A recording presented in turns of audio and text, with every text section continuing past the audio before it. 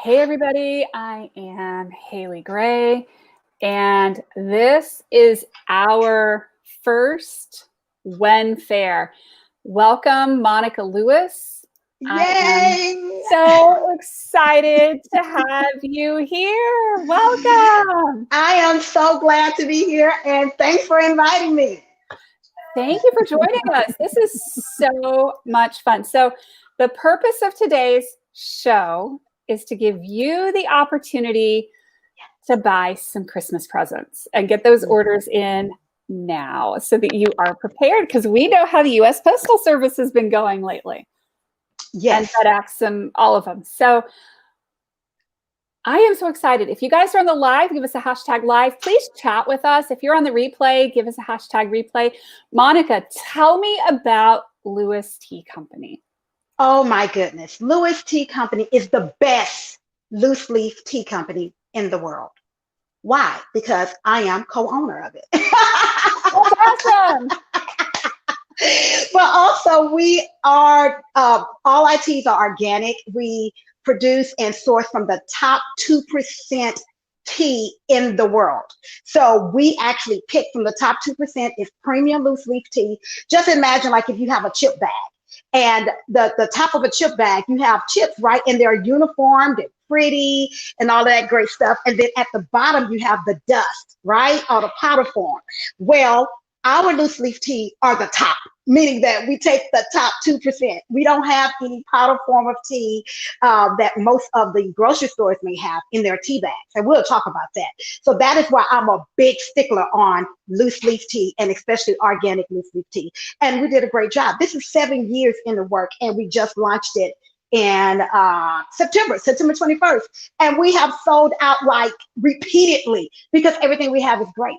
So that's how we came about Lewis Tea. I used to be a coffee drinker to the point that I would drink 8 to 10 cups a day. And then my doctor said, hey, you have to back up off the coffee and you need to try tea. I'm like, tea is not going to get my fix. So if you're not a tea lover, you will be by the end of this segment. That's awesome. I mean, I was telling you this before we went live because you're our first presenter today. And oh my gosh, you have such a beautiful presentation there. So are you going to educate us on all of these beautiful treats you've got? Oh my God.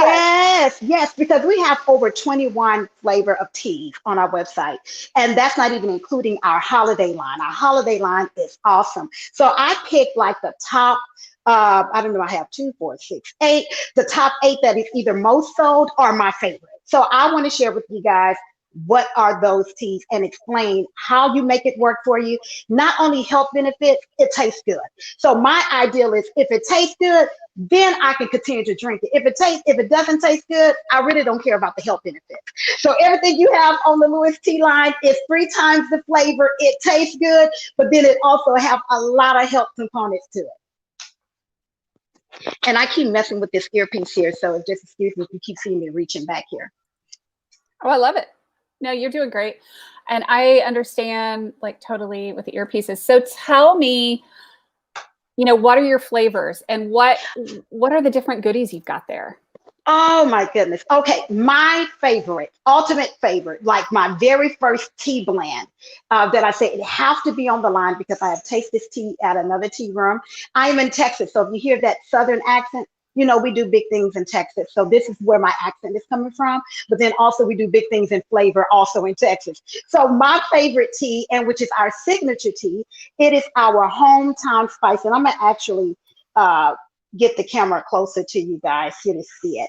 So it has cinnamon, orange, cloves, like 3 or 4 times the cinnamon. Oops, my earpiece is falling. Cinnamon bark with orange peel.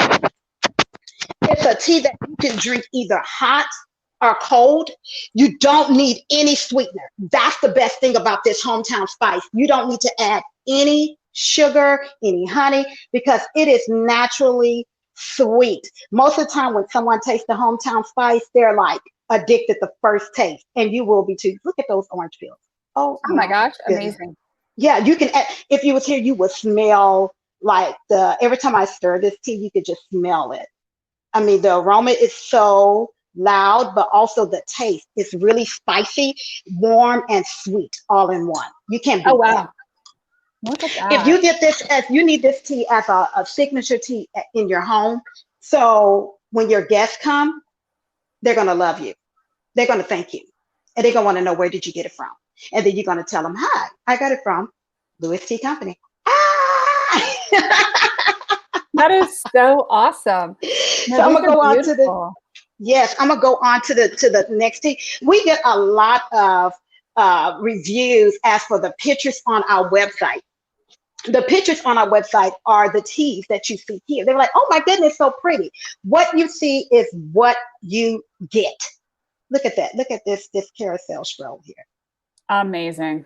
Oh my Yeah. gosh. So That let is me just like, what? yes. Another of my favorites. So you definitely want to get the hometown spice. If you love cinnamon, you want this one. I'm telling you, you want the cinnamon. The antioxidant triple threat. Look how pretty this is. Oh my goodness. Antioxidant triple threat. Antioxidant triple threat. Now, So you're getting what is this? triple. This is organic green tea with almond slices.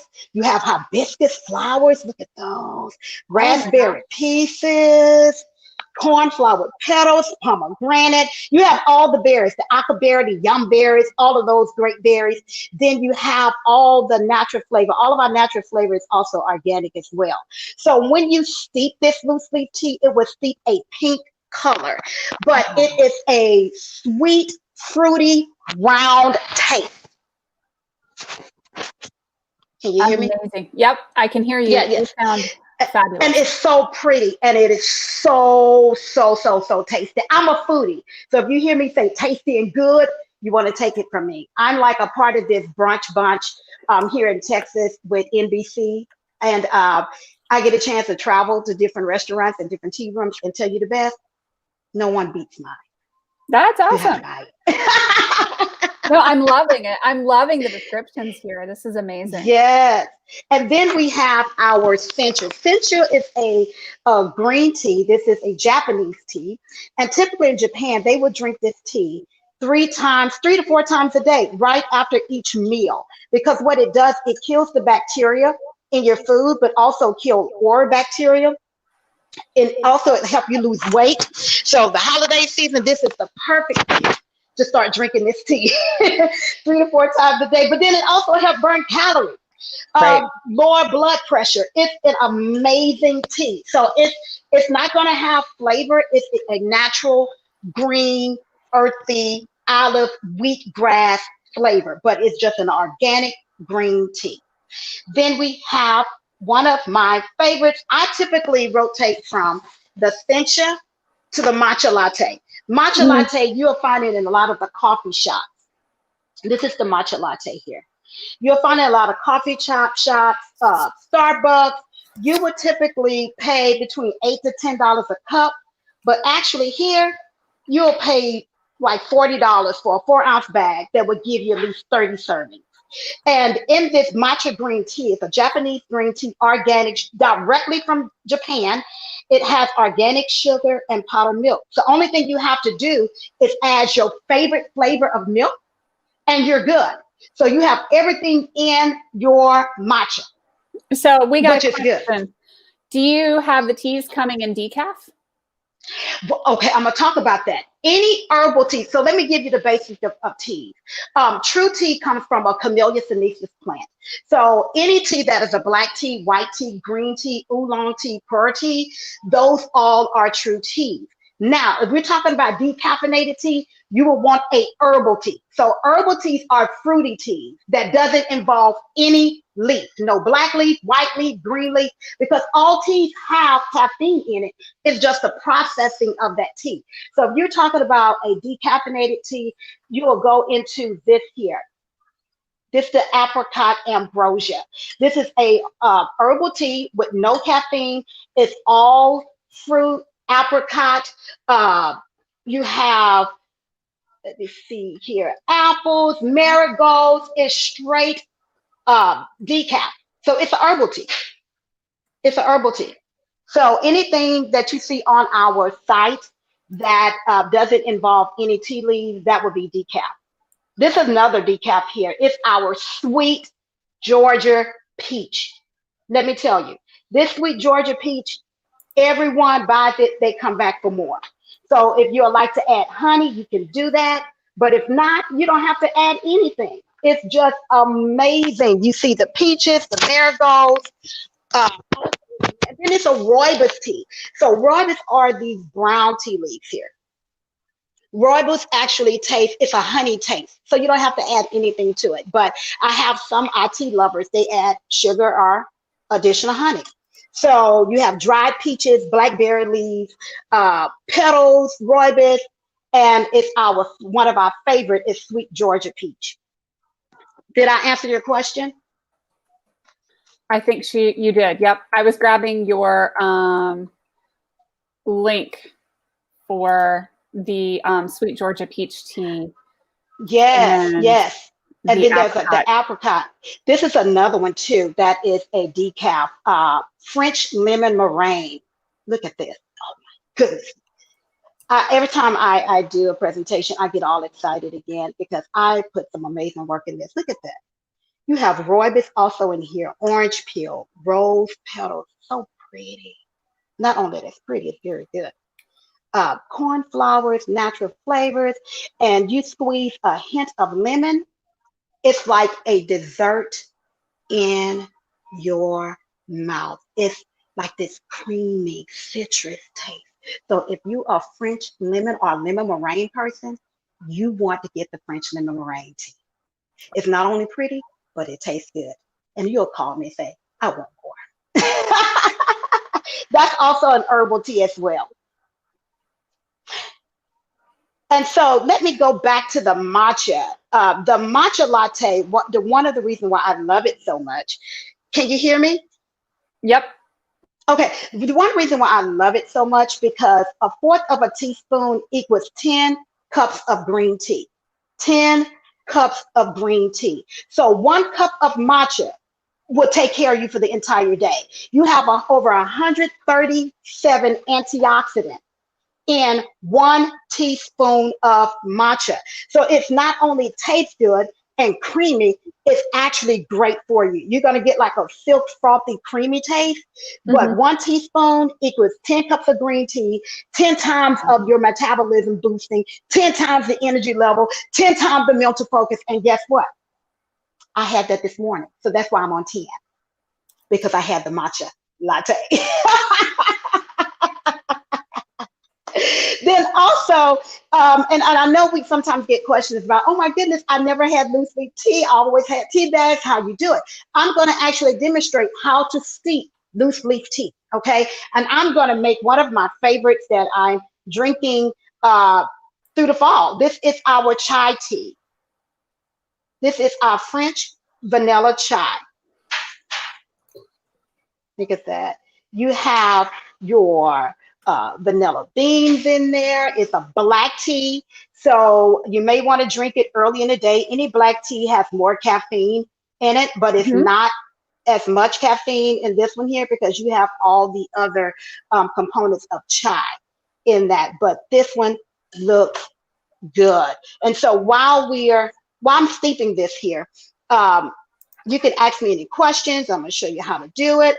But as for, this is one of our spoons too that is on our website. If you're not sure how much tea to use, we pretty much have everything you need to get started on our website.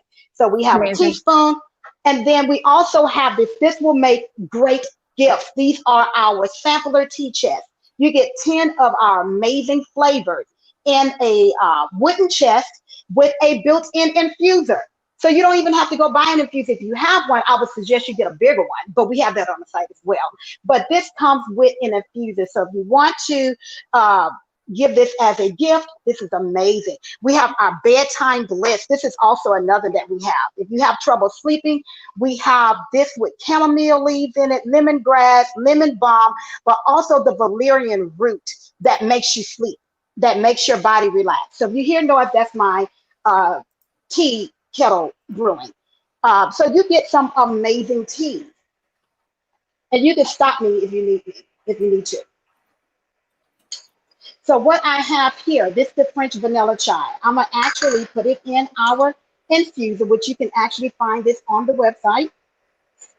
I like mine pretty strong, so I'm gonna do 2 This looks like the teaspoons. most amazing like gift for somebody that's really hard to shop for. Like seriously. Yes!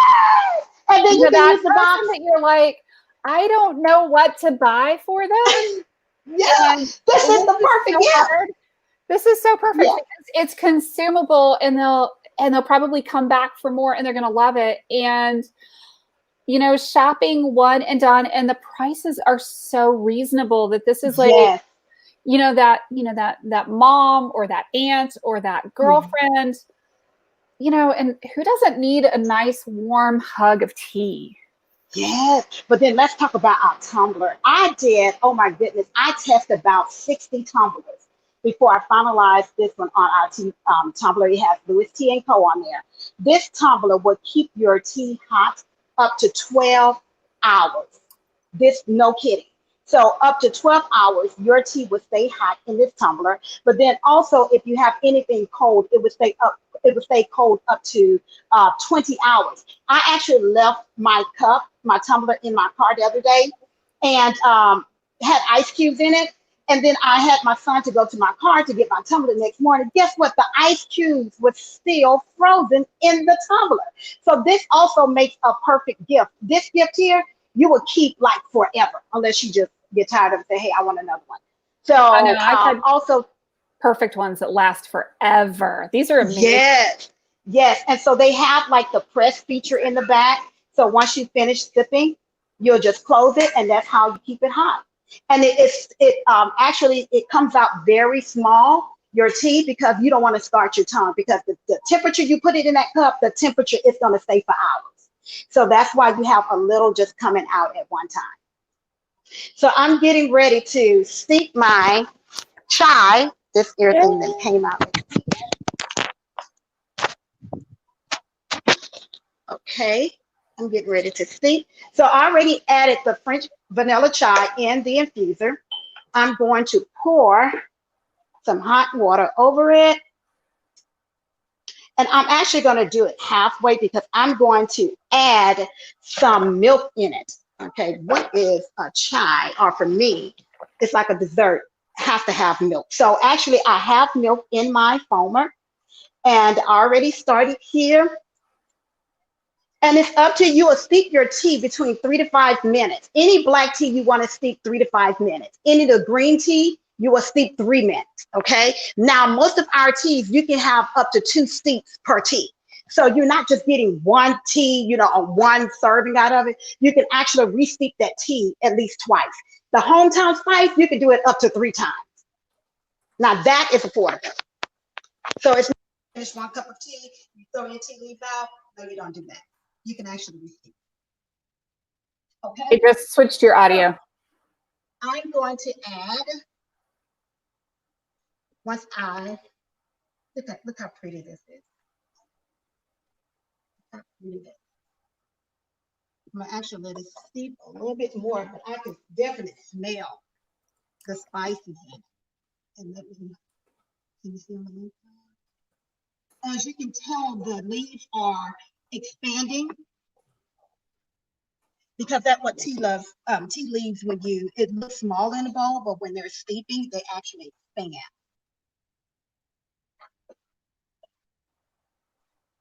Oh wow, look at that. Okay. Hey Monica, your And then audio as switched. you steep your tea, that's your time to get all your items. If you want to add sugar or honey, you could do that. I'm going to add 2 teaspoons of sugar.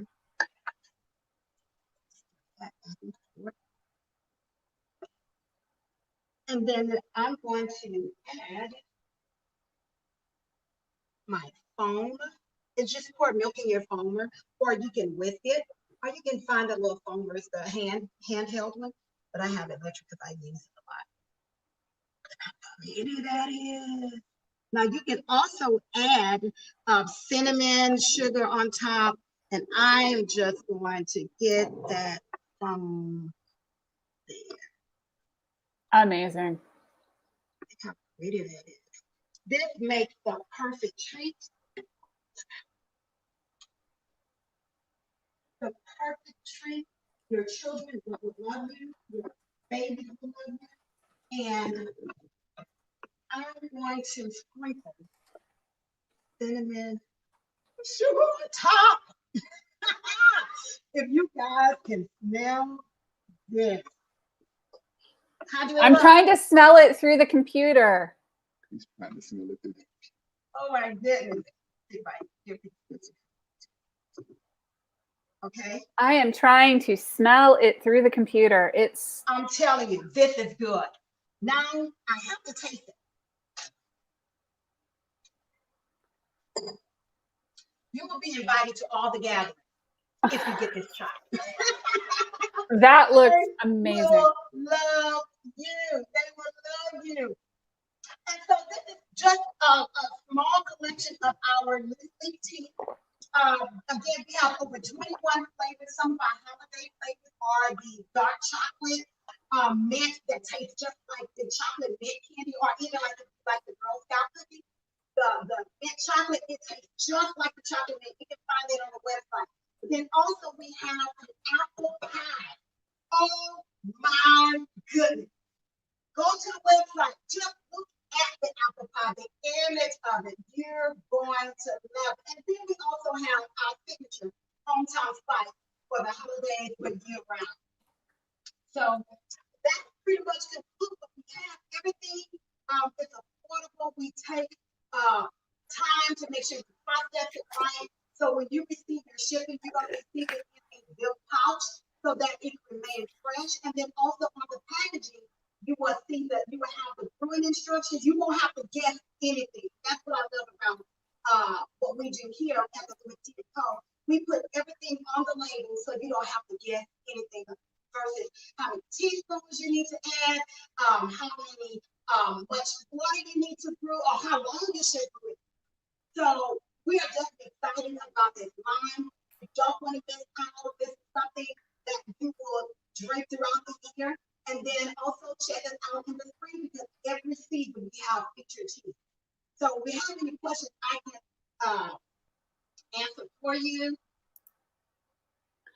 I got a question from somebody about the gift boxes. Can you tell me how much the gift boxes are? Say it one more time. I got a question about the gift boxes. Can you tell me how much the gift boxes are? $89. $89. And each. Okay, can you not hear me? I can hear you.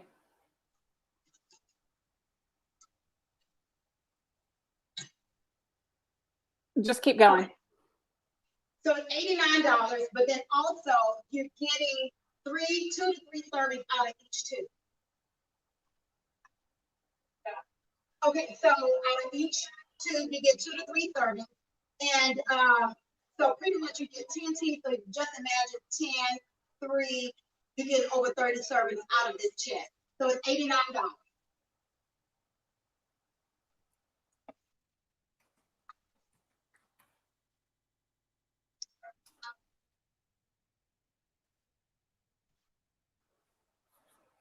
And you can find it on our website at louisteacompany.com.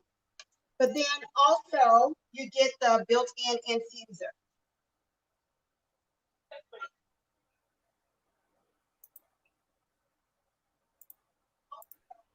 Very cool.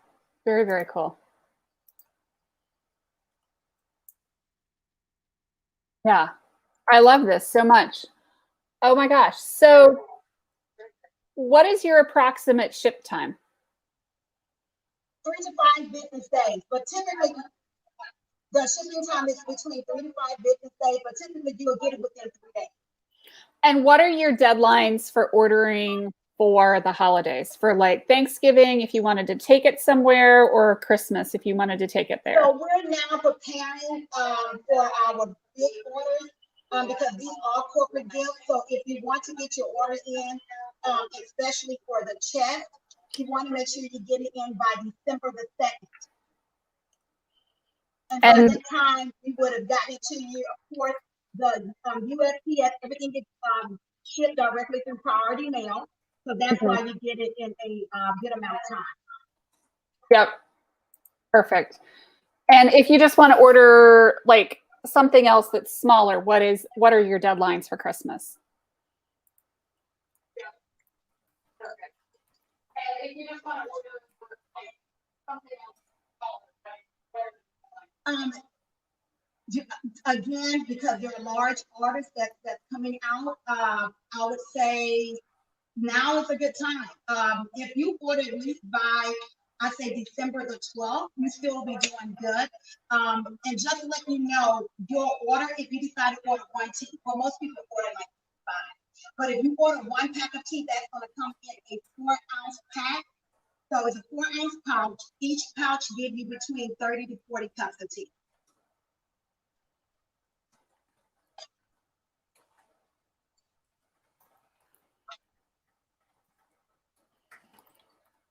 Very cool. So, you know, like if I were a complete newbie and I've never tried tea before, what would I try? What's the first one?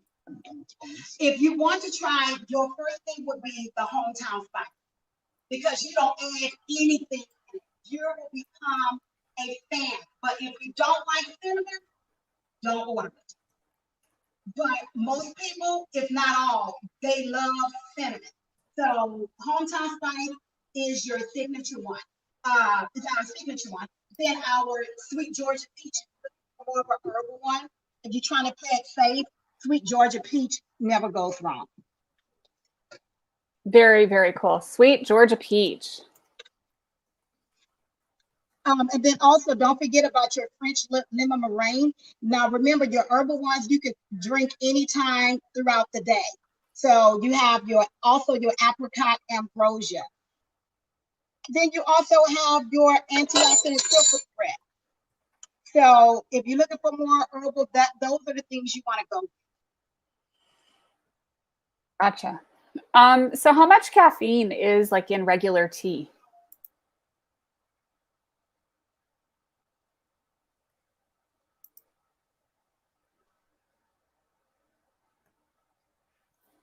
Well, it depends on the process, but it's less, I believe, less than what you have in a cup of coffee.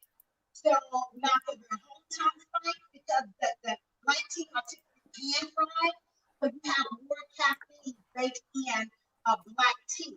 So your hometown spice with all the other ingredients with the cloves, that tea actually will give you more energy. So I would suggest follow the instructions that's on the pouch. If you say 1 tablespoon, use 1 tablespoon. But if you think, okay, this may be a little bit too strong, use a half a teaspoon or even a teaspoon for hometown spice. So it's half of the amount of caffeine that's in coffee. But if you are getting the matcha, that works.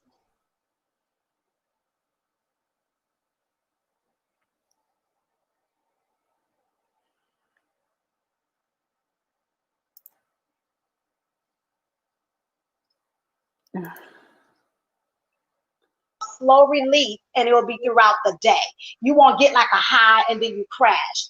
Matcha, you're digesting the entire leaf because the matcha is a powder grounded form, and that's what they did with that tea leaf. They green tea leaf, they powdered and they shaded for 2 weeks, and then that's what you have is the matcha. Awesome. Very, very cool. So your website is lewistcompany.com. The website is www.lewistcompany.com.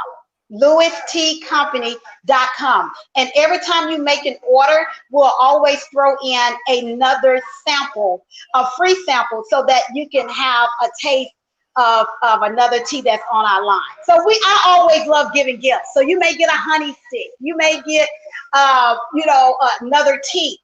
You will get something extra. That's awesome.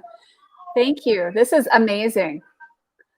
This has been awesome. Thank you so much for joining us. And then also, us. if you have any questions, my customers call, they email. So I'm that type of person. If you have any questions, call me. Or then sometimes, most of the time, I call and check on you, see, making sure everything went well. Mm-hmm.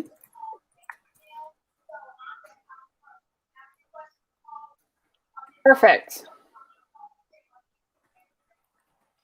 Okay, I am posting that information. Very cool. Thank you so much. This has been amazing. We are about to bring up our next guest, y'all.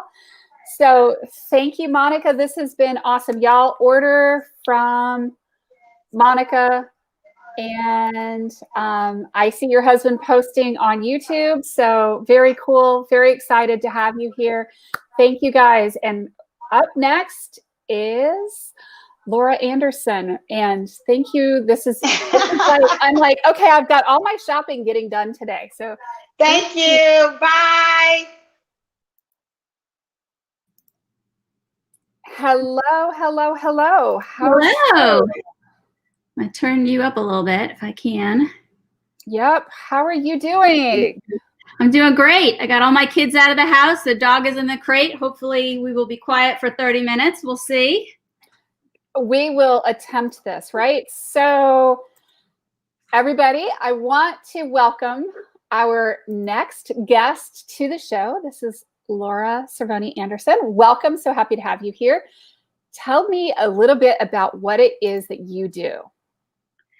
So I am a wine consultant, but our wine is actually very different than mass-produced wine and probably the wine that you're drinking.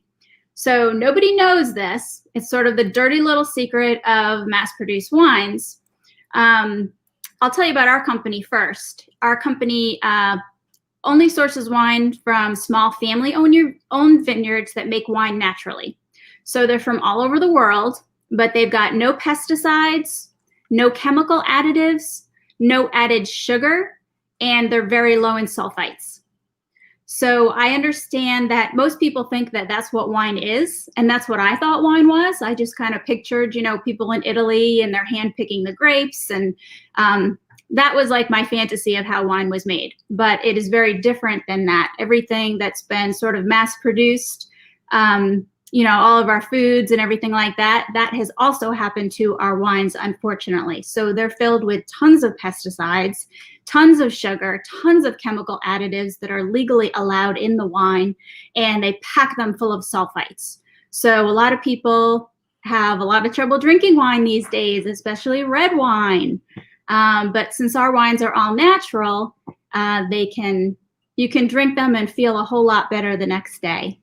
Right. Yeah. And that to me has been kind of one of the interesting education topics here because, and I'm going to flip us around here so I can make you look bigger and me look smaller. But one of the things that's been really interesting to me in this has been, the education process for, okay, so this is what's actually in my food and this is what I'm really consuming. Yeah. So that is where my passion lies. So about 10 years ago, my son was diagnosed with food allergies.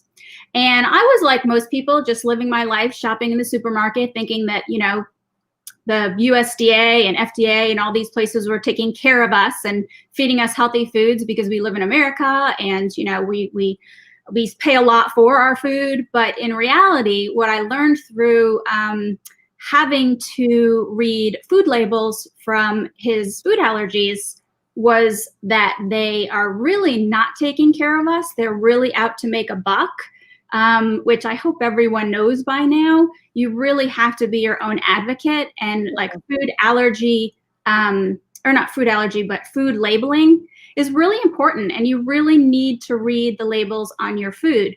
So for the past 10 years, I've been really passionate about learning all about those types of things. And Right. I kind of thought I had it all covered. And then a girlfriend of mine mentioned, makeup and skincare. And I was blown away because I had no idea all the junk that was in that. And then my girlfriend said, well, do you know what's in your wine? And I was like, oh my gosh, I thought I knew everything, but I did not. I had no idea. Like peeling back onions. I have a friend whose children have severe food allergies, and one of them is a corn allergy. And she was nursing her daughter, and it was her daughter that had the severe allergy. And it turns out that, there's corn starch in iodized salt. And, you know, the list goes on. So you think that you're safe and you don't even realize that it's not even labeled as being in the product that you're buying. Yeah. So the interesting thing about wine that I always say to people, and they look at me like, no, there's got to be. I'm like, do you know that there's no food, there's no nutrition or ingredient label on a bottle of wine? There is in every other packaged food that you buy, but there is no label on wine that tells you what is in it.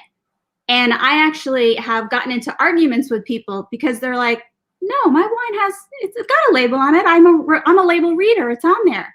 And I'm like, I'm throwing it out there. If you can bring me a wine label from a grocery store that's got the ingredients on it, I'd love to see it, because I absolutely 100% know it does not exist. And if it does, it would be, the whole entire label would be covered. So the funny thing is that the FDA the USDA, they don't even actually govern wine. Wine is still governed by the Alcohol and Tobacco and Firearms Agency from way back from Prohibition. So that's never changed. So they actually, like wine, I would imagine the same is true of beer then. Yeah. Yeah. So all of your spirits have that same like complete lack of labeling. Yeah, it's just not regulated. And there are lobby groups out there that keep it from being regulated. They get paid a lot of money, and they pay a lot of money to keep those labels off of wine. There's about 250 different commonly known chemical additives that they add to mass-produced wines, and not just the cheap ones, the expensive ones too. So your wine label would be tremendous. It would be huge. They'd have to post that most wines are not vegan. Does anybody even... How is this even a thing? How is this even a thing? You would 100% just assume that your wines were vegan because it's made out of grapes.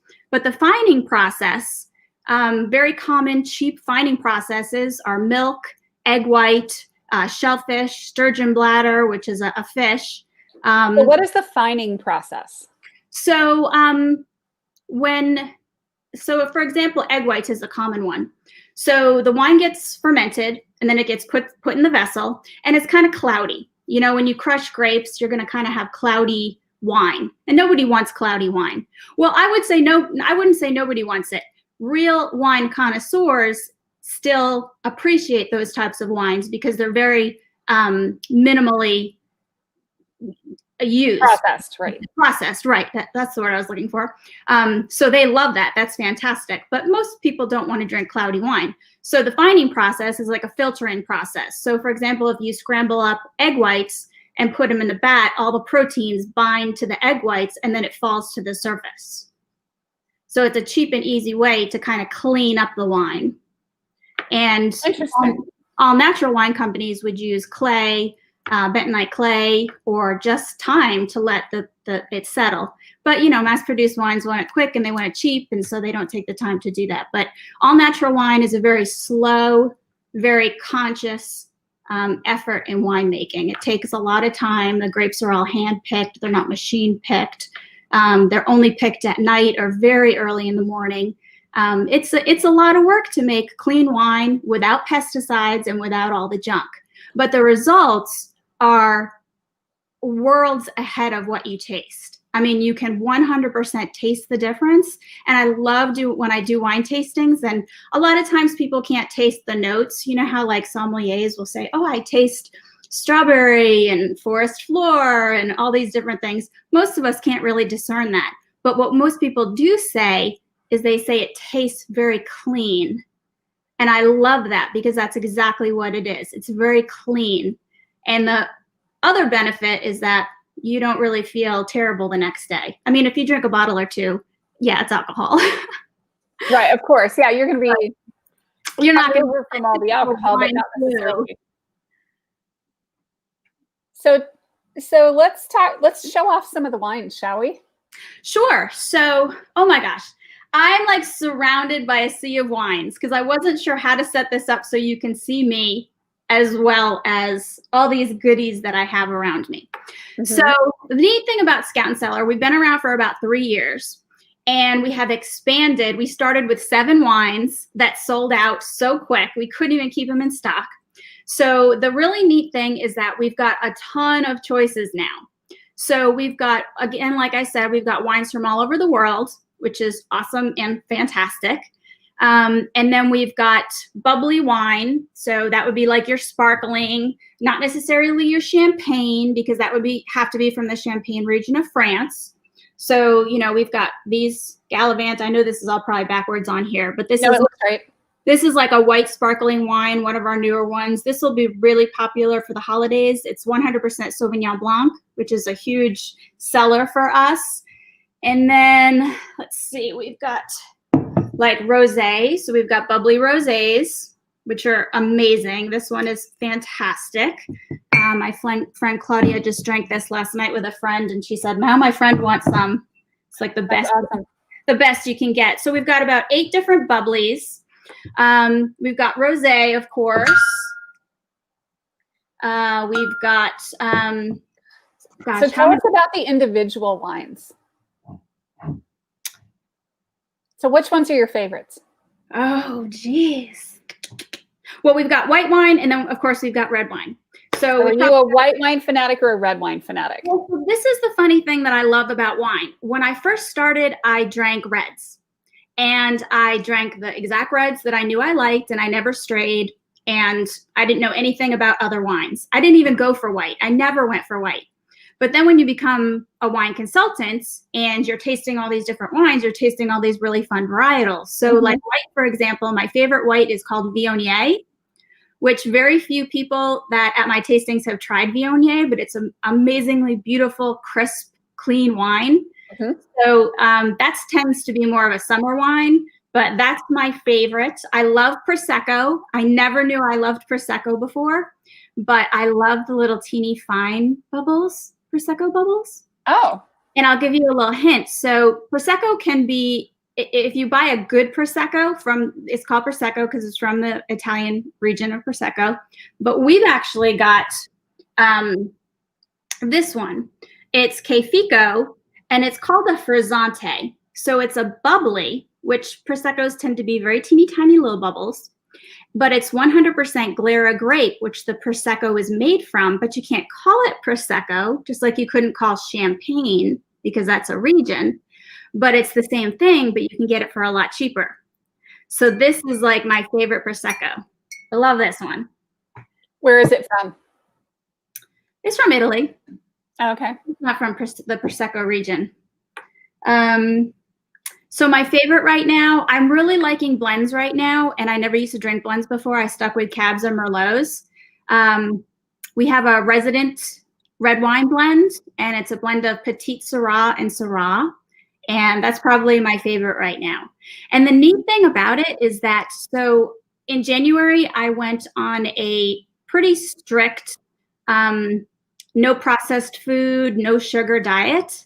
And everyone thinks that I'm like completely deprived of everything fun and good, but I still drink my coffee in the morning because I will never, ever give up my coffee. I just absolutely refuse. I have not given up my chocolate because I eat Lily's, which is made with stevia. And then I'm able to drink our wine because it is does not have added sugar to it. So that resident has got 0.05 grams of sugar per liter. So a liter is actually bigger than a bottle. So it's pretty much negligible. There's no sugar in it. So I can drink wine. Oh, that's pretty awesome. And wine's got a lot of sugar in it. So if you are watching your weight or working out or watching your calories, because there's nothing on the label to indicate how much sugar, you would never know. But people are consuming 30 grams of sugar in their wine and not even knowing it. So it is adding calories and carbohydrates. Like doing this? Diet. Yeah. It's like drinking, cans of soda. I gave up soda, but it is like drinking cans of soda. And nobody knows that. Like, soda's got sugar in it, obviously. Right, absolutely. I think that wine is naturally super sweet. And it can be sweet. It can be fruity when you get natural wine because you're still tasting the sweetness from the grapes, just not table sugar. Right. Or high fructose corn syrup, which I would guess is another thing that gets added quite a bit to. Yeah. And so red wines, they add a thing called Mega Purple. And I know you're not a big red wine drinker, but like if you ever are with someone who's drinking red wine, they'll get like that wine around their lips. They get it stained, and it stains your teeth. It stains your clothes. Mm-hmm. very, very concentrated grape syrup that adds the sugar and the color to wine. It's not naturally like that, but they can get away with using crappy grapes in a crappy process. And then they add this color and boom, now it's this bright red, beautiful color that everyone loves. You don't need to do that. But if you use crappy grapes in a crappy process, then yeah, you got to take some shortcuts. Yeah, well, and you're going to have to add some dye to it. You're going to have to. Yeah. Yeah, and I think that's more typical here in the US too. It is more typical in the US, although there are countries in Europe that are guilty of it as well. You just have to be really careful, and it's really hard to find out what is in your wine. So a lot of times I'll have people will text me and say, well, I'm going, I'm going to a friend's house tomorrow night. What can I get at the grocery store, or what can I get? I'm like, I can't give you a suggestion, because you can't just walk into a store and look at the label and find out what's in it. You would have to go on the company's website. You're going to have to dig. They're not going to want to tell you. They're not going to say, oh yeah, there's 50 grams of sugar in that bottle of wine, because you probably wouldn't buy it. Or, oh yeah, there's 200 different chemical additives in that wine, because you probably wouldn't buy it. Oh, it's covered in pesticides. Nobody's going to buy it. So, I always tell them, I'm so sorry, I can't help you. Like my whole reason for doing this is that I don't have to worry about it anymore. I go to our website, I can choose from 80 different wines that have already been vetted. They've been lab tested. We lab test our wines twice to make sure there's no pesticides on the grapes. And then we lab test after the final product to make sure that nothing unclean has gotten in the wine in the bottling process. So it's completely vetted. It's 100% clean. I don't have to worry about it. I just pop it open and drink it. So every batch of wine is tested twice during the process? Yes. At the beginning and then at the end to double check? Yes. Yes. That's important. And Linda Hill says, I have fitness conscious family members that love wines. I bet they would love this. Yeah. I mean, I imagine that if you're trying to eat clean, yeah, and focusing on the eating clean aspects of it. Sorry, it's fall here in North Carolina and the allergies are eating on me today. Yes. But that this would be very, very important. Yeah. And the big thing for me is education. So when I go to wine tastings, I always tell people, my passion is to have you be an educated consumer. So I just want people to know, number one, what is in the wine that they're drinking, because most people don't. I did not. I was completely flabbergasted. I would be very upset if I had gone on this sugar-free, health kick, which I won't even call it a kick anymore, because now it's a lifestyle. What are we in October? So it's been 10 months. I'd be very upset if I had been on this lifestyle change and been drinking this junk, and I didn't even know it was junk. I'm all of a sudden drinking Kool-Aid for the last 10 months, like patting myself on the back. I'm doing so great, So my big thing is education. I want you to know what's out there, because nobody does. And I want you to know that there are other options out there. There's a better option, and it'll taste better, and you'll feel better. And it's a great fun thing to gift, because it's different. It's not the same old wine. You're showing up on Thanksgiving, bringing, the third bottle of, I won't mention any companies out there, but the popular ones. You're not plopping another one of those on the table. You're bringing something new, and all about it, because we're very transparent. That's one of our core values. So when you go on our website, you can find out exactly what the alcohol content is. You can find out the amount of residual sugar in the wine. So again, we don't add sugar, but residual sugar is from the grapes. So you can find out there's no sugar in this wine. I'm a diabetic. I can't have sugar. Well, look at the wines that are, 0.05 grams, and you'll be able to drink that wine. Well, that's not a health claim, but you'll be able to find how much residual sugar is in it. And you'll be able to find, really, every wine also has a story of how it was made. So you'll be able to find out about the little farmer who is in Italy, or Argentina, whose vineyard has been passed down from generation to generation. And some of them will talk about how they named the wine. Like we had one called Soleil Vendôme, Sun, Wind, Soul. And he said he was the 4th generation.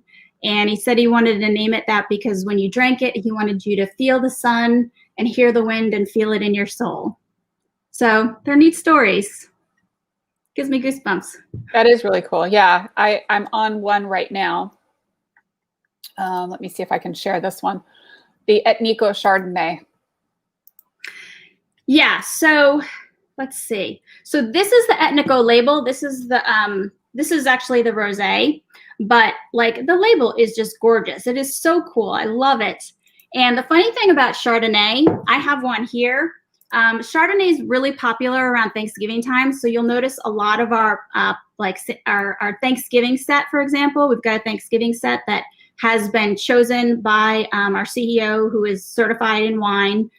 We've got a lot of certified wine people working in our company, so they know what pair well with the traditional Thanksgiving dinner. So they have got 4 wines that will pair well, $99, free shipping. And Chardonnay is a funny one because that's probably the most controversial wine out there. And it's the most popular white wine out there. But people always say, oh, I don't really like Chardonnay. But the process of making Chardonnay, you can make it really dark and buttery and oily through the winemaking process, which I think everyone thinks that's what Chardonnay is like. But you can make a very crisp, clean, lighter Chardonnay that does not, you wouldn't think it was Chardonnay. And I love presenting Chardonnay at tastings because everyone goes, oh, I'm not really a Chardonnay fan. You'll get maybe one person. And I'm like, well, let's just try this one. My friend Christine Wallars is one person. She was like, I don't like Chardonnay.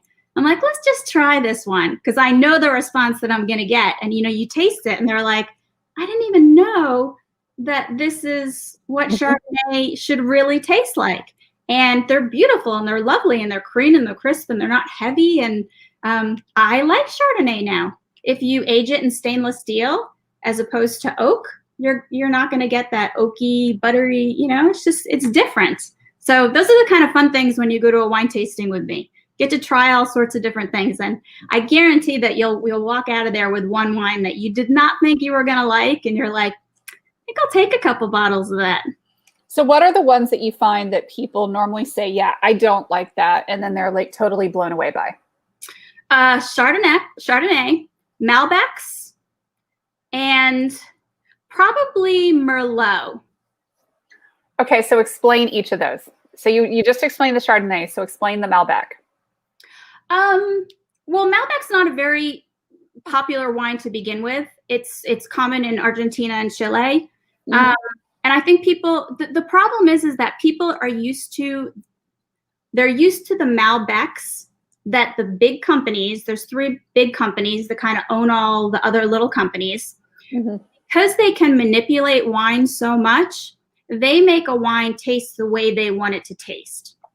Mm-hmm. So it's not naturally the way the wine actually tastes. It's sort of the way they think their consumers want their wine to taste. So I feel like Malbec is like this. They make it a certain way. So it's been abused to the point of not being able to be recognizable. Exactly. So people taste a Malbec and they're like, I didn't even know this is what Malbec was supposed to taste like. Mm-hmm. It's just, it's so fun. Mm-hmm. I love seeing people's change. And then Merlot. So I'm a big Merlot fan, but Merlot, there was a movie out there in like the 80s or 90s about Merlot, and it kind of got a bad rap and fell off. But Merlots are great and they're beautiful. And Merlots are really nice blended. We had a Merlot Cab blend. Mm-hmm. That was that Etnico that you just mentioned. That was absolutely fantastic. That was one of my favorite ones that we have. And actually, Fairwinds bought a few of those bottles. Fairwinds is in Holly Springs. It's a chocolate. It's an amazing chocolate shop that's here locally. They make chocolates and they make gluten-free pastries, and I'm gluten-free, so I just adore that store, and the owners are fabulous. But they make a wine truffle with that because they wanted a vegan wine. It's very hard to find vegan wine, so they made an amazing truffle with that wine. Mm-hmm. Yeah, no, that is really, really cool. Yeah. And I love all things Fairwinds. So you have me at chocolate and truffles. So I'm going to post Fairwinds link here just for giggles and grins, just because I can. Yeah. Yeah. So, what are your,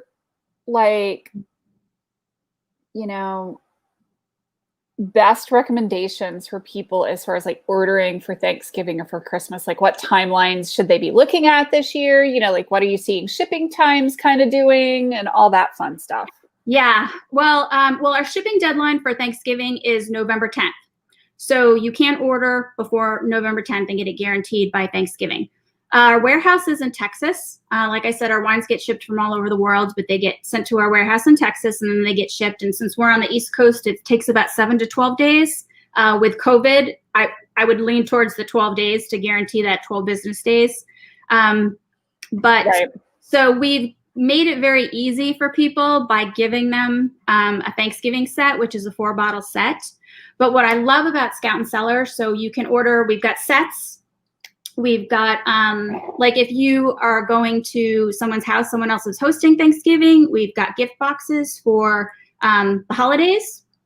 So I'll show you one real quick just because they're so pretty. We've got 8 or 9 or 10 of them. So they come in a neat box like this. Mm-hmm. And then obviously your wine is inside. They start at $39. They ship for free. It's going to have a little bit of information about the wine. And like I said, it's going to have information about how it's made. And this is the awesome thing about Scout and Cellar. We've got a 100% happiness guarantee. So you can order anything on our website. And if you're not happy with it, they want you to be happy. So they'll give you a refund. They'll ship you out a new wine. If you say, I didn't like that one, I want to try something different, they'll ship that out, or they'll refund money. They'll do whatever to make you happy. Mm-hmm. So I'll mention real quickly, because we're talking all about bottled wine, which is awesome. So we've got the gift sets. We've got wine clubs, which you can order and they get shipped automatically to you, obviously. But what I love about it is it's super flexible. So you can do 4, 6, or 12 bottles. You can do white or red or mixed. You can do every month, every 2 months, or every 3 months. So you're not stuck. You can kind of order however much you like.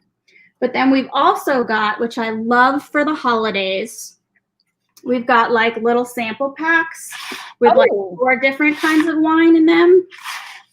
And we come out with one every quarter.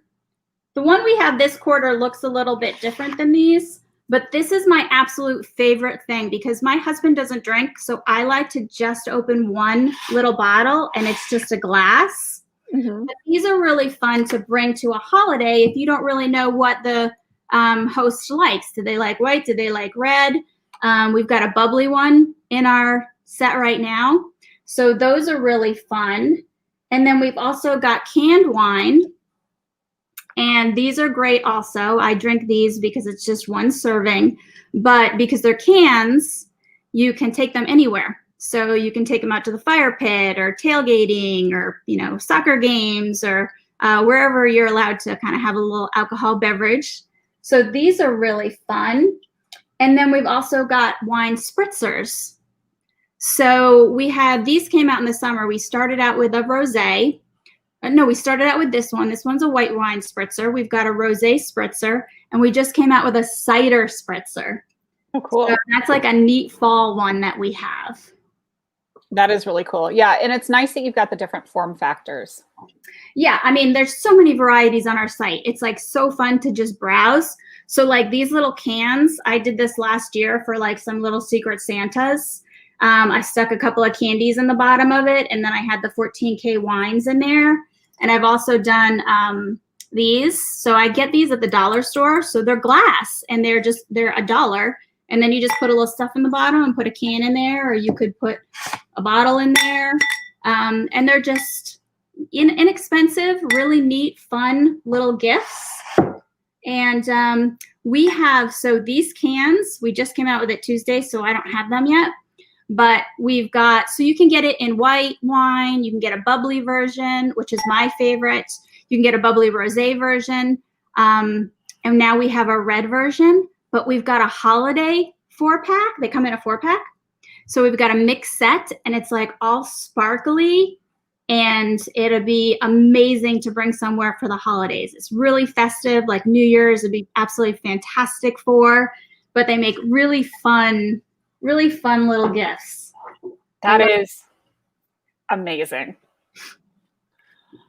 Cool. So lots of little gifts. So y'all check out Laura's link. So scoutandcellar.com/Laura. And $99 always ships free. So I always say it's not going to go to waste. So go ahead and get, 4 or 5 bottles, and six bottles, you get a discount. At 12 bottles, you get a 10% discount. So, stock up for the holidays. And these gift boxes are fantastic. They always ship free. Our gift boxes always ship free. So they're like a super good deal. We've got 1 and 2 bottle sets. And there's like everything that you could want. We've got a white set, we've got a red set, we've got a bubbly set. It's really fun. That's awesome. Thank you so much. And y'all check out Laura and, reach out to her if you haven't done so. Thank you for joining us. This has been fantastic. I'm hoping that this is helping everybody get their holiday shopping done. We're going to have our next speaker up here in about 2 shakes of a tail. It's going to be Marilyn Slinkman with Carolina Pearl. And thank you, Laura. So happy to have you guys. And this live is going to stay up in the group. So, make sure you get your Christmas shopping done. Thank you so much. Thank you.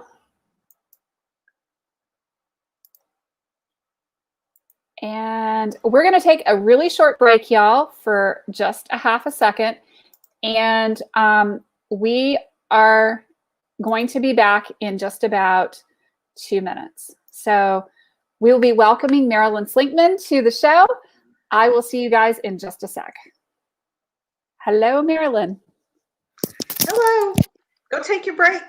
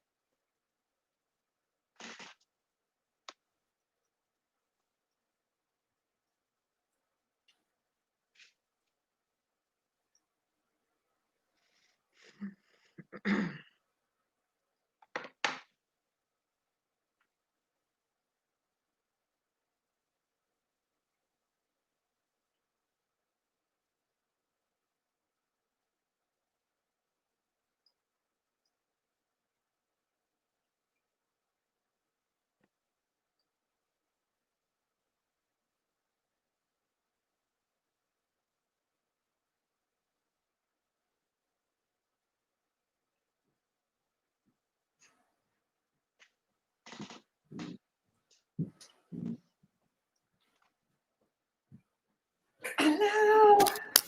Hello. Okay, I can hear everybody now. How are you doing? I'm doing well. Let me get my Welcome. camera. There we go. There we go. Now, pay There we attention go. to me here in StreamYard. Do you have the you've got all of your products and everything ready to share, and we are ready to go. This is so exciting. So let's start off and let's tell everybody who you are and what it is that you do. Okay, thanks, Haley. My name is Marilyn Slinkman, and I am the owner of Carolina Pearl, LLC. I am located in Fuquay Varina, North Carolina, and I'm sitting inside my lovely studio. I have some specials for today, and what you're going to see, and we're probably going to go through them very quickly, is I am a one-of-a-kind jewelry artist. So every design that I make is one of a kind. No one will have that same thing on ever. And that's my brand. I want you to be wearing something that is as unique as you are. So we're going to be looking at mostly earrings today. I think I've got something for everyone. I've got a few sets and necklaces to show, so I'll sporadically do that. But there's a couple of assumptions that we can make to just save some time. If I say it's silver, you can know it's sterling silver, the part that's going to go in your ear. If I say it's 14 karat gold filled, you're going to know that it's that going inside of your ear. Many times I use those same materials in the body of the creation, but not all the time. For example, the dangles that you see on the bottom of the earrings, they are not going to be sterling or gold because that's going to elevate the price point. And also, we are going to run a couple of specials for November, and anyone that makes purchases from this presentation or this event will be entered into my November drawing, which is lunch for two at Olive Garden, and a pair of custom-made pearl earrings. And on that note, I will let you know that I am a certified pearl specialist. I went to school for it. I got my certification last year, and I am a retired IT executive that always had a hand creating things. So I've been doing this about 16 years. I believe Haley has got my new website. In fact, Haley did my website, which we are in the process of launching. And everything that you're going to see here today is not yet on that website. So if you see something you love, I would grab it because this is holiday season. Okay, so are we ready, Haley? We are ready. And if you guys are interested in something, make sure that you type in that you are claiming it. Yes. Yep. Do the item number, and we'll take it from there. Okay. So I got a lot of different things. We're going to start out real quick with some amethyst bead gold earrings with a matching Swarovski. Okay. And I'm going to go through these pretty quick. This is item E. I better put my glasses on for this. Uh-oh. Yep. You better tell me what's Sorry about that. Sorry about that. There we go. This is E419, and they are $40. My materials are the finest quality. So this is not something you're going to find at the big box stores. Okay. Next pair. Remember, I'm the pearl girl, so you're going to see a lot of pearls. These are jumbo white creamy pearls. That Swarovski on top is a very new color to my line. It's called Cyclamen Opal. So you've got bead caps on top of that beautiful pearl and a silver tone dangle, sterling silver on top. This is item E. Oh, there we go. Is that better, Haley? Yep. There we go. E456, and they're $34. For the girl that wants something in the brown, the fall colors, this is mahogany obsidian with some gold rings on the bottom, smoky topaz Swarovski, and these are set in gold on top. How much are those, and what is the product number? Slow down just a little bit so we can type it in and do it. I apologize. This item is E476. They're $40. They are not heavy. They may look it, but they're not. And the next one is carnelian, which is beautifully faceted with a Swarovski pearl and crystal on top. These are set in gold. Super lightweight, baby pearl on the bottom. This is E204, and they're $40. For those of you that that one was E204, and they're $40. Okay, these are gorgeous. This is a pink Peruvian opal bead with a gorgeous matching Swarovski on top, 14K lever backs and a gold tone disc. They also sport a gold bead cap, which kind of elevates the look a little bit. This is item E461. They are $36. E461, they're $36. Super neutral color. Go just wardrobe. For the girls that like black and wear black a lot, these are onyx with a jet black Swarovski crystal on top, gorgeous bead caps on top, and a fall leaf, an autumn leaf on the bottom, sterling silver. This is E460, and they're $30. I'll bring them in real close. That's really nice onyx. A little bit more pink Peruvian opal. These are set in rose gold. They're small. They have a small profile. They have a rose color leaf at the bottom, beautiful matching Swarovski on top, and a baby freshwater pearl. Again, this is rose gold. I don't have a lot in that. It goes very quickly. This is item E439. I'll bring them up really close so you can see. They're a pale pink, and they are $34. I only have one pair like this, and I have a feeling that somebody is going to claim them. This is a very unique color pearl. This is a bronze color pearl. So this is a smaller earring. I have a smoky topaz Swarovski on top. These are set in 14K yellow gold and a tiny little flower dangle at the bottom. So you can see I have small nails. It's not very big, but it is a wow pop of color. And that is a stunning, near perfect freshwater pearl. And this is item E479, and they're $40. And if anybody has any questions, please feel free to pop those questions into the chat. Now I'm going to show two at a time at times when you have something similar. And I made 3 pairs of these. Gold, red, blue, and purple. And guess who got the purple? Anybody know who? I have no ideas. I think it was you, Haley. It was me. Yeah. It was you. Okay. So these are very similar in style. One is red, obviously, and one is a light sapphire blue. They are all Swarovski, all pearl. This pair is a gold lever back. So that makes it nice and secure with a gold tone disc at the bottom. And then this is almost the same in red with sterling silver elements, but those pearls are just near perfect.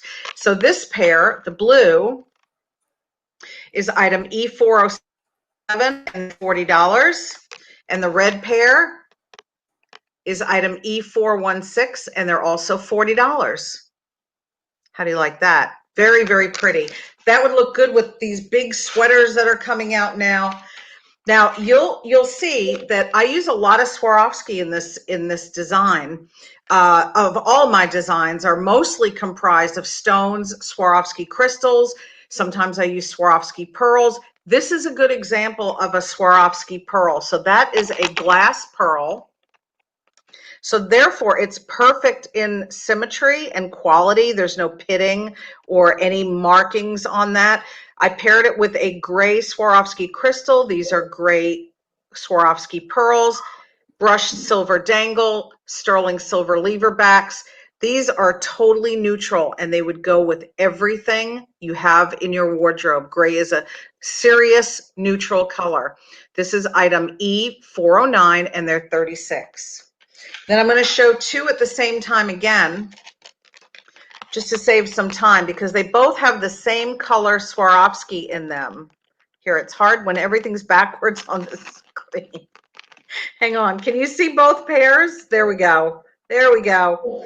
One is in gold, one is in silver. Let's look at this one first. That is a 8mm. That's pretty significant. Faceted Swarovski round bead with a matching one on top, the silver tone dangle at the bottom, sterling ear wires. This is item 41740, very pretty soft color, and they're $40. These are in gold. They're a little smaller in their presence. They're super lightweight. I'll bring them as close to the camera as I can get so you can appreciate that aquamarine color. This is item E418, and they're $32, and they're 14K yellow gold ear wires. That's the first batch of earrings. So I'll take a moment and I'll show you something that's not earrings. This is a gem quality stone that's called apatite. Apatite is a genuine gem, just like ruby and sapphire. I strung it with beautiful pearls, perfect pearls. These apatite stones are graduated. It is a 17-inch necklace. I also added a 1-inch extender chain. It comes with little itty bitty earrings. You don't need a lot of earring when you have a necklace like this. So if you are a fan of these beautiful blues, I'll bring it up as close to the camera as I can. It's set number 192, and it's $185 with the earrings included. So this is lovely. It's feminine and it's soft, and it doesn't have a huge footprint. So it's something that you want to wear to accessorize. but not necessarily glamorize, because I got one coming that's going to glamorize, and here it is. Okay, I made this just the other day. This is 20 inches long. These are glass pearls. This is big. These are large. This is 20 inches, so it sits perfectly where it needs to be. And I've got a clasp, which I would like to highlight, which is decorative. So this clasp can be worn in the front, the side, or in the back. And each pearl has a different color Swarovski in it. So it has every color, believe it or not, that you can imagine, from pinks to blues to orange, purples. So it goes with everything in your wardrobe. So this has no number. All you have to say is, I want the glass Swarovski pearls. Actually, they're not Swarovski pearls. They are very high quality glass pearls, to the quality of a Swarovski pearl. For the gal that wants a smaller earring, I've got some small ones coming up. I'm just going to show you what they are one after the other. Note the number if you like it, and we'll just move on very quickly. Perfect pearl. When I say it's a perfect pearl, it has no flaws in it. This is item 422. They're $30. Little light Pacific Opal Swarovski, and they are in gold. If you love yellow, and if you find the right yellow and you can wear it, this might be a nice accent. Or if you're wearing black or brown, these are really pretty sunflower yellow perfect pearl set in gold. This is item E415, and they're 30. I'll bring them up close so you can see how beautiful that sunflower color is. One of my favorite colors in Swarovski is Pacific Opal, and this is a true Pacific Opal. These are set in sterling. It's sort of the color of chalcedony, if you know what chalcedony is. It's a cross between blue and green. This is a perfect pearl. This is item E403, and they are 34, and they're sterling. Now, if you are a November baby, or you just love the fall colors, or you love amber color, these are stunning with that amber, beautiful Swarovski perfect pearls set in 14K. Item E414, and they're 30. So these are very small earrings. I'm getting ready to get to the bold ones here in a minute. This stone is called lepidolite. I have many, many pairs of lepidolite on hand. This is the darker variety with an amethyst Swarovski. These are very small. So if you have short hair, these would be perfect. If you have long hair and you pull it back, they would be lovely. So it's lepidolite with an amethyst Swarovski and freshwater pearls. Item E438. I'll bring them up close so you can really see how pretty that lepidolite is.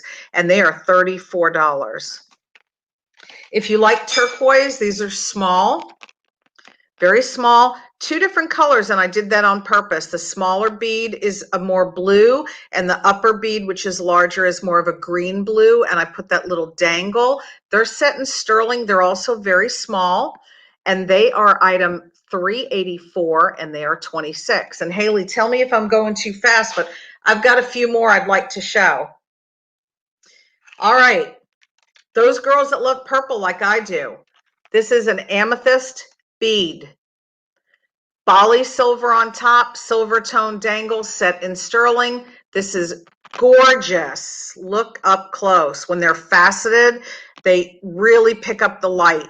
This is item 469, and they are 38. This is like the bargain of the day at $38. Okay, ladies, you want something big and bold?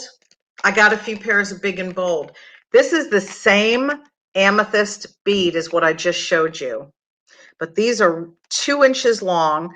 They have a Celtic knot at the bottom, a beautiful pearl, sterling silver bars, and a small Swarovski on top, and they are set in sterling.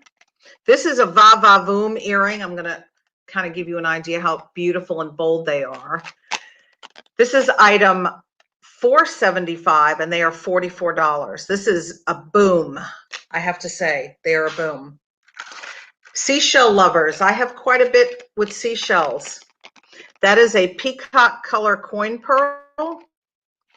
hang on one second, they flipped over. Peacock color coin pearl. So that's blues, blacks, purples, all in that same pearl. Lovely gray Swarovski on top, silver on the bottom in the seashell, and sterling silver ear wires. This is $448 and they are $40. Isn't that pretty? So these, I picked up a pair like this when I was in Delray Beach one year on vacation, and I paid a whole lot more than $40 for those earrings, I'll just say. Going back to my beach theme, I'm going to show you another perfect pair in pink with a color enameled shell at the bottom. These are lovely. They're set in rose gold, so it really picks up that pinky rose color. And this is E449 and they're 30. Let's see if I can bring it up. When I tell you that is a flawless pearl, it surely is. Okay, this pair is a little bolder. Same idea as what I just showed you a moment ago. These have sapphire blue Swarovskis on top, a pearl cap of silver, a luscious white, creamy white, beautiful Baroque pearl, and silver shells. They're set in sterling silver. Let me bring you close up. This is number 455 and they're $34. I know you keep hearing the clink. I'm putting them in a very soft basket as I get done. Okay, how are we doing on time? Okay, I better hurry up. These are also lepidolite, bead cap. You've got about 9 minutes. Okay. Get through them in this, I promise. Amethyst bead on top, silver tone dangle, set in sterling lever backs. For those of you that don't know what that is, it's a very secure way of wearing an earring. A lot of ladies, that's all they wear. This is number 440 and they are $34. Beautiful purple marbled color with grays and whites in it, but predominantly purple. Again, that's 440 and they are $34. Whenever I make earrings and I do an event, this stone gets picked up quite often. For those of you that love orange, this is a gorgeous, bold pair of orange with a Celtic knot at the bottom, beautiful scrolled bead cap on top, amber or topaz color Swarovski, silver bars separating. These are about 1.5 inches long, I must say, and that pearl is just stunning. I'll bring it close up to the camera so you can see the quality of these pearls that I use. They're just stunning. This is number 464. They're a little bigger than what I've been showing. They're a little longer. So this would look good with browns, or if you wear orange, just gorgeous. This is number 464. They're $38. Hurry up and grab these. It's the only pair like it. Okay, I have to show you one of my faves. Just look at this color. That is a bead made out of the stone apatite, which is a luxurious blue. It has gold bead caps on top. It just makes it a little more special looking. A matching Swarovski crystal. Gold tone dangles. These are set in 14K gold filled ear wires. This color is magnificent. I will share, I have a pair almost identical. When I saw how beautiful these came out, I made myself a pair. They're not identical, but they're similar. And this is number E464 and they are $40. And that apatite is stunning in quality. I'll bring it really close so you can see that color. I know they're wobbling around and it's hard to see. There you go. Just so pretty. They look great with black. I know we're running short. I'll show you these because they're really, really pretty. This is a green jasper with a silver shell at the bottom and a very light green matching Swarovski crystal on top. That is light Pacific opal. They're set in sterling silver. And this is item 446 and they are $28. Let me just get them on there properly without it flipping over on me. There we go. Super pretty, neutral green. You could wear this with anything, gray, brown, black, cream. Very, very pretty. All right, I don't want to forget about the blues because the blues are very popular. This stone is called sodalite. It's a little faceted chiclet shaped and size with a navy bead on top, silver little leaf on the bottom. We have sterling ear wires, and this is item 433, and they are $34. If you love lapis, here's another option for you. These are just lapis beads in different sizes with a matching Swarovski on top, sterling silver. Look at how beautiful that lapis is. And that's number 435, and they're $34. Last in this batch is this beautiful lighter apatite color. These are a little bit lighter. They're less intense. They're more of a sky blue than what you saw a few minutes ago. So I paired them with a light aquamarine Swarovski and some silver tone discs on the bottom. They're set in sterling. Very pretty bead. Look at that. Would look great with anything blue in your wardrobe. Even navy, it would look great. This is number 444, and they are $30. And I have one more set I want to show you.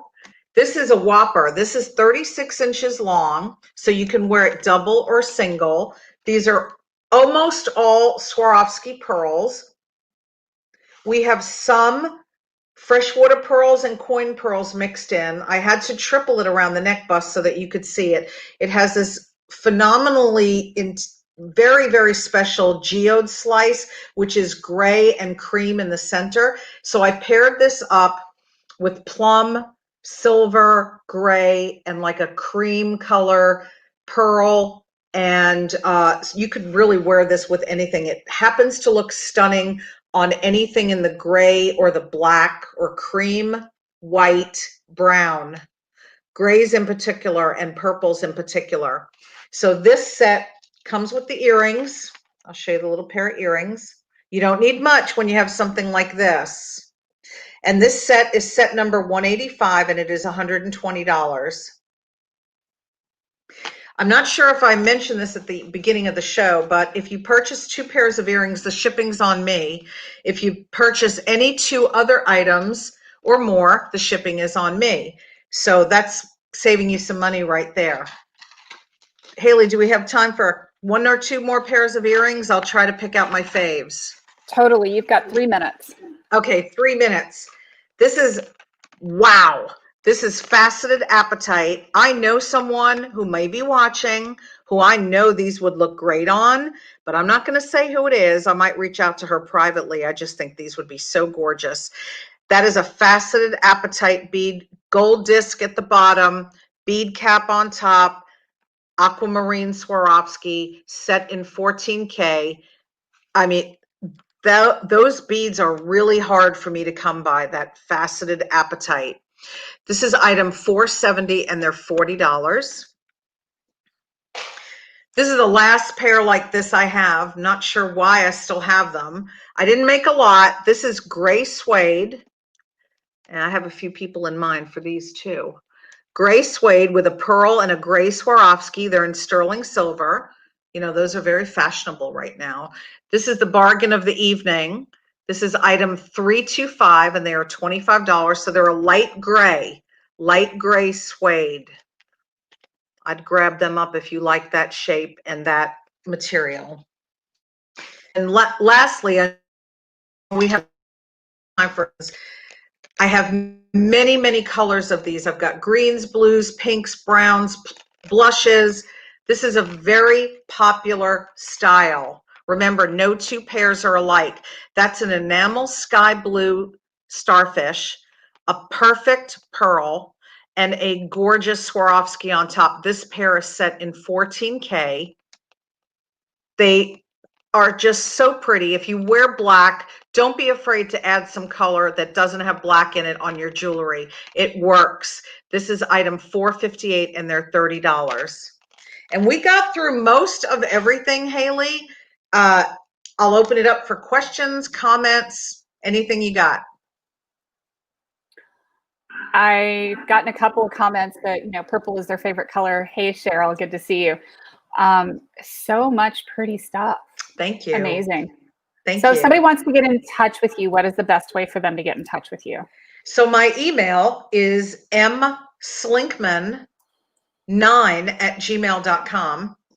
And I have a Facebook group, and just look for groups, and it's called Carolina Pearl LLC. You can join the group, and my brand new website is carolinapearl.com, and we will start to populate that fully in the coming weeks. Haley did a phenomenal job, plug for Haley, because she captured the vibe of my small company and who I am and what I like to make. I also want to mention that when there's no COVID, I teach all over the Triangle, everywhere from Town of Cary to Durham Arts Council, Fuquay Arts Center. I have a studio in my house where I can hold up to 12 students, but with COVID, just can't do it right now. So it's been tough this year for classes. Hopefully next year in the spring, we'll be able to resume them. I hope so. Too. Yeah, me too. If there's something you love, because it's one of a kind, I don't carry an inventory. I have similar in different colors and materials, but you'll never find two pieces that are the same, because you never find two women that are the same, right? Totally. Totally. Thank you. Thank you. Okay, thank you. And we are going to thank Marilyn with Carolina Pearl, if I don't mix the two up. And thank you for joining us. The repeat plays will be posted in the group. So we're not taking down these lives. We're going to pin them under announcements so you can go back and watch the replay. So make sure that you get those and support our vendors. So thank you. Thanks for staying with me on this, guys. Appreciate.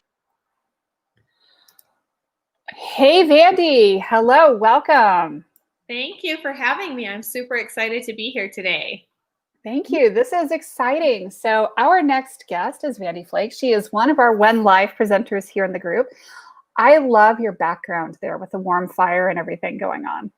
Thank you. I'm actually at a little retreat. So we're at a cabin up in the mountains, and we've had our first winter storm moved in. So we should have some snow tonight. Oh, that's exciting. Yeah, it feels nice and cozy. It's 80 and sunny here, so crazy stuff. So tell me a little bit about what it is that you do.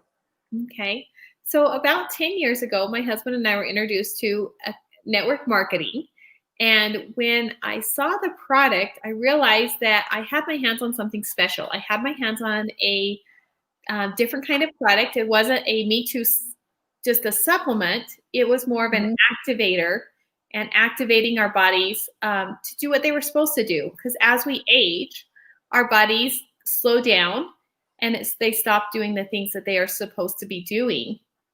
And this is a way we can kind of flip the switch inside our bodies, so our bodies will create more like antioxidant enzymes, will work better in the mitochondria and the sirtuins. And so when I saw that, I started sharing it mainly with people that I loved, because I wanted them to have their best health. I wanted to be more preventative health instead of waiting until I was sick and then trying to backtrack and fix the problem. So Absolutely. We've been sharing this with people, and our team has grown incredibly. It allowed my husband and I to take our 4 children and travel full-time for 18 months in the RV, which was a phenomenal experience to see different national parks and to explore a little bit more about our country. When COVID hit, we had to shift gears a little bit, because traveling in an RV with 4 children, when you can't go to a park, when you can't go to any museums, was not where we wanted to be. No. Yeah. So we just 3 months ago came back to Arizona. We're from a little tiny town called Snowflake, Arizona. And we bought a house. The kids all have their own bedroom, which they love. It's a 100-year-old home with an addition on top. So lots of room, lots of character, lots of funny in the house. But my children are really enjoying being back steady. We are doing the in-person school with mask, which has been going super well. I know a lot of moms feel like there's this balance right now of, do I try to keep my kids safe? Do I try to keep what's best for their mental health? Mm-hmm. So my children have excelled being back in school, being around their friends a little bit more. and just having a little bit more of a routine. So it's been a big year of shifts for us, a big year of first. You saw last week I got to interview Dr. Jamal with the new book that I actually was a co-author in that came out called Yes, I Can, Helping Entrepreneurs. So that I'm going to actually interview another one of those authors in 2 weeks. Oh, that's really cool. So yeah, it's been a very, very busy year for me and a lot of changes, but I'm kind of reshifting and going back to the basics and just looking to share the products that I have to see if anybody else is looking for preventative health. And so I was just going to kind of educate everybody on those products and what they are. And then if they have any questions, they can reach out to me either in the Facebook group or my email, which is just. Awesome. Yep, it's right there. Tell me a little bit about your products. Okay. Should I share my screen now or? You can share your screen if you like. Okay. Let me see. There we go. Share screen. Okay.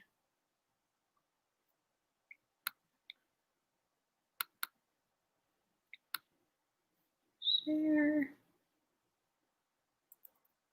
Sorry, I switched computers right before we came in, so I'm trying to make sure I got all of this going. Is it sharing now? Yep, it is sharing. Okay, excellent. So I'm going to skip. So if you put it into presentation mode, you should be good to go. Okay, hang on. Start. Not.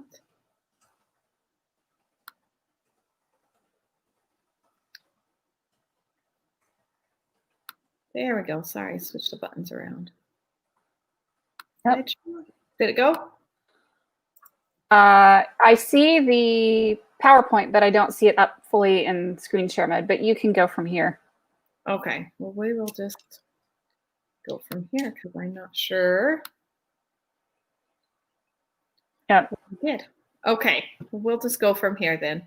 Sometimes technology likes me and sometimes it does not. So anyway, this is just a little bit of a story on how we can flip the switch in our body so we can feel better and do more. Every day we are being hijacked by the food and water we eat, the heavy metals, the pesticides, the poor diets, environmental pollution, even all of our beauty products. A lot of them have a lot of chemicals and stuff in them. We're being hijacked personally with poor sleep habits and stress, even smoking. Even our technology is like overstimulation with the blue light and our mood. So every single day our bodies are being hijacked. And there's been 85,000 chemicals have been introduced since the Industrial Revolution. And I hadn't realized that until I started researching what kind of chemicals were in some of the products we use in our bodies and how safe they are. And it kind of scared me that I wanted to do a little bit more to be safer. And you can do your best to eliminate these, but for the most part, a lot of this is just life in the 21st century.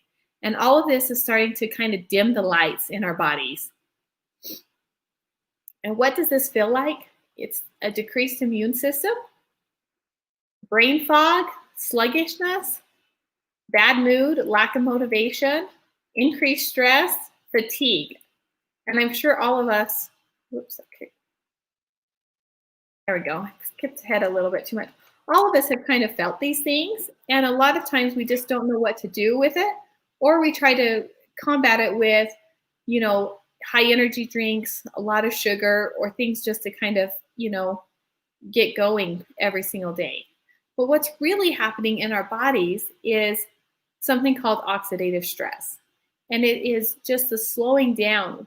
And I'll go through that in a little bit more. But there's also mitochondrial decline, a decline in sirtuin activity, and more. What does this look like? Science has already discovered that our genes can contain incredible abilities to keep our bodies healthy. If you could leverage those genes with the flip of a switch, would you? The oxidative stress damages the integrity of the cells.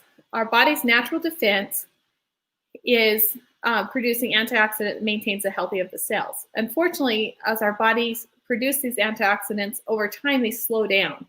The best example of this is like when you take a bite of an apple, it starts to turn brown. The switch is called the NRF2 pathway. The pathway is responsible for the antioxidant production. I don't know what is wrong with that slide. Anyway, this is Protandim, which switches on that NRF2 pathway and kind of reverses that. It lowers the oxidative stress by an average of 40% in 30 days. It's like when you take a bite of an apple or cut an apple open and leave it and it starts to turn brown. But if you put like lemon juice or salt on it, it slows that process down. And that's kind of similar to what it does inside of our cells. This is from Washington State University. And it says NRF2 is likely to be the most important health promoting approach in the foreseeable future. NRF2 may become the most extraordinary breakthrough in the history of health. And I just love that because I really feel like what I'm doing is making a difference to people, and it is changing people's lives through this new approach to health. So the LifeVantage approach is, instead of just taking antioxidants, is to flip that switch and have our bodies make them their own. So as we age, you can see on the orange line here, as we age, our body slows down those antioxidant enzymes, producing them. But with Protandim, it flips the switch and it goes right back up, and they cannot tell the difference in the litmus test of the blood of a 20-year-old versus the blood of an 80-year-old, which is really cool. And you can check, the thing I love about this product is you can check it all at pubmed.gov. You can go in and type in oxidative stress and see the hundreds of thousands of studies that have been done on oxidative stress over the years. And you can also type in Protandim and read the 26 peer-reviewed studies that are published there. Next, we started to look at all of the switches for mitochondrial health and sirtuin activity.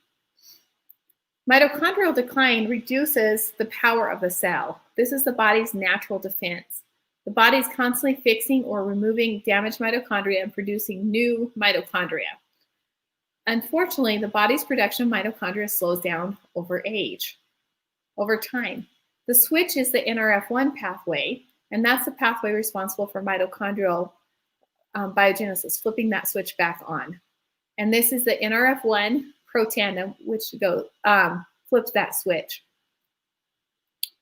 So as the Protandim NRF1 increases the production of NRF1 genes by nearly 70%. The third step in this is the sirtuin decline, which reduces the ability to degunk the cells. The body's natural solution is the body constantly activates sirtuins and produces additional sirtuins. Unfortunately, as we age, again, the body's production of sirtuins and sirtuin activity declines over time. And this is called the NAD pathway. And there's a lot of studies being done right now in different ways to boost the NAD pathway or to increase NAD. And it's kind of the celebrity anti-aging group. So this is a nice way that we, as normal everyday people, can have access to this kind of technology for a very affordable way. And this is the NAD synthesizer. Each of these run at $49.99 a month, but there is a deal if you get them all together, which I'll go into in just a minute. So this is LifeVantage's Protandim NAD Synergizer, and it increases that sirtuin activity by an average of 100% in 24 hours.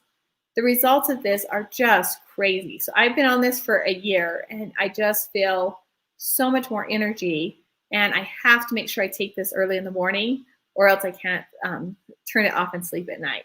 So what happens in the cell when you flip all three of these switches at the same time? And they start, no, hang on. Slide didn't go in. Let's see if I can flip that one more time.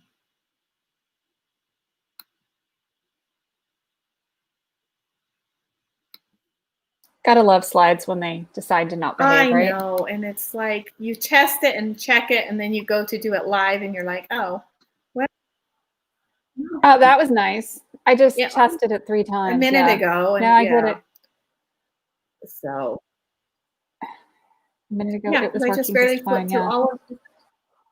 It's just okay. cool stuff. Yeah, it's a very fascinating thing, and I was wanting the graph to show up here. Wow. Hmm. Oh my goodness. What? It's decided it's not showing it now. Oh, at all. Huh? Yeah, so don't. That is really frustrating. By the way, I wanted to tell Marilyn she did an excellent job and her slides looked phenomenal on her jewelry, and the website looked awesome. I was pulling it up while I was waiting to go on. Oh, yeah. Thank you. By the way. I love her website. It is really, really, there we go. It's really, really pretty. So, it's trying to say I have two screens. Maybe that is my problem. Oh, it probably thinks you are in. So on the lower left-hand corner, there's a thing that looks kind of like a screen. Mm-hmm. 2 buttons over from that. Yes. Try that. I clicked on that and it doesn't. And it's not going. It's okay. not going. So I just turned off presenter view and mirror show. Mm-hmm. Just try mirror show and it is not. It's not doing it. Okay, I think we are going to have to move it on because it's not going to behave. Okay, so the next question is, are you ready to flip your switch? And I love this because it supports positive mood and motivation, which especially right now, I know a lot of people are struggling with. And so to be able to flip that switch and have that positive mood and to motivate you is huge.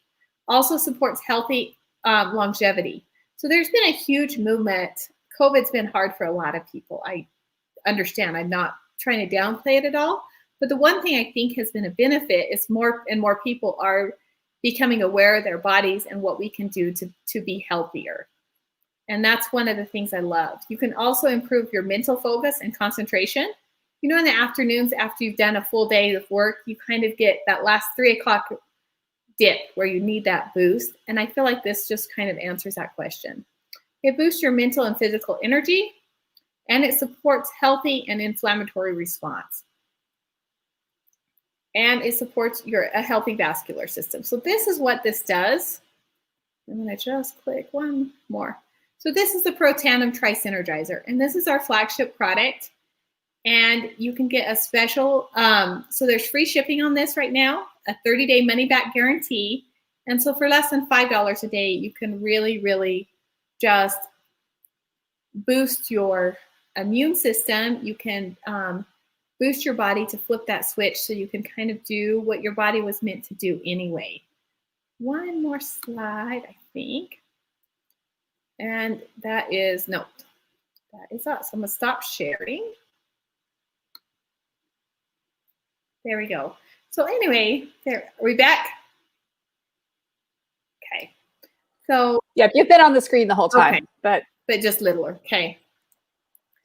So, but I can make you bigger. Okay, we can do that too. StreamYard is so fun. I love the technology right now and how so much has boosted and can have. I love playing with the technology and doing this stuff, but it definitely kind of takes 2 to tango here. Those of you that, think that I'm like off here in the weeds while I'm doing this, I'm like clicking all these crazy buttons and typing like mad. No, you've got to keep it. And doing this show was so incredible because you've got everybody lined up to come on and everyone's got to make sure they come on the right spots. And we're in Arizona, so I was having a hard time figuring out the time change because we don't do daylight savings time. 2-hour difference. Yeah, so we shift on what time, 2 hours instead of, it was 3 hours in October. So right, it makes, I have to really look every time I'm doing calls and group calls to make sure I get on at the right time zone. Absolutely. But it makes it a lot of fun that we can still connect with people no matter where they're at and hear their stories and see their faces, even if we are so far apart. And so absolutely. That is one thing I absolutely love about this technology and I don't know, I guess about this in general. No, yeah, totally. So that's one of the things I started off in my career of doing marketing managing and more of, the website and design side. And I shifted into a marketing manager. So I was more of the coordinator between the salesperson of what they wanted and the graphics department before I shifted into to this. And I just love being able to connect with people and help them feel better. And when you can try something with a 30-day money-back guarantee, to me, I feel like it's a no-brainer to get on the products or to research them. So if anybody wants more information, they can reach out on my email. They can reach out to me on social media. I'm in the group. And yeah, let me check. Oh, we still have about 10 more minutes. So I never know how long to go into some of these stories. And yeah, no, let's tell some stories. I'm confirming with Candi. She's nervous and ready to go in 10, 11 minutes. Woohoo! When you get to abuse your best friend. Hey, that's what your best friends are for, is so that they can help promote and jump on your right.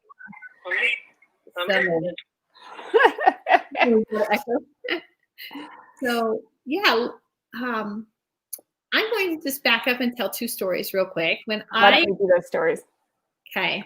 When I first looked at this, so in 2005, ABC News did an investigative report on the Protandim, and you can still watch that report.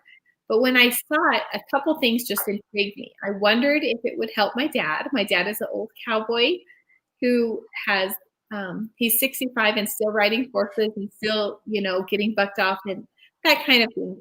When he was 40, they told him he had a good back for an 80-year-old man. And I just turned 40, and I don't feel like I would like that kind of, pain and stuff. And so that was really my motivation for starting this, is just to see if it would help my dad. And it wasn't like a miracle overnight thing, because when you work at the cellular level and with natural products, everything takes a little bit longer and a little bit more intense. So, well, and it takes time to heal some of this stuff. Like, it does. I've gone through this massive health journey, and it's not like, I woke up one day and I was suddenly 170 pounds lighter. It's taken years. It takes a daily. I think so many of us, we want instant gratification. We want that quick surgery. We want that quick pill that's going to make it just change, instead of realizing that I think we're on, in anything we want to do. If we want to play the piano, if we want to run a marathon, if we want to lose weight, it's little by little every single day going to live our best life. And getting that there is something that is super, super, that I'm super passionate about, is helping people be more preventative on their health journey, helping people have a better understanding of where they could be. So my dad just turned 65. He is out riding horses. He's out elk hunting. He is raising his 1-year-old grandson at the moment. And it's been a fun journey to watch. Although some of the things he comes up with for my kids to do, he likes to make obstacle courses. And so last year's was going across the swimming pool, like he made swings across the swimming pool. And sometimes I wonder if maybe I shouldn't have made him quite so healthy. But I love connecting with a tribe of people, particularly women, is what I'm passionate about. Because for most women, to be able to build a business part-time, and most women, I think 80% of women who make a 6-figure income, they do it through network marketing.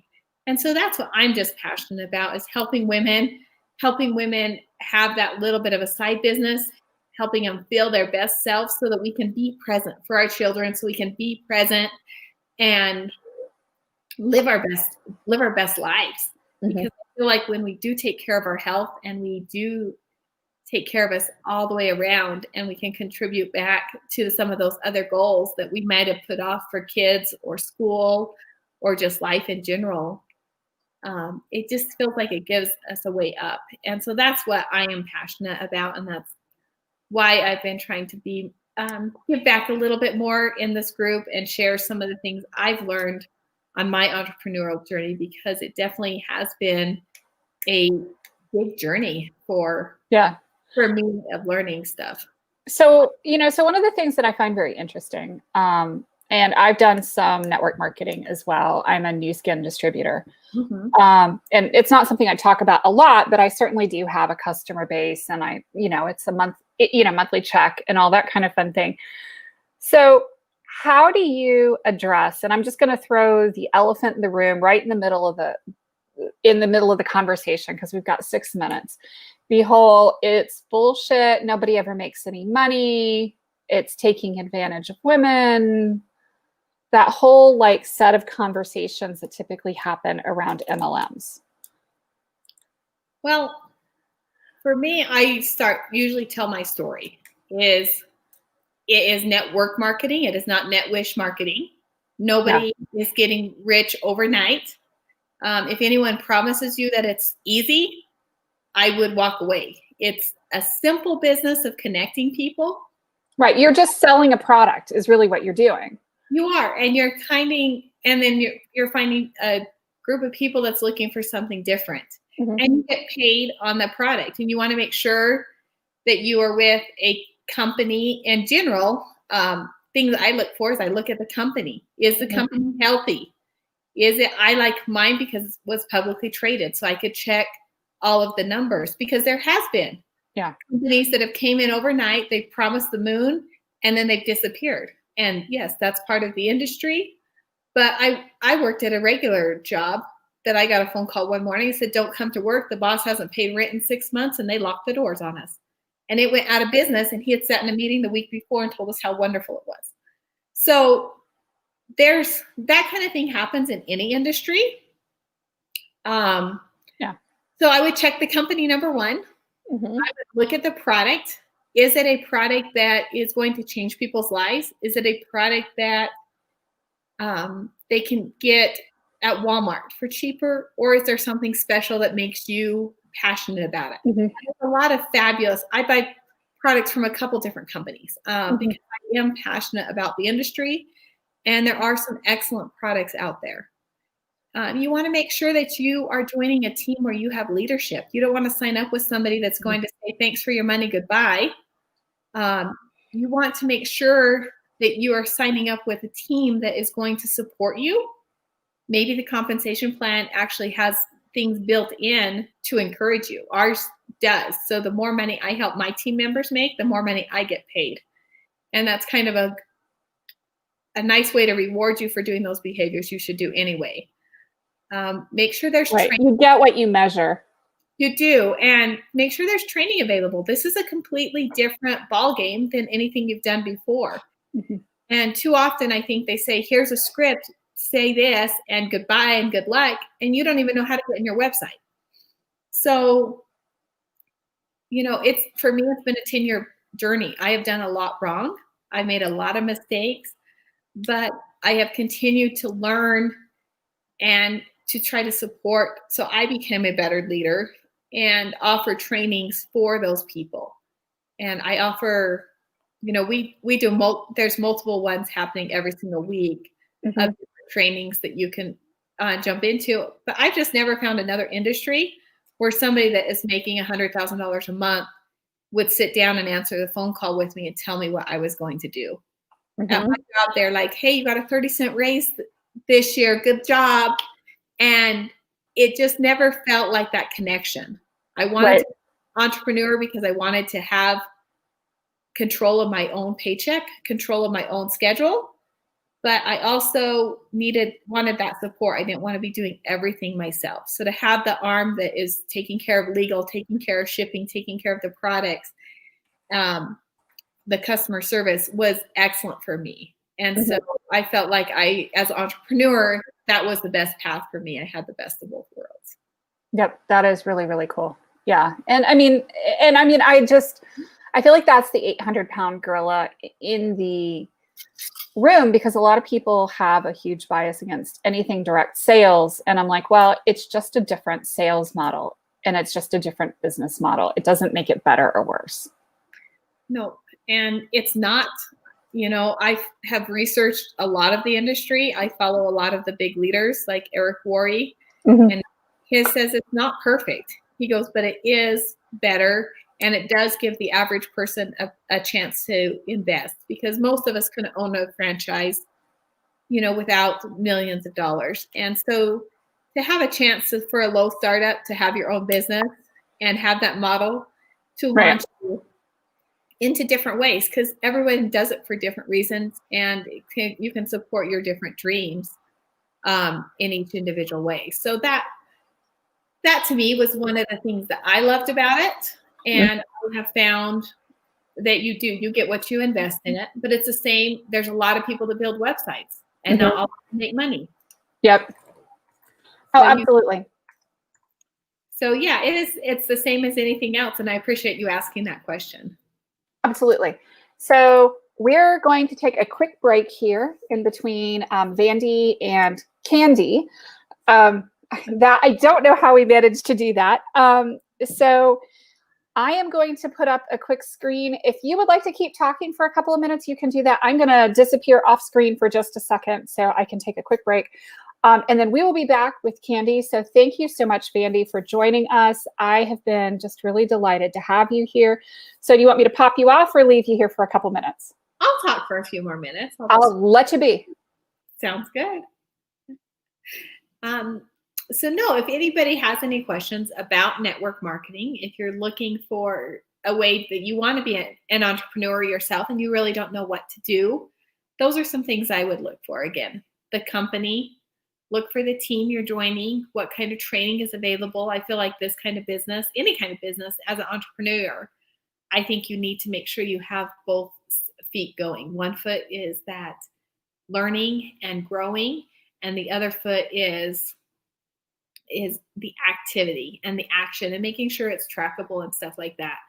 And when I've seen people grasp that concept and do the work, it has changed their lives. And it doesn't really matter if they're in a small town in the middle of Hawaii or if they are living in the biggest city possible. This is kind of an equal opportunity business, I feel like, and it's kind of gives you that opportunity to do it. And when you find a product you're passionate about that you're going to share no matter what, it makes it a lot of fun. And just, it's been an incredible journey for us. It's opened up a lot of doors for me to travel, to write a book, to meet incredible, incredible mentors, and just to work on becoming the best version of myself. And so for me, I feel like that is the best path that has worked out for me and where it's came down.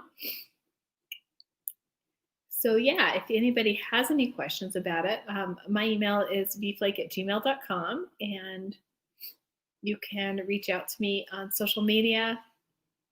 Gosh, on pretty much anything. But yeah, I've enjoyed this journey. And one of the best parts about this journey that I have found is definitely the friendships and the connections I've made, because I would have never joined a group like this and learned from incredible leaders without having gone down this journey. So it just kind of gives you that background. And I'm back. Yay!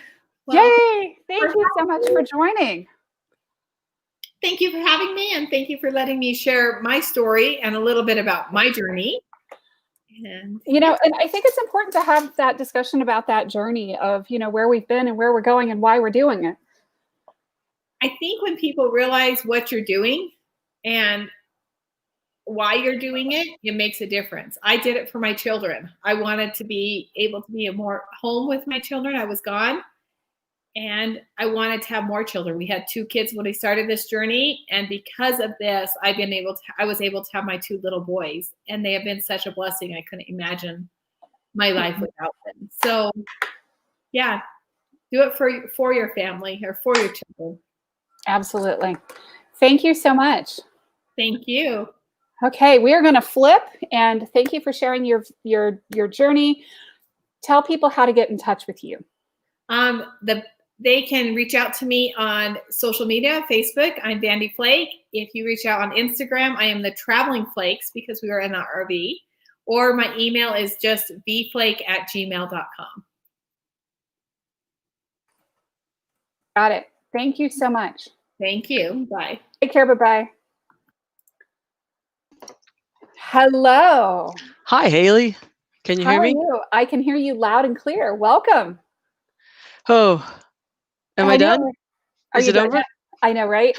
So I'm going to introduce Candi a little bit here, and y'all will start to understand that Candi probably thinks I'm abusing her right about now. Y'all can laugh.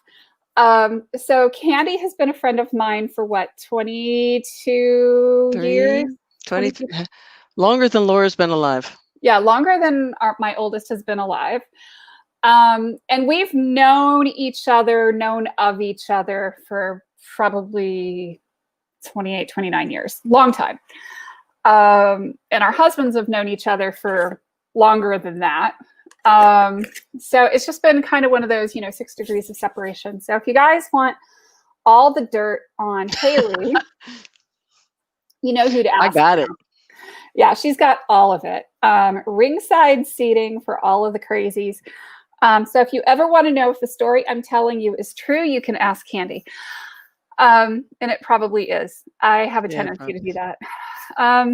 But Candi was a colleague of mine back forever ago. 20 some odd years ago? Yeah, at IBM. And left and had kids and all of that. And, we are all, here. And she started doing this whole little crafty thing a little while ago. And she makes the cutest little critters and all kinds of good stuff. So I'm going to let you tell us what it is, all that you've got there. Because you've got like a ton of stuff. And I've seen all the animals and various pieces and parts and some of the betas for cities. But why don't you share with our viewers what they're seeing? Okay, I'm going to slide this a little bit this way. Over in this side, sorry about the mess. We're going to start with, I'm pointing at the screen. That's not going to work, is it? I started out making wooden toys for my kids. And I got it kind of from my mom and dad. They did this also. And since then, I have gone further. So if you have a little kid, like a 3-year-old, 4-year-old that has, is really into imagination play, instead of giving them another video game, how about an animal set? I have sets of animals. Let's see if I can get some of them over here.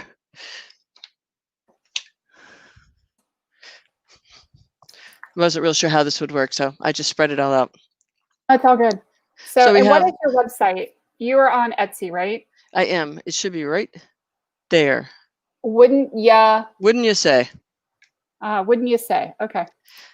So I make animal sets. That's one of my big things. This is a forest set. There's a moose and a buck and a doe and a baby deer, an owl, all kinds of little animals. And my headset is falling off. Of course.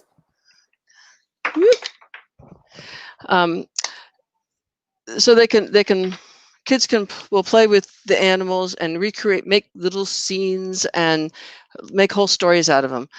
And I have multiple sets. I have a forest set, which a customer saw my animals and said, "Can you make?" So now I sell a forest set. There's 7 sets: a forest set, a farm set, which is a lot of fun because the farm animals actually make good noises with the kid's voice, of course. Of course. And I have dinosaurs. There's 10 dinosaurs. Each set is 10. There's marine animals and African animals and some North American wild animals. And there's a smaller set with trees. It has a couple of 5-inch trees and there's 7 trees and bushes, which is a lot of times you can buy animal sets, but you can't buy trees. So a lot of people just really like the trees. The animal sets for shipped, all my prices I have an Etsy shop. All my prices include domestic shipping in the United States. I don't do overseas at this point because of many factors, COVID, and some countries you can't ship wood. It's just wasn't worth the time of doing all the research for every time. So I stick with domestic shipping. So far in Cary, we have a really great post office, so I have not had any delays.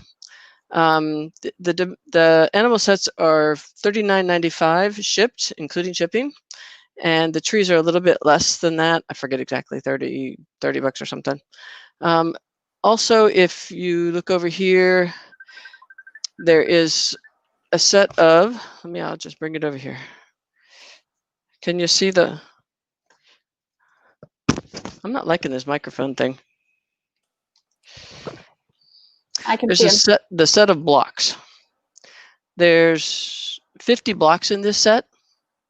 Oh, wow. That's a heck of a set. It's a great set. There's a lot of there's triangles and circles and rectangles. There's fat blocks, there's skinny blocks, there's ramps, there's columns, there's all kinds of stuff. There's 50 blocks in this set.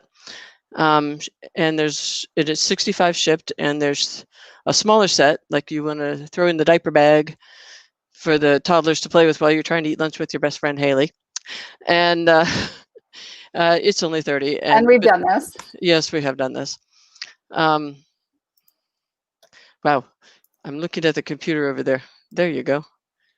Yep. Don't look at the computer. Just listen to me and you'll hear me. You'll be fine. It's delayed. It's really Yes. weird. Yes. If you just look at the StreamYard screen, it goes much better than trying to look at the computer screen because there's a 30-second delay. That's what my kids said. So I'm trying. Yeah. Just Anyway. look at me. So I have the animal sets. I have block sets. There's other toys on my shop if you want to go look at that. There's a lot of what I do is in the beginning with sets, and since then I have branched out a little bit. Next to the animals, and the block sets and the animal sets all have a fabric bag that they can be stored in, so you can clean up. The next to that is a jewelry stand. I will get it.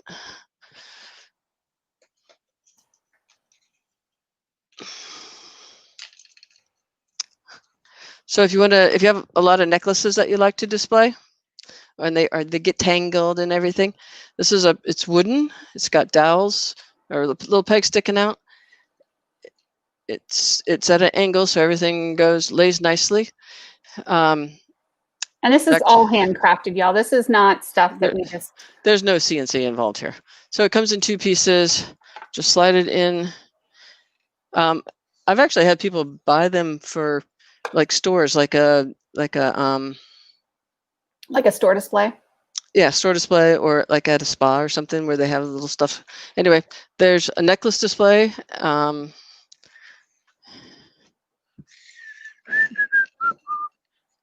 You have such cute stuff. And this is new. If you like the industrial look, with the iron bar and stuff, this is for bracelets or even scrunchies. And there's little holes here for rings. Anyway, so if you like wood and you want to display your jewelry, there you go. That looks very steampunkish. It is very steampunk. And you can also, that's a dark walnut stain. You can get them whitewashed. You can do weathered gray. You can do unfinished, so you can finish it yourself. Golden oak. You can pretty much whatever stain or finish you'd like. We can discuss it.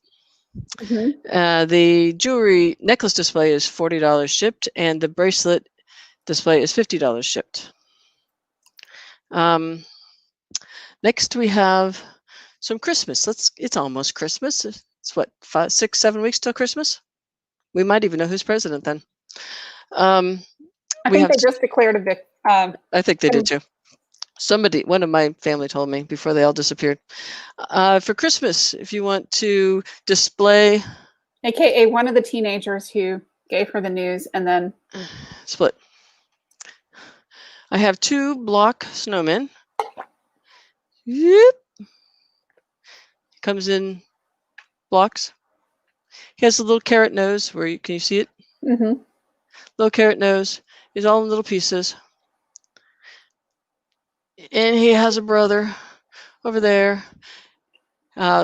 This one has little tiny buttons where the buttons go, and that one is just painted on.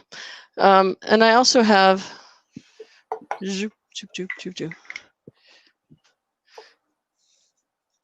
one of my favorites.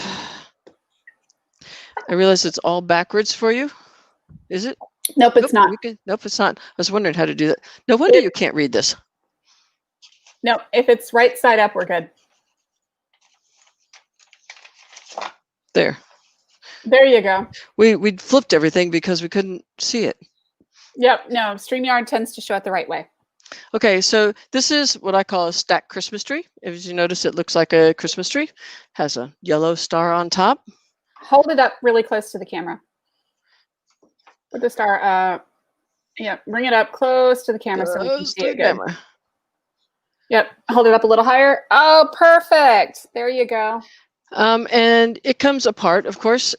And if you don't have room, don't want it, this would be great on like a mantle or on the hearth to decorate for Christmas. Or you can use each word. Put one on a shelf, one somewhere else, and each side is decorated. Show me the different sides. Yep. There's like Christmas paper on one side. Whoop. Yep. Snowflakes, a block word, and a scripty one. A script word. And you can put the Christmas tree together any way you want, or you can do it as separate words if you feel like having words instead of a tree. The next I have is the nativity, which I'm not going to try to pick up simply because there's too many parts. Yeah, that would be kind of a pain in the rear. And see if I can get my power cord out of the way. Can you see that? Aim the camera down just a little bit. There we go. Okay, I have several flavors of nativity. Again, they're made with the same kind of similar animals. This is probably these are untreated pine, right? These, yes. All of my toys are untreated, unfinished. This has this particular nativity has a stained creche. Mm-hmm. The full nativity has the creche, star, angel, Mary, Joseph, Jesus, 3 kings, a couple of camels, a couple of palm trees in case you felt like having palm trees, and two cows, a donkey, and a couple of sheep. So it's a pretty complete nativity. I also have, if you look on my Etsy shop, I also have the same thing without the stain, or you can just buy the people, or you can buy. There's also a very scaled down, more Waldorf style nativity, and again, you can have as many or as few of the people as you want. Customizable. So if you want to teach your 3 or 4 year 5-year-olds about the birth of Jesus, it's a really great. They can play with it, and you can teach them about the birth of Jesus also. Yep. Okay, let's move on. When do they have to order to be getting their orders for Christmas? It takes, most of the things would ship with, I mean, they're ready made, so pretty much you order it and you ship it. So a week. Okay. It depends really on how slow the mail is where you live. Here, it's really fast. Cary Post Office is phenomenal. My post lady is phenomenal. I don't really have lost packages. I've been doing this for a few years, and I really, everything ships fast. Occasionally something will take the slow boat, but I've really never had one go to Puerto Rico or something. Which would be kind of cool to go to Puerto Rico. Yeah, go to Arizona via Puerto Rico. Yes. Okay. Or, Alaska or something. Next, I have something new that I'm trying. These are fake book stacks, faux book stacks. This one is a fall one. It says graham crackers, marshmallow, chocolate, and it's a s'mores stack. They're wood, so they're not gonna, it's not actually any food or anything. Just decoration. Put it on your shelf. Put it on. That's cute. They came out really good. Another fall one. Grateful, thankful, blessed. Oh, there'll be more and more Christmas. There'll be several Christmas ones coming out. This is the one I worked on yesterday and today. Candy canes, Sorry about that. I'm trying to figure this Nope, camera out. it's perfect. Candy canes, marshmallows, and hot cocoa. It'll There you have go. ribbon when it's done. Let's see, what else do I have? Okay, if you a little bit of more Christmas decor. I have a set of 3 Christmas trees. There's a big one and some little ones. They have paper decoupaged on them. And the sides are stained. There's several different sets of those. I don't know how to show them any better. Nope, they look pretty good. One tall, one too short. To coordinate with those, I have a set of 5 ornaments. Same kind of thing. They're little tiny Christmas trees with different patterns on them. Mm-hmm. Hang on a tree for your tree, or 5 trees for your tree, as it may be. In the ornament section of my shop, those are where the little trees are. A couple of other ornaments I have. I have a sleigh. Where's Oh, the cute. I have Perfect. a You're in the perfect location. I'm trying to see it. I have a sleigh. It's made of 1x, which is 3/4 inch. It's all painted and decorated, and it will hang nicely on your tree. I have a And, you know, skier. Candi has like this massive shop in her garage where she I have- stands there for hours, like cutting things out and sanding them and finishing them. And here's me skiing down the slope. This little skier. That's you, huh? Yeah, that's how I ski. It's been a while. I thought you were a better skier than that. I am. I made a combination of my woodworking and my cross stitch, and I made some snowflakes. So there's 5 ornaments that have snowflakes. They're wood, but they have snowflakes embroidered onto them or cross stitch onto them. And they come in the wood, the stained or red and blue. Cute. What other ornaments do I have? I have a dove. She hangs on your tree. Oh, she's pretty. She's flying.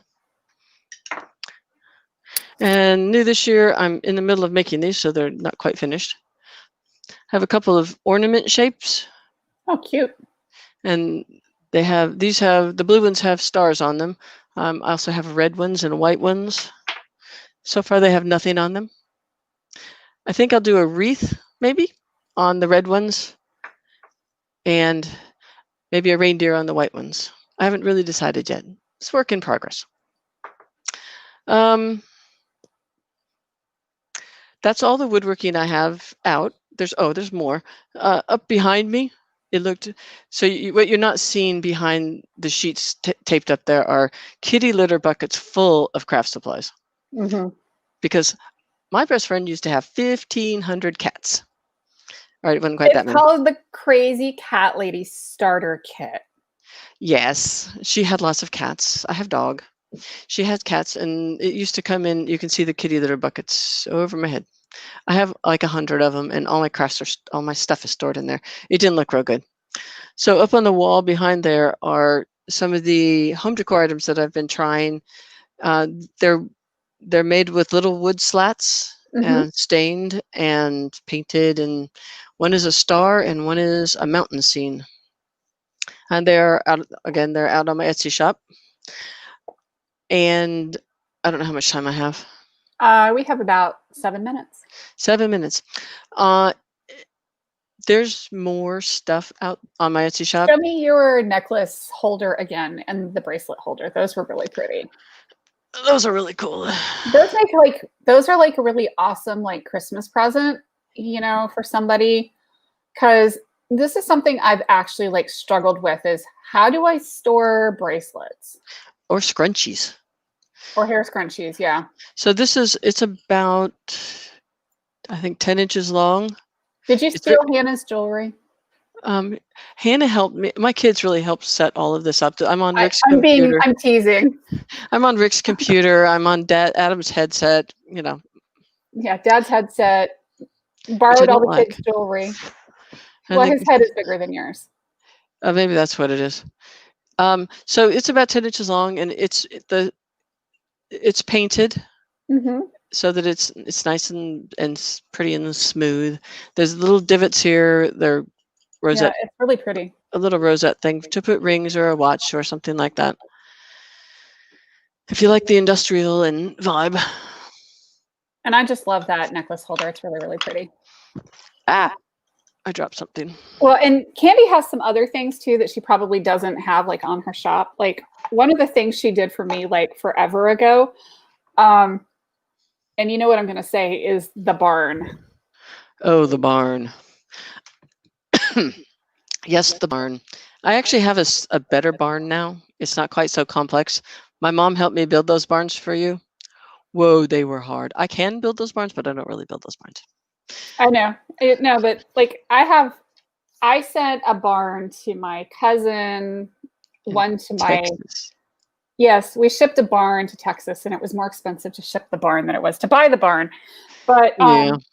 you know, It was Candi does huge. some bigger things too. Like if you're looking for barns and stables and other things, just contact her directly.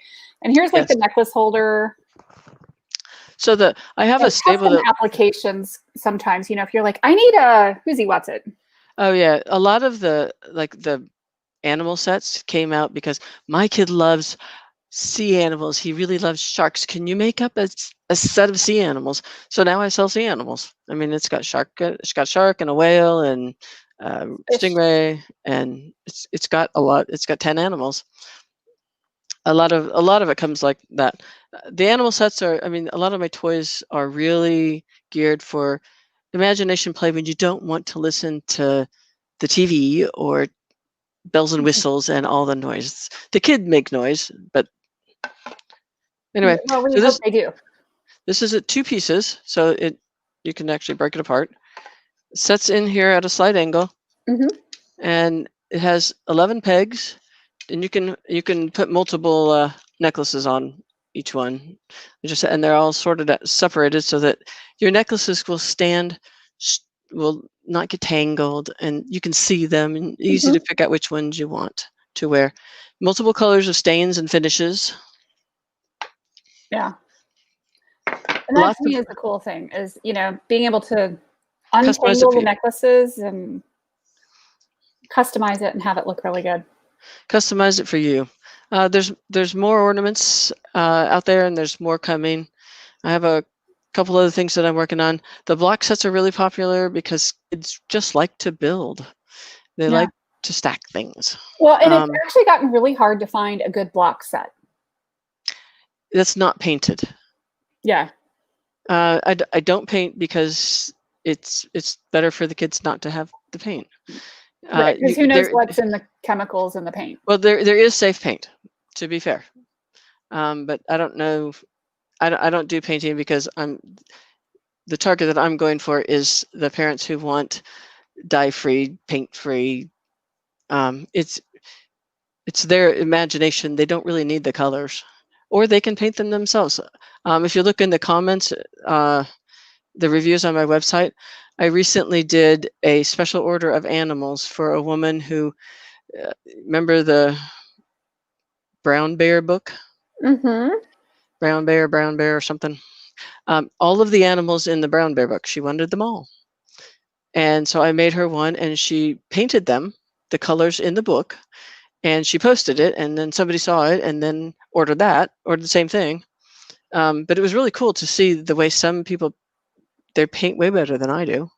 One of the recent ones, if you look in the comments, the painting of her farm animals was amazing. I see it. Virginia on October 21st. The cat looks real. So yeah, they look really cute. It's a great craft idea for if you're getting kids together for something, like a brownie troop or a daisy troop. They can paint flowers or trees or whatever you want to create. I also have a little peg house. You know, a lot of people paint really cool peg dolls, and you know they're amazing. but they have nowhere to live. So I made a house for them. So if you have some peg dolls, I have a house. Cool. And you also do face masks too, right? I have face masks. I have ear savers, the ear buddies that go behind your head. I have face masks for 2 kid sizes and adult small, which is most women, and adult large. And I have this hanger that has knobs on it that you can put by the door and hang your face mask so you stop losing them. Mm. What's that? Yeah, really. What's losing it? There's 5 of us here right now, 6 in another couple of weeks when Kara comes home, and there's face masks everywhere. Yeah. No, and my kids are in school, so face masks. But that's all cool. Thank you so much for joining me today. Y'all find Candi on Wouldn't You Say on Etsy. I posted the link in the chat and in the comments earlier, but if you look up Wouldn't You Say on Etsy. Wouldn't you say on Etsy? Yep. Where'd it go? The other one. The other one. That one. Right. Wouldn't you say on Etsy? Boop, boop. There. Then we can you can find her and you can buy from her and you can check her out. So thank you so much. Have lots of stuff. Bye, She bye, does bye. have lots of stuff. Yep. I do. posted the Bye, link bye. and I went and I looked and I was kind of like casually browsing while I was there.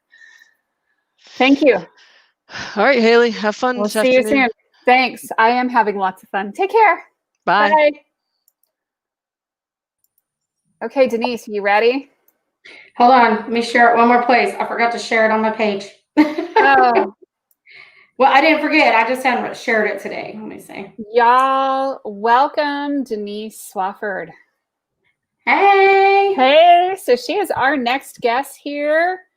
Her website is Rhinestones and Grit. Yes. So tell us a little bit about what it is that you're doing. Well, ma'am, for This those of you who time. don't know, Haley's like, yes, I know. So No, I'm like, this time, this iteration of Denise. this is a little time, different. like you guys don't usually see me in Haley's group for this. I have been in the apparel world for years and years and years. And usually I'm on the business to business side, and I'm usually brought in as an apparel expert to help pick out like the pieces that everyone's employees are going to wear that are going to be cohesive with their image and their brand. But my real passion is what I'm here for today. So I love creating apparel brands, and it just lights me up to make other people's visions come to life. And because of years of doing this, I have a lot of suppliers, a lot of connections, a lot of knowledge, or something like that. And so I have forever wanted my own apparel line. And that is what I came to show you a little sneak peek of today. My new website was officially launched this morning. You all are the first ones to get to know about it, get to see it. And what I want to do today is I'm going to just bring you into a little bit of the mind and the world behind Rhinestones and Grit, kind of tell you what our message is, who we're for, and show you some things that will help that resonate with you. So that's what I'm doing today. That's awesome. Okay. I didn't know if I could still hear you. Okay, I was making sure. You can still hear me. I just made myself not visible. Okay, fabulous. So I could make you take up the whole screen. I'd love for you to be visible this time. I'm trying to be visible. I can do that. There, I feel like I'm talking to someone. That helps so much. Well, I can do that. How do you want it? Okay. So I have a few things I'm going to show you in person. One of the things that's very hard, and I'm doing this also as a little bit of an education. So those of you who may have thought about doing apparel or really want to do apparel at another level online, going to just kind of show you a couple different things, and hopefully you can pick up from this why you do things and why you don't, while I get to show you all my cute new stuff. So, okay. First of all, I only have a couple of images to show you in person today. And part of the reason for that is this time of day, my lighting is horrible. And so I'm better to show you live or picture images that I've taken at the time to make sure you can really see the details of things. So going to start first with a few products that I brought in just to show you all this one time. Stay till the end. There is a special offer just for Haley's followers. And and a special product just for Haley's followers. So there's that. Make sure they stick around to the end. Okay, first off, I am going to show you, ladies, one of my newest, latest, greatest things. Now, some of us are going to go, we're really too old to wear these, Denise, but we're really not, okay? Now, we're all working from home, and we still need to look good from the waist up, but it's really hard to find, like, you don't always want to put on pants, or you don't always want to put on jeans, so I'm going to show you an option to that. These aren't even on the website. These are only for you. I have these in size small through 2X, so if you want these, I'll give you the price and stuff in a minute, but they're going to be size small through 2X. So they're really cute. They're really fun. No one can see you in them if you're behind a computer screen. So I'm going to hold them up where you guys can see them. So I have these cute, and they are a flare leg, like knit pajama pant. So they're dressy. They're fun. A lot of my fabric on those. I know. Isn't it great? I'm like, oh, you had me at leopard print, darling. Yeah, they're stretchy waist, okay? And they're really true to size. They're longer pants, so now that it's getting colder for most of us, there's that. Okay. Oh, my Lanta. Oh, my Lanta. So there's those. Okay.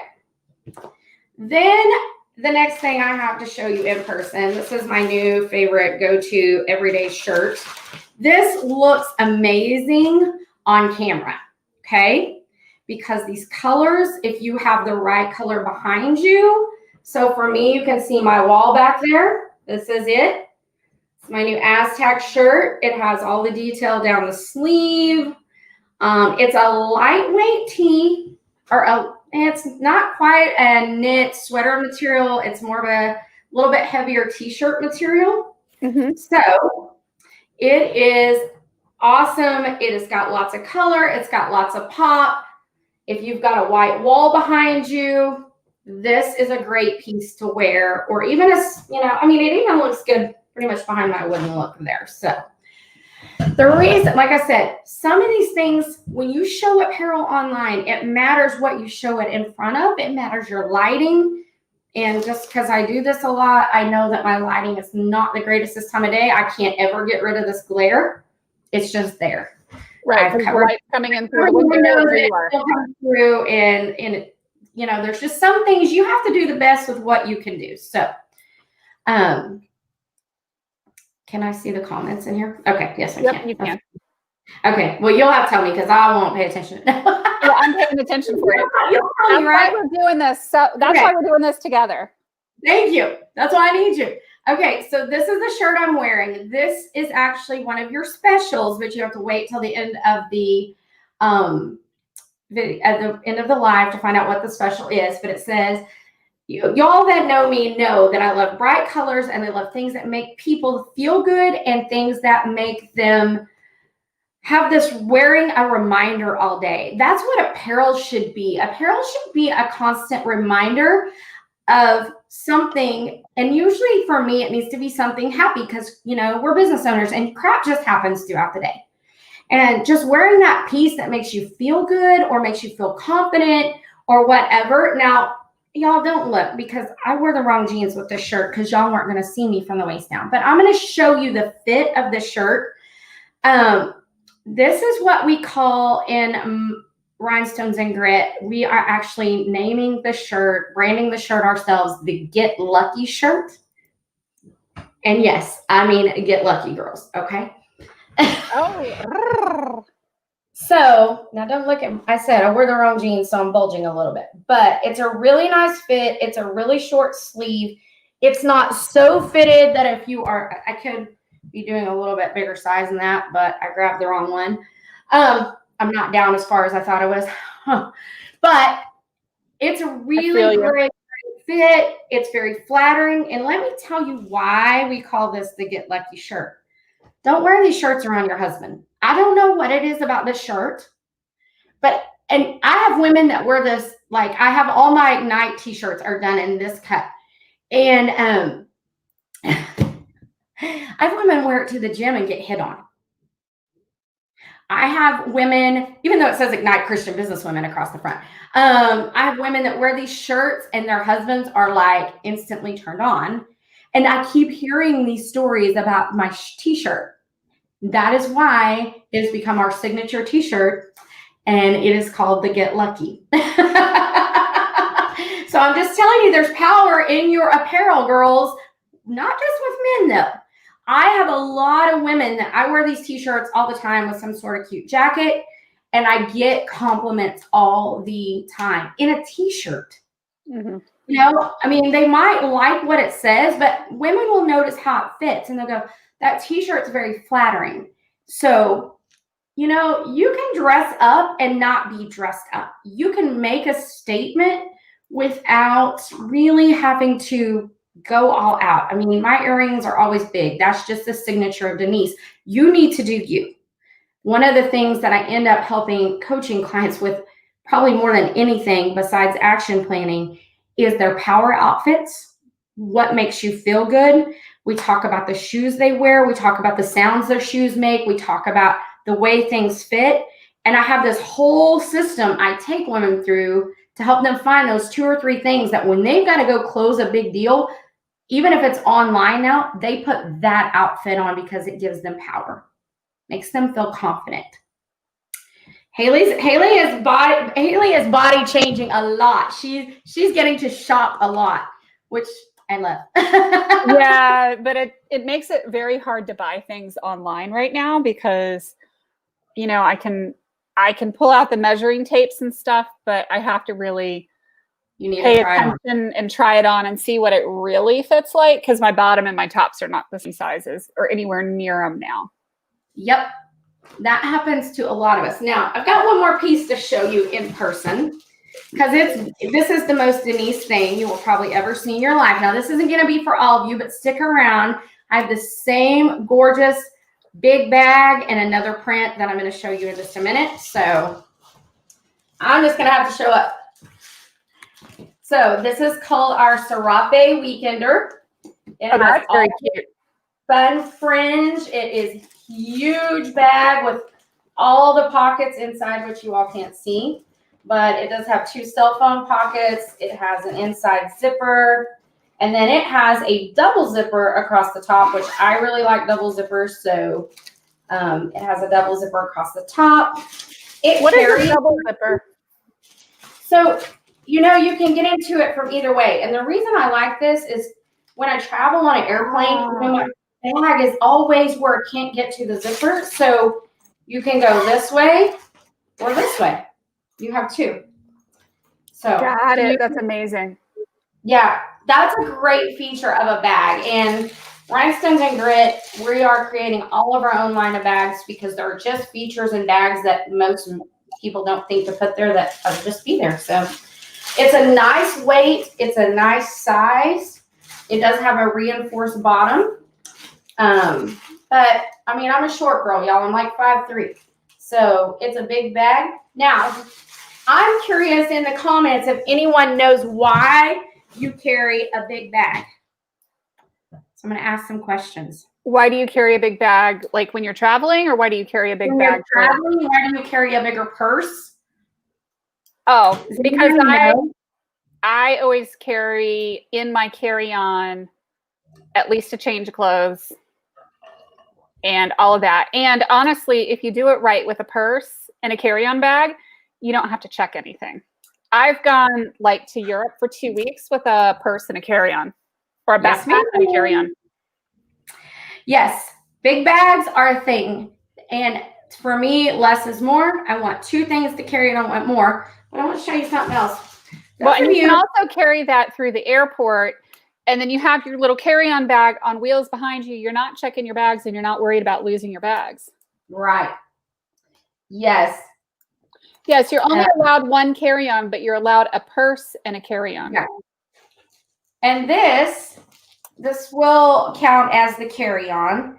I can't remember what the dimensions are. We'll see it in just a minute, but I think this will still qualify as a purse. It's more purse looking. So I found when I carry bags like this that look more like have the handle and look more purse looking, you can get away with it. Yep, I get away with it. There's also another thing. So I don't know about you all, but when I travel, something happens. Nothing stays in place in my garments. Like I feel like I'm always tugging and pulling, and I'm exhausted and I want to be comfortable. Even when I travel in sweats. So I'm going to show y'all something. Look, now I got a big tummy here, right? So when I put this on, guess what happens? You now see my bag and my face. You don't see all of the rest of me. I literally can hide you behind a bag. That used to be one of my taglines years ago. I can hide you behind the bag, but there's a lot of reasons, and the right cut of a bag does matter. We need different bags for different things, and we're going to get to see some more cute bags here in just a minute. So Haley, can I share my screen? You can. Okay. Let me see. Absolutely. Okay, obviously I never logged into that. Okay. Yeah, no, and I think it's just important, like when you're traveling. I mean, even if I'm not flying, a lot of times I'm carrying a bigger purse or a bigger bag because I've got like a change of clothes crammed in that. And, God only knows what else, because I don't necessarily always want to have to get into my suitcase if I spill coffee down my front. Right. And how many of us have ever done the spill coffee down your front on an airplane or on a car trip or, whatever it is. Right. And I just want to be able to freshen up before I get wherever I'm going so that I don't look like a tornado hit. Yes. So can you see my shared screen now? I can. Awesome. Ta-da! Okay, so I'm going to just kind of take you. Well, I thought I was going to be able to click on it. Okay, so I'm going to take you guys through the quick views of these items. So I'm going to show you some things that are going to be really, really hot for winter. And I can't look at this screen and see what I'm doing at the same time for some reason. Okay, here we go. Yeah, it's popping up. Just a lag. All right, so right here we have this is going to be one of the hottest selling items all winter. I have it in 2 colors. It is just a nice size, medium-sized tote bag, not a huge one. The rope handles are amazing. If you guys don't have, this is almost feels like a beach bag, but with the outer cotton canvas material in the buffalo plaid, it just feels amazing. It's really nice to carry. It's got a couple of pockets inside, and I believe, I don't have it with me, but it has a metal closure. So, and like I said, we got this in 2 colors. So we have the black and white, or the red and white, and then we also have, I'm supposed to just be able to scroll through these, but I don't know what I'm doing, so y'all forgive me. Oh, it's all good. So the next one is the buffalo plaid black and white. Let me see if I can pull it down just a little bit. There we go. I can see, okay, I can see what I'm doing now. All right, so this is the same bag. Again, that cotton canvas feel, great winter bag. Make a statement. These are my favoriteest new things. I started carrying these this summer in this size and then a bigger size. I love them. I carry my laptop everywhere I go. My laptop fits in there. So they're really, really good size tote bag. All right, we're going to go to the next one. All right, so next I brought for you a couple of things from a friend of mine. Her name is Kelly McKay, and she owns Just Beating. And Just Beating is a new line. And so for those of you who don't know anything about Denise and Ignite Christian Businesswomen, I am all about connecting you with other women who do amazing things.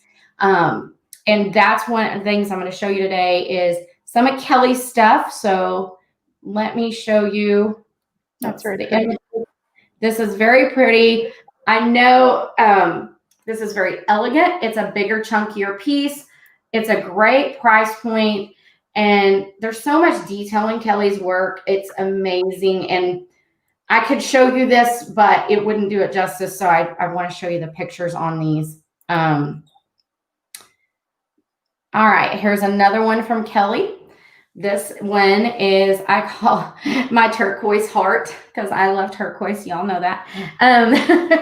But it's just a really nice piece for you turquoise lovers out there. I know there's a lot of us. you know, a black t-shirt or, you know, a jean jacket, even something dressier with turquoise always looks classy. And this one I call my earthy heart. Some of the names haven't got translated up here yet, but it's very earth tone colors. It's very pretty. So I have to show these because I'm the one who challenged Kelly to make this style of bracelet. My stepmom saw something kind of like it, and I had some ideas. And so Kelly and I said, can you do this? And she was like, yes. So this was the very first one she developed for us. And it's just gorgeous. It's, like I said, these are stunning, stunning pieces. And they give an outfit a little bit of pop, but they're fun. You know, I'm like, you know, Denise, I'm all about the fun. Oh, here we go. My cheetah heart right here. So for those of you who don't know why I love cheetah so much, cheetah is technically the new black. So we pair it with everything anymore, and it's not going away in the fashion world. Thought it would have cycled by now. It's not. We're just going to keep it as a staple color. So That's so pretty. That one. All right. And then I put in some things here that I wanted you all to see, that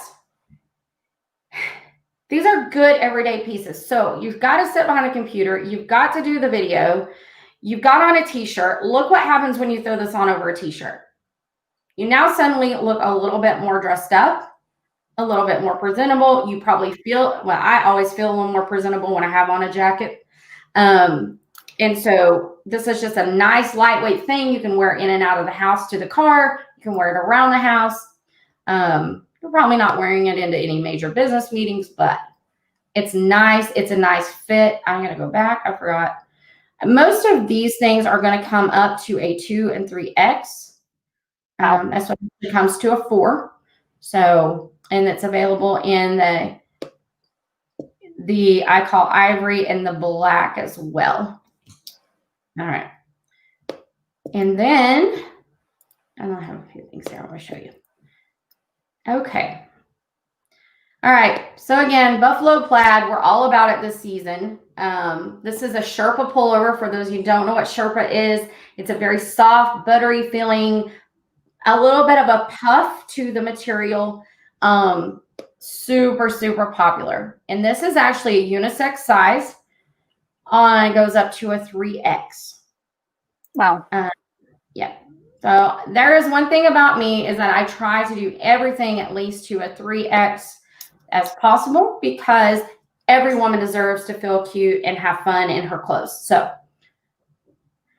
this one, the Chevron Fuzzy Fleece pullovers, this comes in an adult and a youth size. So you can do the mommy and me.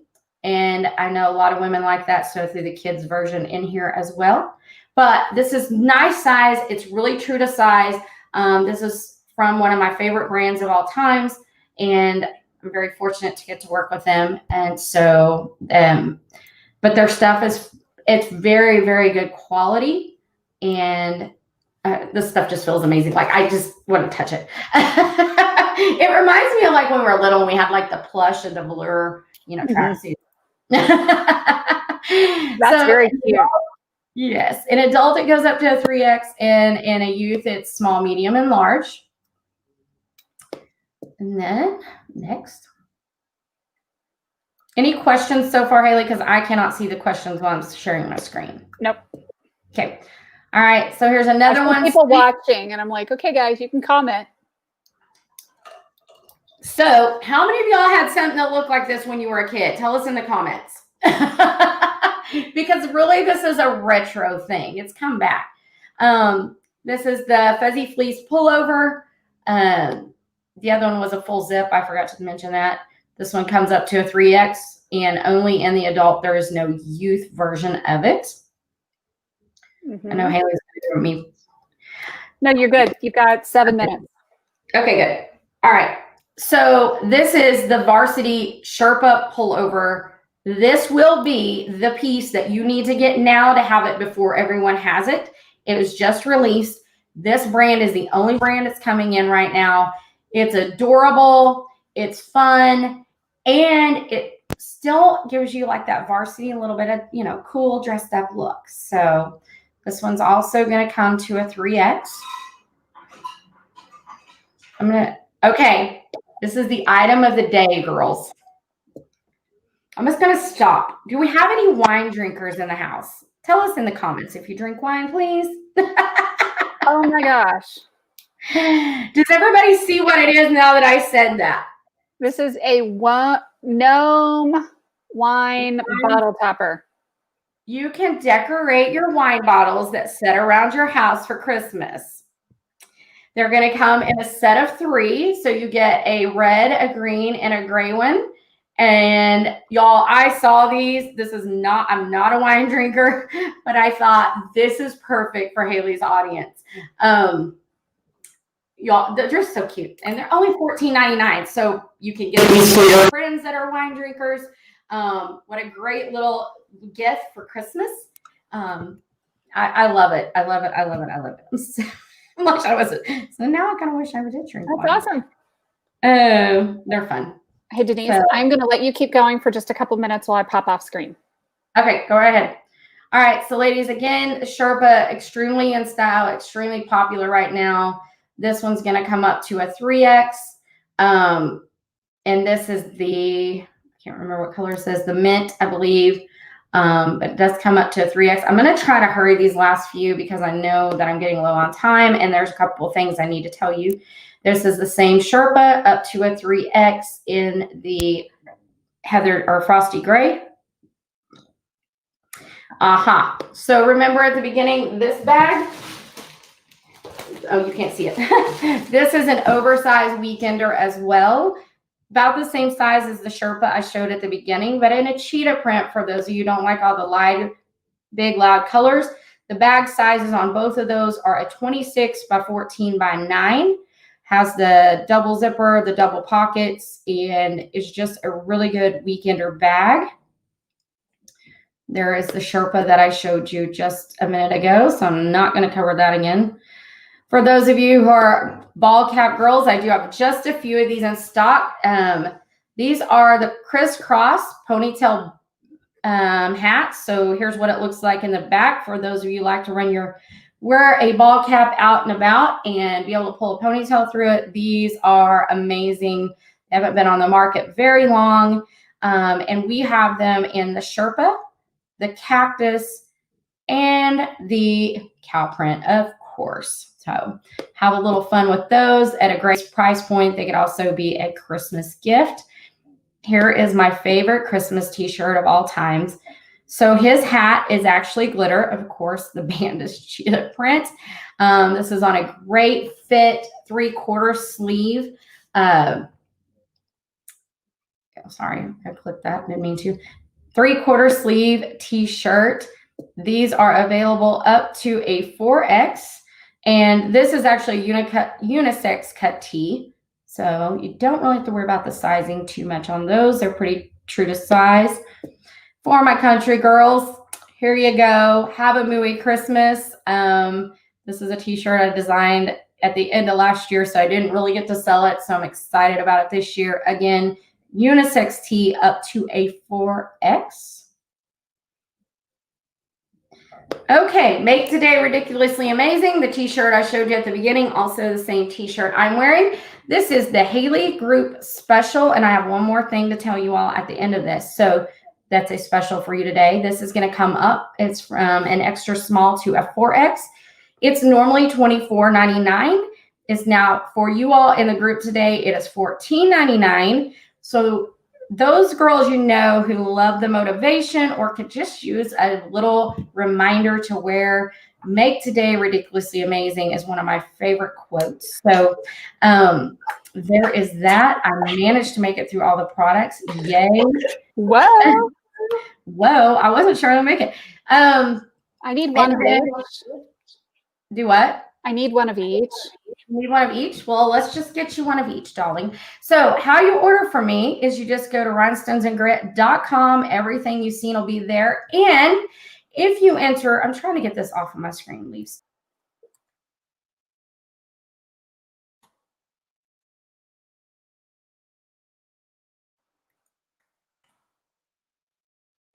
Uh-oh. She dropped. And I apologize. We have a little technical issue. She just dropped, and we will get her back on for just a second.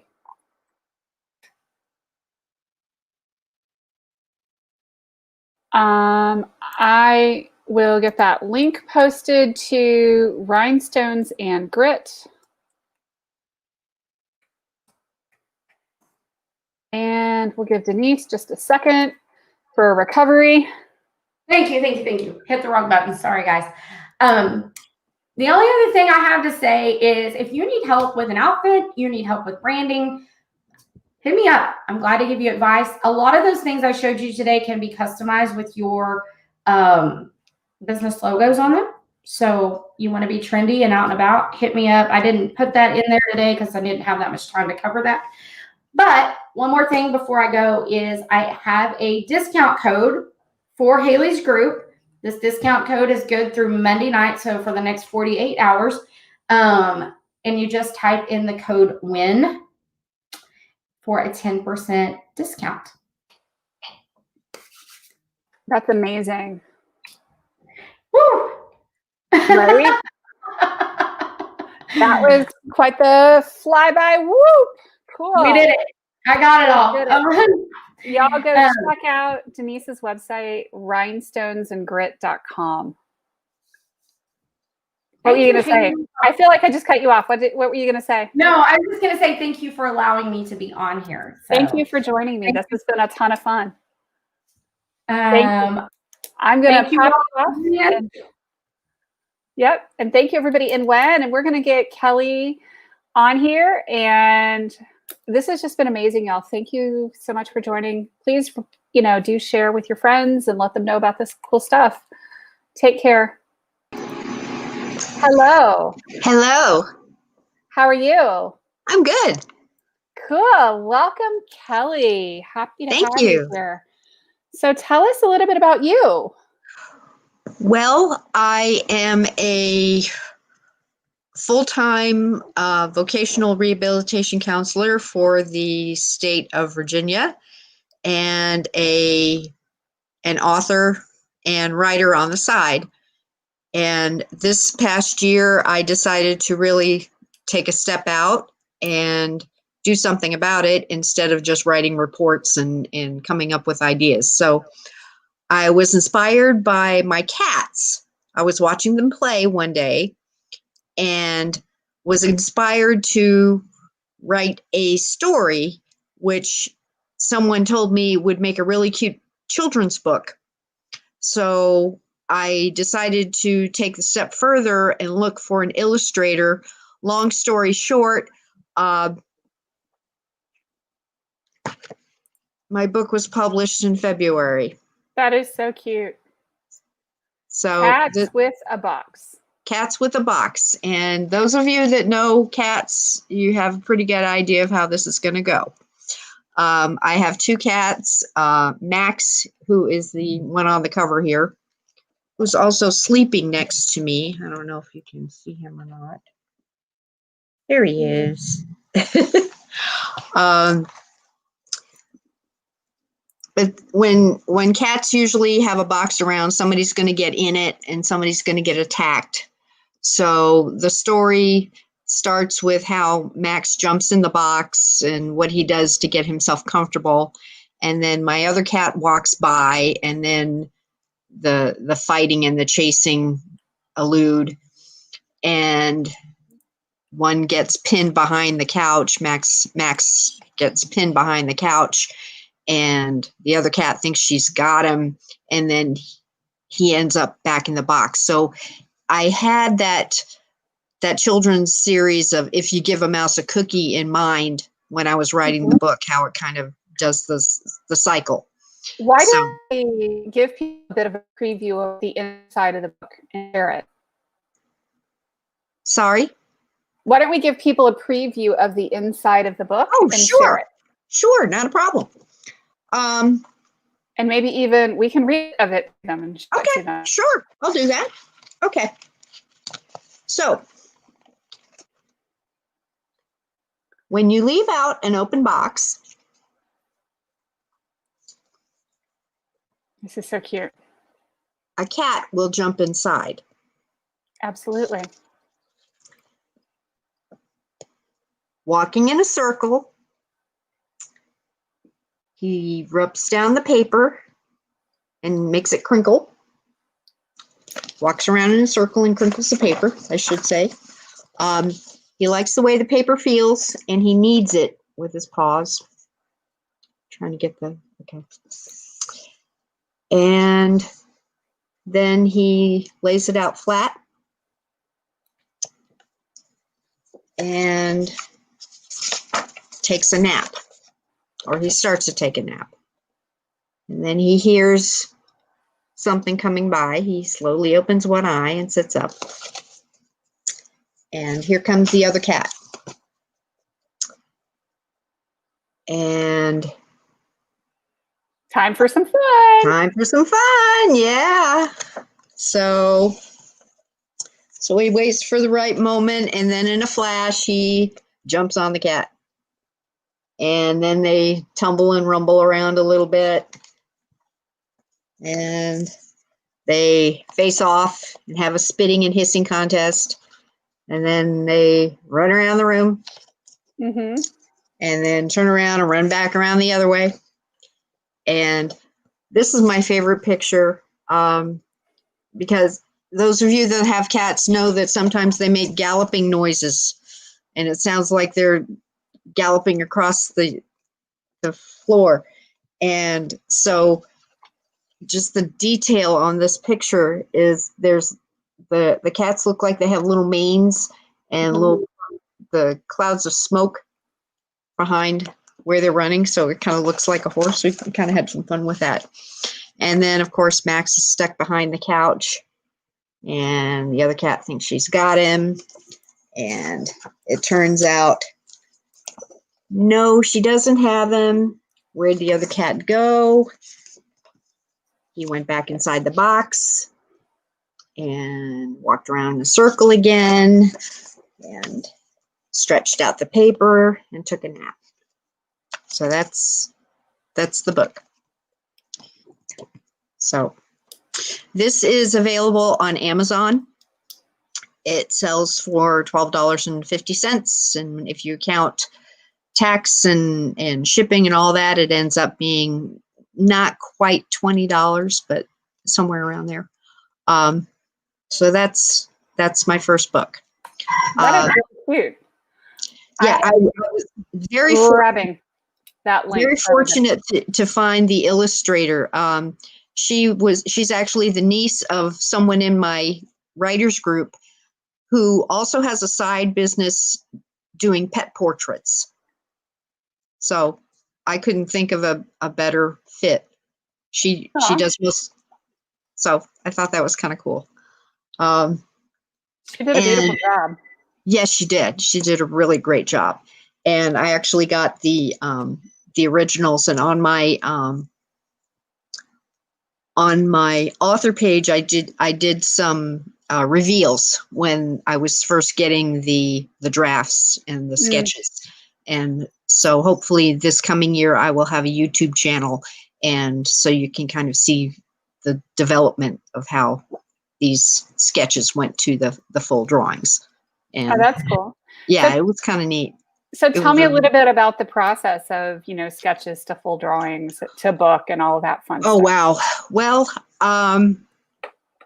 I had this idea. I had the story written in July, and I became acquainted with the illustrator, and between the time that she was able to finish the drawings and get everything done, I had to send her photos of the cats, photos of the house from different angles.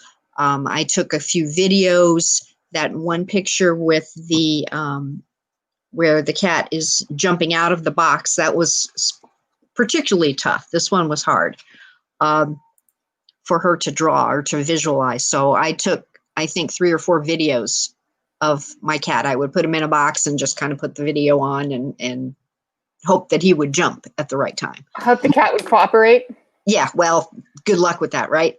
sometimes as soon as I stopped, then he'd jump out. Or I would just set it up and then he'd jump out. So it took 3 or 4 times. But from that, she was able to do the sketches, and we did a lot of emailing and a lot of phone conferences back and forth right up until Thanksgiving. The week before Thanksgiving, I received an email from her that said, I think I'm done. And then I started to go into a little bit of a panic mode because then it became my turn. So then I had to get together with, I got onto Kindle Direct Publishing. I did this as KDP and had to work on the formatting and the copyright issue, you know, all the covers, all that and all of the stuff. And so I was hoping to have this done by, my first deadline was Thanksgiving. I wasn't going to have the pictures until Thanksgiving. So that got pushed to Christmas. And then that got pushed to the New Year. And then it got pushed to February. And so by the middle of February, I was finally able to get this put together. This is a journey. Doing the self-publishing is a journey because it takes a lot of time to do the formatting. And of course, I would pick the toughest book to try to format, which is a children's book. This particular dimension in the publishing world is a bear when it comes to the margins and what they call the bleed and the overhang and all of those. I learned a lot of different terminology doing this. It's not like your standard 8.5 by 11 or your regular paperback. So there was a lot of adjustments that had to be made. Super Bowl Sunday, I thought I was finished, and I sent my information back into KDP, and it came back. It looked like one of my old English papers. It had red marks all over it. And I was about to pull my hair out, and I just had to stop and called customer service. They were able to help me. And so a week later, I was able to get it all straight. But it's, like I said, it's been an adventure. Right. So, and then in March, April, right about when COVID hit, I was approached by another author who was working on an anthology, and she was putting together a group of prayers to go along with COVID for this particular time that we're living in. And so she called it Warring Women Arise and Pray. So that's this book. And there are 12 of us, and I'm one of the co-authors. I'm right there. That's cool. Yay! This kind of came right on the heels of the children's book, because we were meeting and discussing the planning for this March, April. Right. And so each, like I showed on the back, all of us, there's 12, 13 if you count Twyla. Twyla Reed is the visionary author. And as a co-author, we're all permitted to sell the book and receive profit from that. Oh, that's on our wonderful. own. So we had, our assignment was to write 3 prayers of our choosing, but it had to have some kind of reflection on COVID. We had to have a reflective scripture. And one thing that Twyla did that I thought was really cool was at the end of each prayer, there's a page that you can use, and it says, how can you apply this passage to your own Christian journey? So you can kind of use it as a journal. Oh. Or what are your experiences? So you can use it as a study book. You can use it as a prayer journal. I read mine every day with my devotion. I'm reading through, I think I'm on the 3rd time through. But each of the prayers seems a little poignant. We were each given the assignment of doing 3 prayers. So 3 times 12, 36, 40 some odd prayers, with some additional devotions. So this is roughly 100 pages. And we were, like I said, we were given the choice of what our prayer was going to be about. I picked what I call the 3 P's. I picked patience, perseverance, and perspective. Ooh. So, yeah, some people wrote about family, some wrote about caregiving, some wrote about illnesses. There was one particular woman who is a nurse or is a retired nurse, so she wrote about, from the healthcare standpoint. So there's a lot of really good material in here. Show me the cover again for the book. Warring Women Arise and Pray. So it's really, that meditation and, working towards, using those scriptures and those references for healing. Yes. Here's mine. It says Daily Patience. That's mine. And I wrote this with my father in mind. While my father was, while he was still alive, he stayed with us during COVID, and his dementia symptoms were really starting to become apparent. So the patience was for just let me get through the day. Absolutely. Yeah. No, I have lived that with my mother, my father, and my oldest daughter has schizophrenia. And the aspects of patience, of dealing with the not quite functioning brain, the altered memories, the not quite remembering things is it's a thing. I mean, I think that my parents prepared me well to deal with my daughter. Yeah. It's like, so when I say dealing with schizophrenia, it's a lot like dealing with that dementia. So I know what you're talking about. Right. So this, if you were to purchase this on Amazon, Twyla would get the, and that's fine. I mean, she gets royalty. She's a visionary author. But if you purchase from me, you can connect with me with my email, with my Gmail address, which is in the box.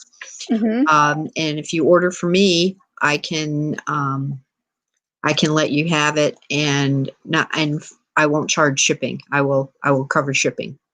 So this is $20 plus tax. So if anybody is watching and they want to order the Warring Women Arise and Pray, or want to order Cats with the Box on Amazon, you can do that. Or you can email me on my Gmail account and let me know that if you would like a copy. I do have some hard copies at the house. So. Absolutely. So what motivated this desire to start writing a book? And now 2. Yeah, well, it was just time, I think. My son was on the autism spectrum, and he died unexpectedly in 2012. And at that point, I went through grief like I've never experienced before, and really don't want to experience again, and wouldn't really wish on anybody. Right. So yeah. So that was a lesson for me to, not wait, not hold back, not wait. And so he was actually one of the inspirations behind writing the book. And as a matter of fact, I have a dedication page to him with our cat James. This was taken when he was about 8 or 9, I forget, somewhere around there. But turn it up just a little bit more so we can see it a little bit better. There you go. There we go. So that's Richie, and that's James the cat. He wanted a cat, and he named it James. And we teased him because we go, oh, you named the cat after you because his middle name was James. He goes, no, I named it after the James River. I said, okay, whatever. So a portion of the At least he sale. got a more normal cat name than we did. Yeah, exactly. So a portion of the proceeds for this is actually going to animal rescue. I decided to do that, and I have a page in the book that says that. Haven't made much of a profit, so I haven't been able to give away much, but I am probably going to what I have made. I'm going to donate to either a local SPCA or a cat rescue or something along those lines, because I said I was going to do it, so I'm going to do it. That's wonderful. Yeah. And I mean, it's a beautiful tribute to your son. Yeah. Oh, I think he would like it. I think he kind of laughed. I remember reading through it and just kind of hearing him laugh in my head. I went, oh, that's funny, Mom. I like that picture. That kind of thing. So I love it. So let's see the book again, because I think it's just a really adorable children's book. And I have the Crazy Cat Lady starter set in my house. I only have 3 right now, but I've had as many as 6. So I am quite the cat fan. So if you guys see, the cat's jumping up behind me periodically. Yeah. I have had friends of mine that are just cat enthusiasts that have gotten the book.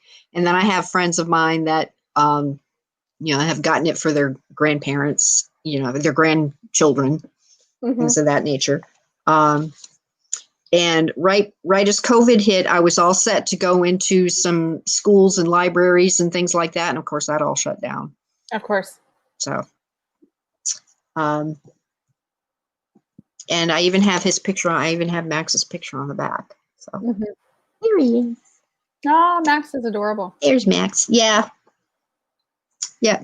But he also gets in trouble. So that's why we named him Max, as in wild thing, from where the wild things are. I think they all do to some extent. Yeah. Oh, yeah. There wouldn't be cats if they didn't get in trouble. Well, dogs do it too, but in different ways. Yeah, that's true. That's true. But that's part of why we love them, is that little bits of trouble, little bits of impishness that. And snuggling. Well, snuggling is very important. Yes, snuggling is very important. Yes. Cats in boxes. Do your cats jump into laundry baskets? Yes. Laundry baskets, plastic bag, well, not plastic bags, but, tote bags. Quite a few things. They get into everything. Right now, they're both just kind of sacked out. So that's because they're saving up the energy for more. They're saving it up for later. Yes. I actually have another idea for another children's book in my mind, having to do with the cats, on how they like to look out the window and watch whatever is outside. So I thought of it being a kind of like a nursery rhyme. Kitty cat, what do you see? And then create, the bird or the spider or the what have you. Yeah, no, I understand very much. Very cool. Yeah, thank you. Thank you so much for doing this. So tell us a little bit about more about you. You said that you do occupational therapy. Oh, yeah, I work as a counselor with the State Department of Rehabilitation. I actually have worked with folks with some of the illnesses that you described. And my job is basically to help folks get back to work, or to find employment, or find something that's a little bit more stable than what they have been doing. And with COVID, it's been a real challenge. Very limited in meeting people in person. A lot of people out of work. A lot of people that are not able to go back to what they were doing before, because restaurants are closing and retail is kind of. hospitals and essential employees, they're kind of, they're not accepting a whole lot of new people, and they go into lockdown and things of that nature. So it's interesting. Yeah. It's different. It's very different. Very, yeah. So I get it. Yeah, no, I Yeah. understand. So yeah, it's very interesting, you know. yeah. So that's my day job. This is my side hustle, and really hoping that in 2021 I can give this the attention and the respect that it deserves as a business.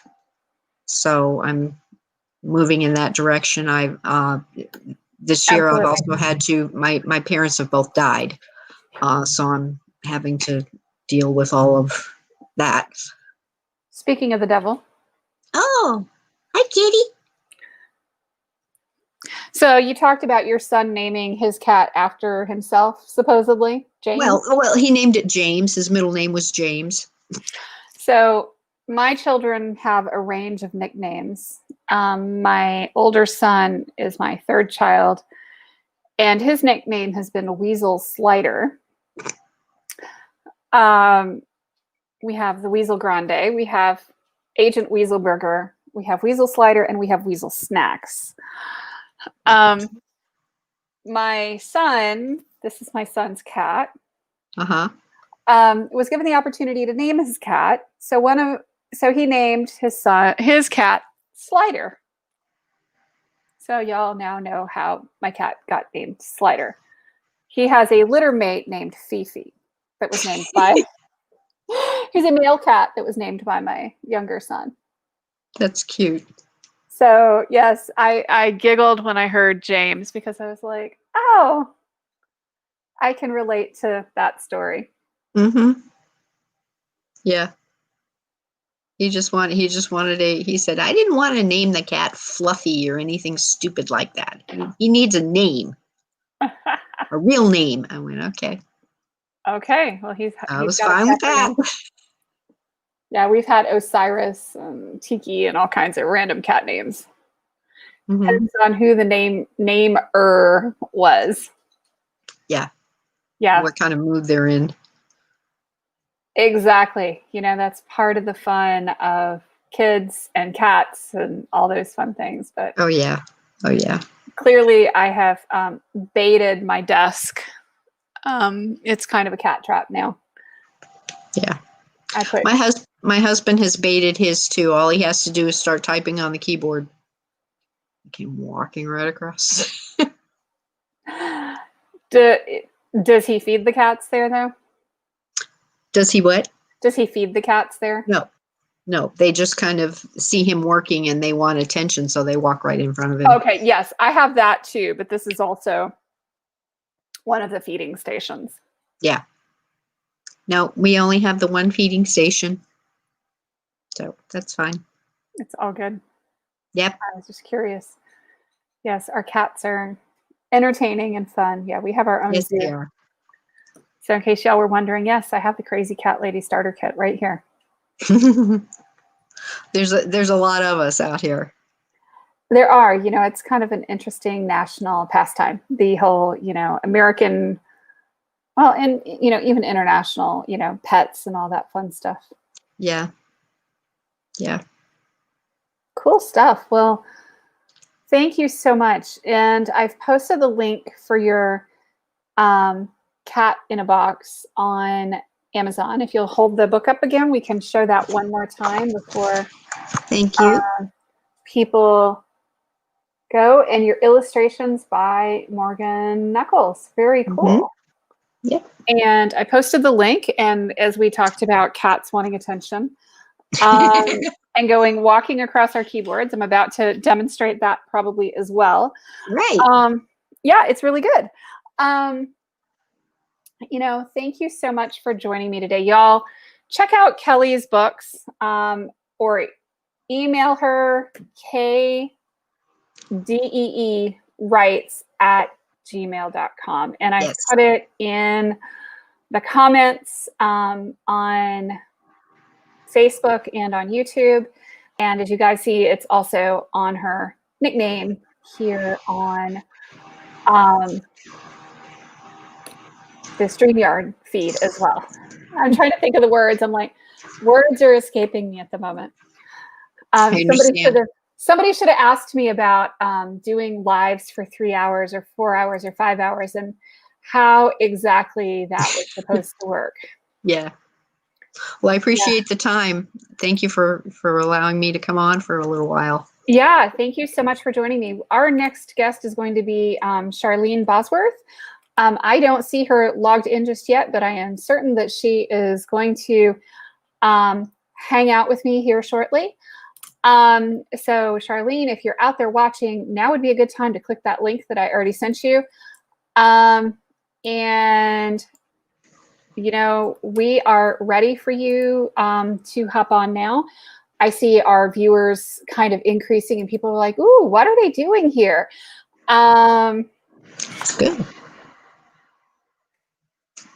So anyway, y'all check out Kelly, and I'm going to keep talking here. And while we wait for Charlene, I'm going to do some of my crazy stuff and be a little bit silly and bring some inspiration to the fun.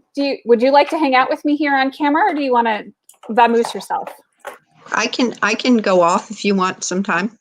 It doesn't matter to me. I'm going to pull some cards while we wait for Charlene to show up. Okay. This is my backup plan. So up Good to for you. Yeah, up to you.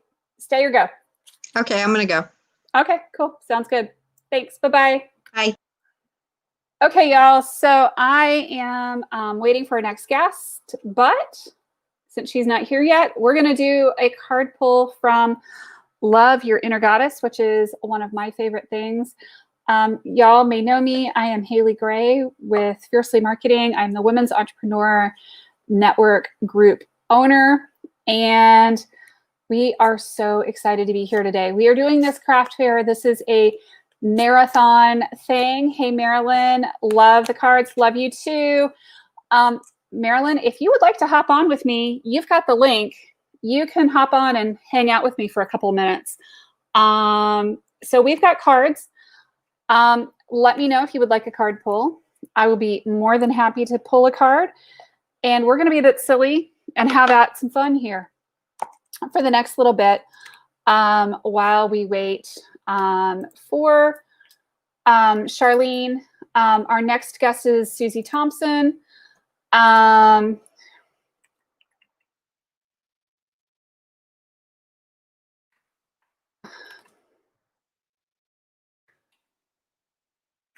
going to pull a card. I'm going to message our next guest.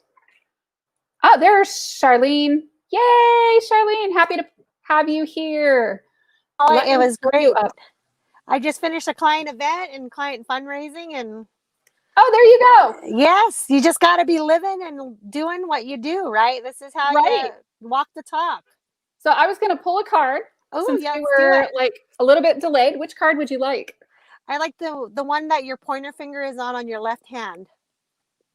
This one, the top. No, that's your right hand. Your other hand with the pointer. Your left hand on pointer. Yeah. That one? Uh-huh. Got it. How exciting. How is your day going? You know what?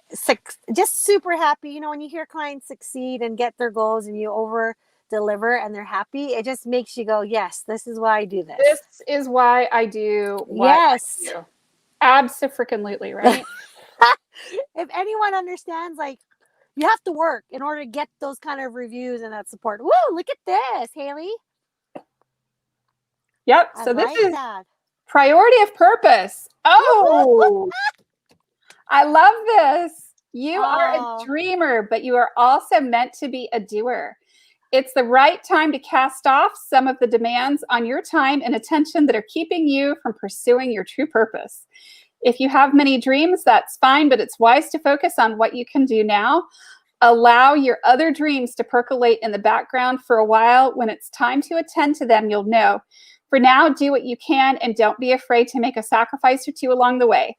Those sacrifices will be repaid in more ways than you currently know. You won't lose anything by dropping the distractions and going for it.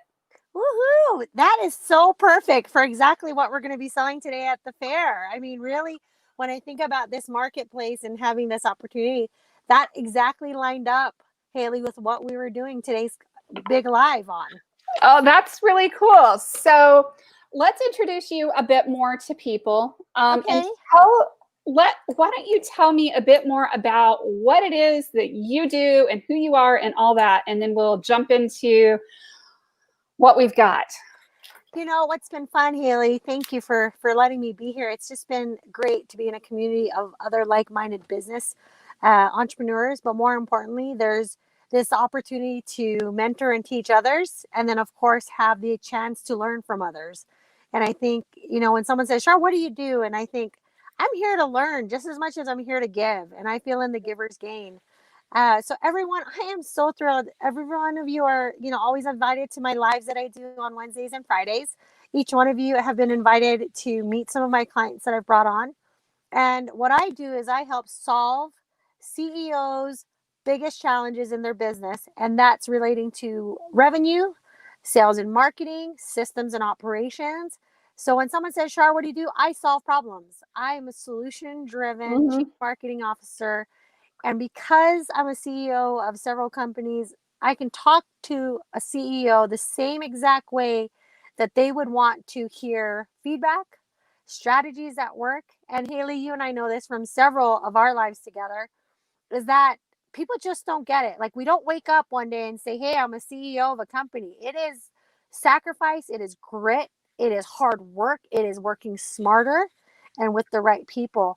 And so when people say, Char, what do you do? I solve problems. Every aspect of every part of a business, people can come to me, but my hyper focus is to solve the biggest challenges, which are related to sales, marketing, and systems and operations. They all are married together, guys. I know that's really hard to hear because you think I should be a brand specialist. And I'm like, if you don't understand the other parts of the business, you can't brand anything.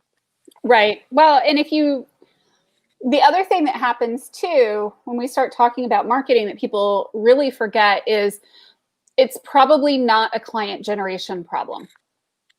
It rarely is. If you know anybody, it's not, you know, yes, if you're in the very, very beginning part of your business, if you haven't talked to anybody yet, you're probably in that I don't have enough clients range. After that, it's all this other stuff. Yes. And a lot of times, Haley, you know, what's great about what you do is, you know, having this boutique, you know, fiercely marketing firm, you get to really customize it to that specific business and their specific target. And they always forget that the strategy is what matters most before you ever get to the place of execution. It's great to want to be, you know, and I'll use a product-based business, and you're like, hey, I'm so excited to sell this product. But the customer is going to say, how can I order it? Where do I get it from? What's the customer service? That has nothing to do with the sale. That's even before that happens. And so, you know, Haley, it's really great. I get to serve my clients. I believe in giver's gain. Obviously, black belt Lean Six Sigma certified. I know a lot of people don't know what that is. That's you do know huge.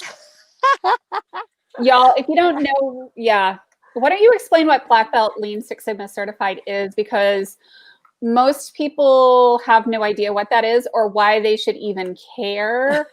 You know, people are like, oh, that's nice, because in the online world, we hear all of these like coaches coming in, and it's a lot of bull hockey. Yeah. When I hear black belt Lean Six Sigma certified, I know that you're going to be looking at the operations and the processes and the system flows, and that is huge. Yes. So part of the dynamics of having, you know, and I'll use the bull hockey of, you know, coaches. I had a couple of coaches say, well, Char, I want to be a coach. And I'm like, oh, that's great. That's awesome. I totally cheer you on. And then they're like, do you think I should get some schooling or some sort of certification or accreditation? I'm like, yes. Your client cannot succeed at 100% of the possibilities that you will present to them unless you know the mechanics behind it. So when people hear black belt Lean Six Sigma, there's three things, ladies and gentlemen. Black Belt Lean Six Sigma in the corporate America is a big deal. People like Coca-Cola, people like Nike who try to solve real problems in their billion-dollar businesses hire people like me because I look at things totally different than an employee does, a manager does, even an executive team. I literally, one, see the system in operation because it's impacting every single dollar that is spent. The second thing about Black Belt Lean Six Sigma is my mind thinks and processes things into a lean approach. We try to cut off the fat and we focus on the solution so we hit the bullseye. And everyone, it's not about the fluff. Like, you got to get over that mindset. Like, who cares about the fluff? It's about the target. And the third thing that Black Belt Lean Six Sigma is really to me, it's been a privilege to be certified in this, is that it allows me to quickly solve a problem without worrying about anything that I could be missing, because I'm evaluating it step by step. My assessments, my audits are literally hand in hand with getting my client the best result. And so that's literally the recipe for success when you look at your business. Well, and the important thing here, when you're coming in as an outside consultant in this type of scenario, is that you don't really have a dog in the game. You don't have that ego or that, oh my gosh, if I make a particular decision, it's going to impact my career. I could work myself out of a job, or I could cause my people to lose their jobs or whatever. So that to me is like one of the powers for, these companies, these corporations that are hiring somebody like you that comes in, because you don't really care about anything except, is the business functioning? Is it optimized? And how can it be better, rather than just, hey, I have all of these political interests and I'm trying to protect my own interests here. Right. And I think that's what's really sad right now, because a lot of people in our WEN community, like, you can't talk to your spouse. You can't talk to your husband. You can't talk to your kids about what dreams and goals you have about your business, because they've never been there. And so when you talk to people like Haley and to myself and to other super entrepreneurs in this community, you're going to get kind of the facts. You're going to get the lean approach. You're going to get what I consider, I'm an equal to you. You can ask me a question. I'm not here to hurt your feelings. I'm here to just tell you, yep, that's how it is. And your husband might say, oh, honey, maybe don't do that. And I'm like, why not? Force the opportunity. Don't worry about what you don't know. Ask the people who do know. Right. Well, and don't be afraid to make the tough decisions, because a lot of times, I love my husband, but he's a computer programmer. He does device drivers on network software. So he's sympathetic to what's going on in my business, but it's not something that he's having to deal with all of the ramifications of making the decisions on. Right. And Haley, the problem is that's a one layer of support that every entrepreneur needs, like that emotional support. But until you can deal with the reality of being an entrepreneur, the everyday grit, the removal of the shiny object syndrome, where you finally realize, like, man, I just got a job. Instead of leaving my job, I got another job. They never go anywhere. So they forget to ask a group that can actually be part of that, right? Like our mastermind, Haley, that you've got going on. Like, we're real people solving real problems in the mastermind. Yeah. And I'm asking people to bring me real problems to solve. Like, hey, where are you having the most issues, so that we can target the mastermind going in that direction? Because I can guess all day long, but until I ask you and we start doing that analysis, how do we know? Exactly. So I think there's a lot of power in asking the right people the right questions. And I think one of the biggest things that comes in, in not only my role, as a CEO, but I have to lead my team. I can't be in the weeds of everything. I've got to lead, set the vision, set the mission, set the SOPs, the expectations, and then move forward from there. And I think a lot of people get so stuck on the day in and day out minutia. That's why they never get anywhere, because they're always pining away at kind of the fluff. I'm like, get going. Like, let's just get a sale and tell me how it felt. What was the success? What did you do? Yeah, checking emails is not generating revenue. No. And I mean, and I'll even make the further comment that if you're spending hours a day checking emails, you're not being productive. No. And it's kind of crazy because this last live I did, your network is your net worth. And people like, what do you mean? I'm like, who do you surround yourself with? If they're not making money and increasing their sales and doing daily sales activity, you guys shouldn't be talking. That shouldn't be who you're working with, because you're going to keep not doing what you want. You're going to just keep kind of kicking back in the background and be like, why is my business not moving? I'm like, guys, surround yourself with a community that allows you to grow, and it forces you to. Absolutely. And that's the important thing. Now, part of the thing today that we're talking about, is obviously this stuff, but we're doing a fair. So we're trying to set people up for success for Christmas and Thanksgiving and, finding that awesome like Christmas gift. So you've got a couple things that you've got for business owners that'll make like the perfect gift. So what is it that you've got? Haley, you know what's so funny? When you pulled that power card, I kind of chuckled because today we are rolling out the 2021 Become Your Best Planner, and literally trained and certified to coach and train this program, not only with a great product like this, but we actually use this in our training with the Dallas Cowboys. I've been teaching and coaching their executive. We've done it with, 6-figure income companies, 7-figure income companies, to get everyone on the same page. So this planner is not a planner that's just, hey, I want to put pretty pictures on it. This is I want my habits to improve. I want to stop doing the things that don't work. I want to force myself to prioritize so I can stop doing 100 things and do 1 to 2 things that bring me the success and results I want. Haley, now I'm going to hurt someone's feelings, I know, on this call, right? Because planners, there's millions of them, and I understand that. But they're all different, and they have different purposes, right? They do. But today, my goal is to say, if you want to increase productivity, which increases revenue, which increases sales that really impact your business so that you can make the pivots and changes you want, so that your ultimate goal of living this lifestyle of an entrepreneur is really what your focus is, this is that planner. And it comes with coaching. It comes with mentoring. It comes with literally me holding their hand in webinars and virtual meetings with them to actually stop doing what they're doing and start doing what makes sense for their business. Absolutely. It's so crazy because I was like, guys, plan, prepare to succeed, fail to plan, prepare to fail. Like, I just don't understand how a failure to plan is a plan to fail. Exactly. And I've said that in every aspect of your life and your business. It's right. Yeah, it is. And you know what, guys? The power of this planner is that we take it in every role. So if you're a mother, here's the role. If you're a wife, if you're a daughter, if you're a business owner, and you're like, hey, Char, I've got so many other call responsibilities and I've got to function and be productive. You're not going to be great at any of them. You're not going to do well at any of them if you prioritize them and you focus on what you can do and focus on the things that are essential to the success of that. Then you're going to succeed. So I think a lot of people need permission to stop doing what doesn't work. Well, and so I'm going to throw another hand grenade your way because you're going to love this one. So I hear from a lot of entrepreneurs, well, I got into the entrepreneurial world so that I could be more flexible.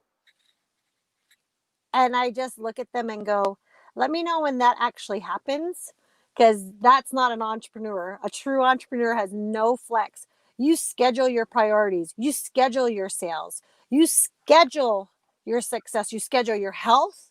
You schedule your life. Like, everything is scheduled. And if it's not scheduled, Haley, you and I both know it never gets done. So success is scheduled. And everyone needs to stop the fluff. And here's the other thing too, is that I schedule every minute of my day. It's how I've lost 175 pounds. Huge success. Huge success. But it's because I schedule time to go work out. I schedule time to go walking with my husband. I schedule time to eat. And my team has had to learn, thou shalt not schedule appointments on top of my time at the gym, or my time when I'm eating, or my time when I'm supposed to be sleeping, because you can't succeed if you don't take care of yourself. And every minute of my day, everybody's like, oh, Haley, you're always so busy. And I'm like, I have the time for the things that are the most important for me. Just because I have to schedule you your call a week from now doesn't mean that I don't have time for you. It just means that I'm taking the time for the things that I need to take time for today so that I'm not running myself into the ground so I can take good care of you. Exactly. And Haley, what's really powerful is that how you take care of yourself is so evident of how we take care of our clients, our business, our priorities. And I think a lot of people forget that that's a single indicator of how an entrepreneur will be within their client base, within their network, and how they give back. Like if they're not taking care of themselves, if they don't run by a calendar and a schedule, if they don't have priorities like meditation, eating, exercise, team meetings, if they're not doing that, guess what, guys? They're probably not going to coach you or mentor you or help you achieve your goals. Because guess what? That all has to be scheduled. This is part of success. Right. Oh, I just can't. Every time I get on a call with Haley, guys, I have to tell you, she and I can go on for hours because she and I know exactly the feeling, the emotion, the overwhelming, like, why is this person saying they're an entrepreneur and a CEO when they haven't dealt with payroll? Like, let's talk about hardcore things that matter. Well, or so another one is, I've seen this advice a lot in the online world of, oh, well, as soon as you can, hire a VA. Don't do the things that are not like valuable for you in your business. Just go ahead and hire that VA. And I sit here and a lot of times I look at them and I'm like, but does your cash flow and does your bank account really support that VA? Exactly. Because I see people who hire before they have the cash flow and the systems and the processes in place to hire that person. Well, I think, Haley, the thing is there's so many trends, right? Let's talk about the monster in the room for a lot of people. There's so many things being talked about in this space right now, in the virtual space, in the coaching space, in the speaking space, that so many people are so overwhelmed. So they just try to throw spaghetti on the wall and hope something sticks. And hope and pray that, God, if it does stick, is it going to bring me money? And 9 out of 10 times, it has nothing to do with revenue. And they go right back to the same hole that they were in because they didn't have a plan. They didn't schedule their time. They thought, I needed to get a VA right now. This is going to start my business. It's like, if it's not revenue generating habits, it probably needs to be stopped. Yeah. And it probably, yeah. Can we say that a little louder for those in the back? No, you know what? It's kind of like Captain Obvious with a cape. And it's like, is it not enough that it's like bells and whistles? It's got lights going off. And they're like, no, we just want to talk about the feeling. And I'm like, guys, if it's not producing what you want, which is revenue, because sales can solve a lot of problems, then you should stop doing it. And they're like, oh, that's too hard right now. I'm like, entrepreneur is hard. Pick your hard. Right. Well, and here's the other thing too that I see is trying to be everything to everyone. And that's in marketing, in the sense of I'm trying to be on every social media platform. I'm trying to do all of the marketing things all of the time. I'm trying to do all of the different demographics all of the time. Mm-hmm. I'm trying to appeal to everybody. And what ends up happening with that, like peanut butter approach. It's not only that, Haley, but I want to add this, as I bolt this on, you and I can, do this in our sleep. We know it doesn't work. We bolt on the idea that no is such a powerful thing to do as an entrepreneur. The word no is a gift. Like, remove all the worth grabbing you want, remove all the idea that you got to please everyone. If you don't know how to use the word no, you're never going to get anywhere in your business at all. Right. Say the word no, like, no, I can't do that. No, I'm going to stop this habit. I'm going to replace it with this because I know this is going to get me where I want. Mm-hmm. Yeah, no, the word no is a beautiful thing. And the other thing too is just because it was the right answer a month ago doesn't mean that it's still the right answer. You can change your plans. Yes. But this is the thing too, like, there's 3 phases, right? There's startup, there's level up, and then there's scale and grow. And, in the coaching program that we do and the training, I tell people, which one are you in? And they're like, that's the one. And I said, you know what, guys, this cycle will continue to repeat over and over again. Whether a new product or service you're launching, you go back to startup. Mm-hmm. You never, ever get to stay in the same place, everyone. And they're like, what? Why? What? Oh, you're going to hurt my feelings. I'm like, I know. But if I wasn't honest in telling you that, you would not value anything I say, because guess what? You're in startup phase always. You're going to be in the level up phase. You're going to be in the scale and grow phase. It's just part of a business. That's what the life cycle is of a business. Mm-hmm. Oh, I love that. Yeah. And I mean, to me, it's important because one of the biggest like takeaways I took from there's lots of takeaways from my MBA, but I always used to think that there was such a thing as status quo before I went back to school, right? You know, I was an engineer. I hadn't run a business.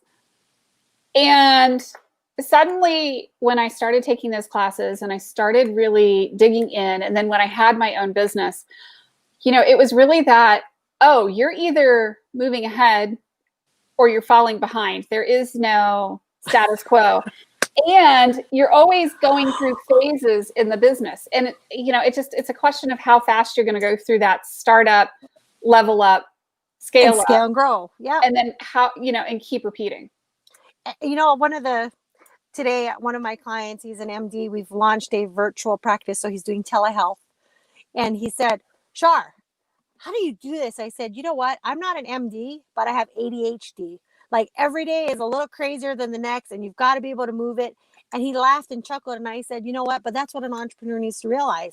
It's never the same every single day. You've got to be able to think like an engineer. You've got to think like a business owner. You've got to think like a customer service rep. You've got to understand everyone's role, or else you're going to lose the customer. Or by some chance, you're not even going to make a sale. You have to understand all the moving parts of business. It's not the same every single time. Wait, what? Haley, I know, right? We should have like my next live. I'm telling you, I'm going to bring my little spin wheel and be like, so which one would you like it to land on? Oh, that's right. They're all the same. Everything in business is the same. It does not matter if you are here today. Guess what? Tomorrow will be different. It's just the fact that this is what the formula is for success. It's just going to change. So let's talk a bit about your planner for the last 5 minutes. Do that. Do it. Let's focus on this planner, because if you don't plan, you have a plan to fail. And sometimes it's just having the right tools. Right. You know, and that's kind of why doing, you know, the planner is one thing, but if you don't know how to use the tool, it's just another thing in your little box of knickknacks, and people go, I bought this. So I don't want people to buy the planner if they're going to buy it and not come to the workshop, because I'm including that as part of this special WEN Live. So if you're going to buy the planner, you need to attend the workshop, because I don't want you to have a tool that you don't know how to use. I mean, that's just tell me what this planner is, what it does, what the workshop is. Give me some details. So here's 3 things. The planner is either in medium size or large form. So depending on how you like to lay things out, some people like it small, some people like it large, whatever that looks like. Second thing about the planner is that we literally go through the mission and vision of 2021, and we actually force you to write some goals down. And then we plan the 12 months according to your mission and vision and your goals. Isn't that ironic? That you could plan backwards. I'm like, guys, this is what we do. Set the goal and vision first and then plan backwards.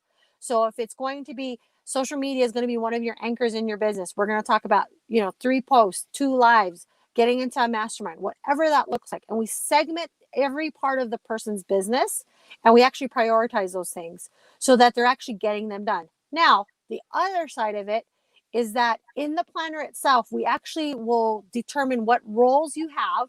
So if you're a mom, if you are a business owner, if you are a church leader, you prioritize by roles and then manage those based on your schedule. So if you know that, you know, every Friday night is date night and I need to make sure I spend 2 hours with my husband, you plan by the roles that you have in order to succeed at the long-term 12-month goals you set. It's a lot different than just a normal planner you pick up and go, all right, I just want to put everything down on paper. You're never going to get it all done. So that's one thing that this is not, Haley. This is not about getting all your lists done. It's about prioritizing and essentializing your business and yourself and your life. 2, this is not for people who are not going to take this webinar class with me. And the reason why this class is important is because I want them to know how to use the tools. They're going to sit and write out their mission and vision, and they're going to literally do the planning with me in their calendar. So this is application and execution. And that's hard for a lot of people, really hard. But that's the power of having this training added to the planner purchase, is because a lot of people sell planners, but they don't sell the other part of it. And that's what frustrated me with, lots of planners, lots of ideas, and everyone has a planner of choice, but it helps you execute what you want to plan to do for 2021. That's awesome. I love it. know. I'm so excited to be here to do this. I was like, I'm doing this. I told you, Haley, the first day you sent it out, I'm like, I'm doing this. We Yep, have you to do said you this. were on. Yep, you've got to do it. Yes. Absolutely. When is the workshop? So we will have it every third Friday for 1 hour, so that when purchases are coming through this WEN platform, we want to make sure we take care of our community. And it's literally 1 hour where you will be live with me. We will walk you through those stages. And then if people want to refresh your course, they can keep coming back every third Friday. That's Haley, amazing. this is the reason why. I have to hear 10 times probably the same sentence, the same quote, the same encouragement. It is when I'm ready to hear it that it finally clicks. So this is an ongoing support for our WN community to know that right now you might not be ready to plan 10, 20, 30 goals. But if I can get you to do one, and the next month you come to the next one, you plan two, that's so much better for you. You're going to do so much more great things. So it's worth the time, but believe me, I've got lots of things going on, but it's worth the time and the effort. And if they're willing to get the planner, I want them to be willing to show up, because I'm not just doing this for them just to say they bought a planner and didn't know what to do with it. So where on the website do they go to get this planner? Yep. So they can go to the checkout. We've got products right there, and it has the medium and the large. So they go right on the website. We put the link into the comments of this StreamYard right now, so they can go right on there. Also, I just wanted to let them know they can always set a strategy session with me. If they just want some personal one-to-one time, I'd love to do that as well. But purchasing the planner gets them into the workshops on every third Friday for 1 hour. And then we will do a VIP, get them to come in, talk to them, coach them through, coach them up. Awesome. That is amazing. So we're almost out of time. Yes. I am going to let you take 3 minutes to tell the world about you. And I'm going to go off camera. Okay. And let you go for it. Okay, awesome.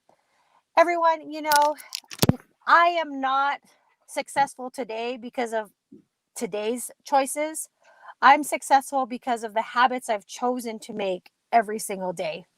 And I want to give you permission, entrepreneurs. There's so many of you that have miraculous stories of why becoming an entrepreneur either helped you be a better mother, a better wife, helped you to, achieve things and help inspire other people. Charlene today is not the same Charlene 6 months ago, 12 months ago, 22 years of being a serial entrepreneur. So I want to give you permission to know that I have probably been in every situation that a lot of people think I'm the only one who's ever gone through this. So I want to kind of pour into you right now in my heart that I am not the person today because all of a sudden I figured it out. It took failure. It took learning. It took willingness. It took opportunities of growth, education, and training. So I don't have to worry about the person on the other side not getting enough of what they need from me. I actually over deliver. I over pour into my clients because people did that for me. They always over delivered. They always over gave. And I believe in the giver's gain, and not only in my business, but in my life. And I just want to invite you, give you permission to take what you have right now. Don't worry about what it doesn't look like. Worry about what it is. Think about the possibilities of having a planner, planning out your life, having your goals structured by the roles and responsibilities you have, having a community around you like WEN to support you. Part of the commitment is literally you showing up. And I want to give you permission, ladies and gentlemen, that I am here for your growth and your success. And I cannot thank enough, Haley and her team, Haley and this community, every single one of you, even today on this fair show. Like, we are here to make a difference, and we can't take that lightly. And people who do, shame on you, because you have everything to give. And I want to give you permission to give everything that you got, every talent, every skill, every gift. I mean, just give it. Giver's gain. It will always come back to you. So give good so that good will come back to you. Give wealth because wealth will come back to you. And I am so excited to be on here and share this with each one of you. I know that we're going to succeed together. And with this special offer on this WN community, Haley, I just want to say, keep doing what you're doing. You're giving, you're pouring into everyone more and more every day. And I know that because it's not only visible in our community, But more importantly, I know that people in your life, Haley, have been touched because of who you are. So thank you so much for doing that. Thank you so much for joining me today. This Hey. has been amazing. Oh, well, I'm This thankful has been for you. epic. Well, hey, you know what? Epic means epic. We're the epic together. We're doing Right? epic, right? Yeah, Yep. exactly. Exactly. Oh, thank you so much, Haley, for having me. And I'm excited for this fair and everyone to be successful on it. Thank you, everyone. Thank you. Take care. Thanks. Take care. Bye-bye. Hello. Hello. Can you hear me? Yes, can you hear me? Hey there. How are you doing? Yes. Welcome, Susie. Hello. How are you doing? Pretty good today. It's really nice. How was your outside. afternoon? Been Yeah, this is amazing. Yes. Now, where are you joining me from? Indianapolis, Indiana. Oh, wow. Yeah. That's pretty cool. Yeah. So tell us a little bit about who you are and what it is that you do. All right. My husband and I own Monroe Woodworks. He's the art. I'm kind of the behind the scenes. He's out of wood and acrylic. Mostly things that are seasonal or like yarn bowls or pens, custom orders.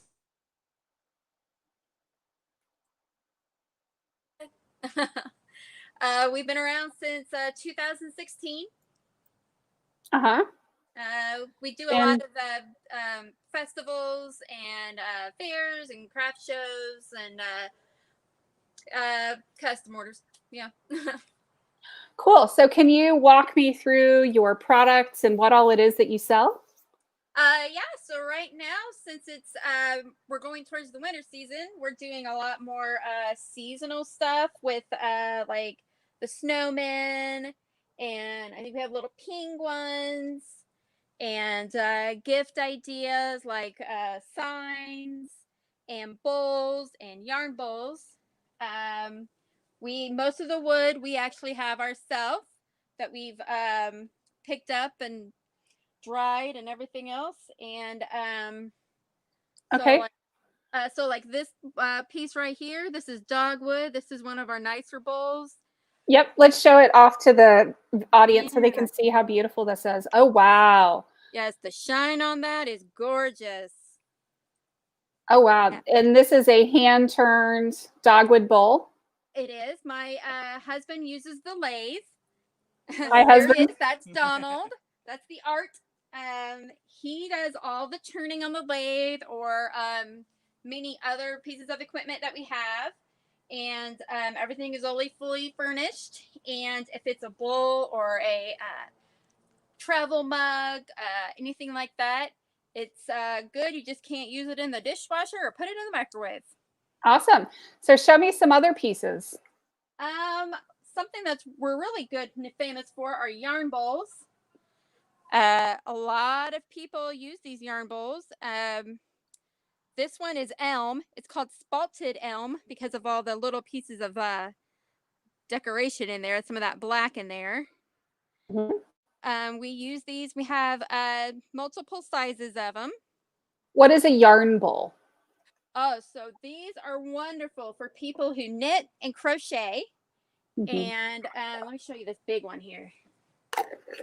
Right. So you basically put the yarn in. And yes.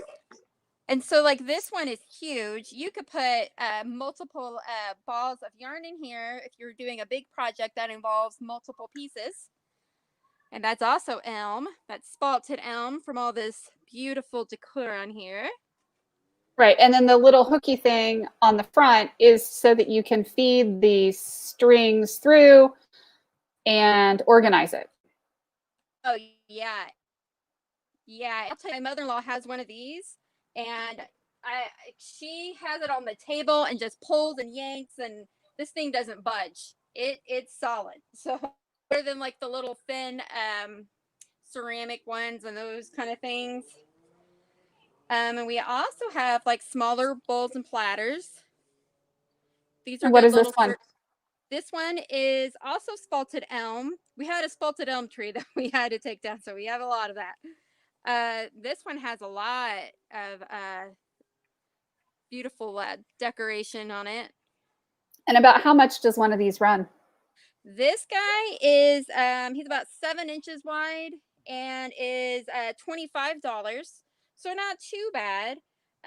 Our yarn bowls, this one is the smaller one is $40 and was about 8 inches tall, about 6 inches tall.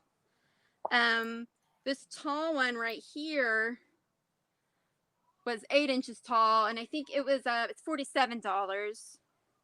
So we try to keep it reasonable because we know a lot of people want this fun stuff, but don't want to spend a whole lot of money. We also do these little sets of like penguins, these little seasonal things, and we try to keep these relatively cheap as well. I believe this little set is like $8. Aw. And they're real little. We call them the minis because they're so little, but we have the bigger versions as well. And like a guy like that, $6.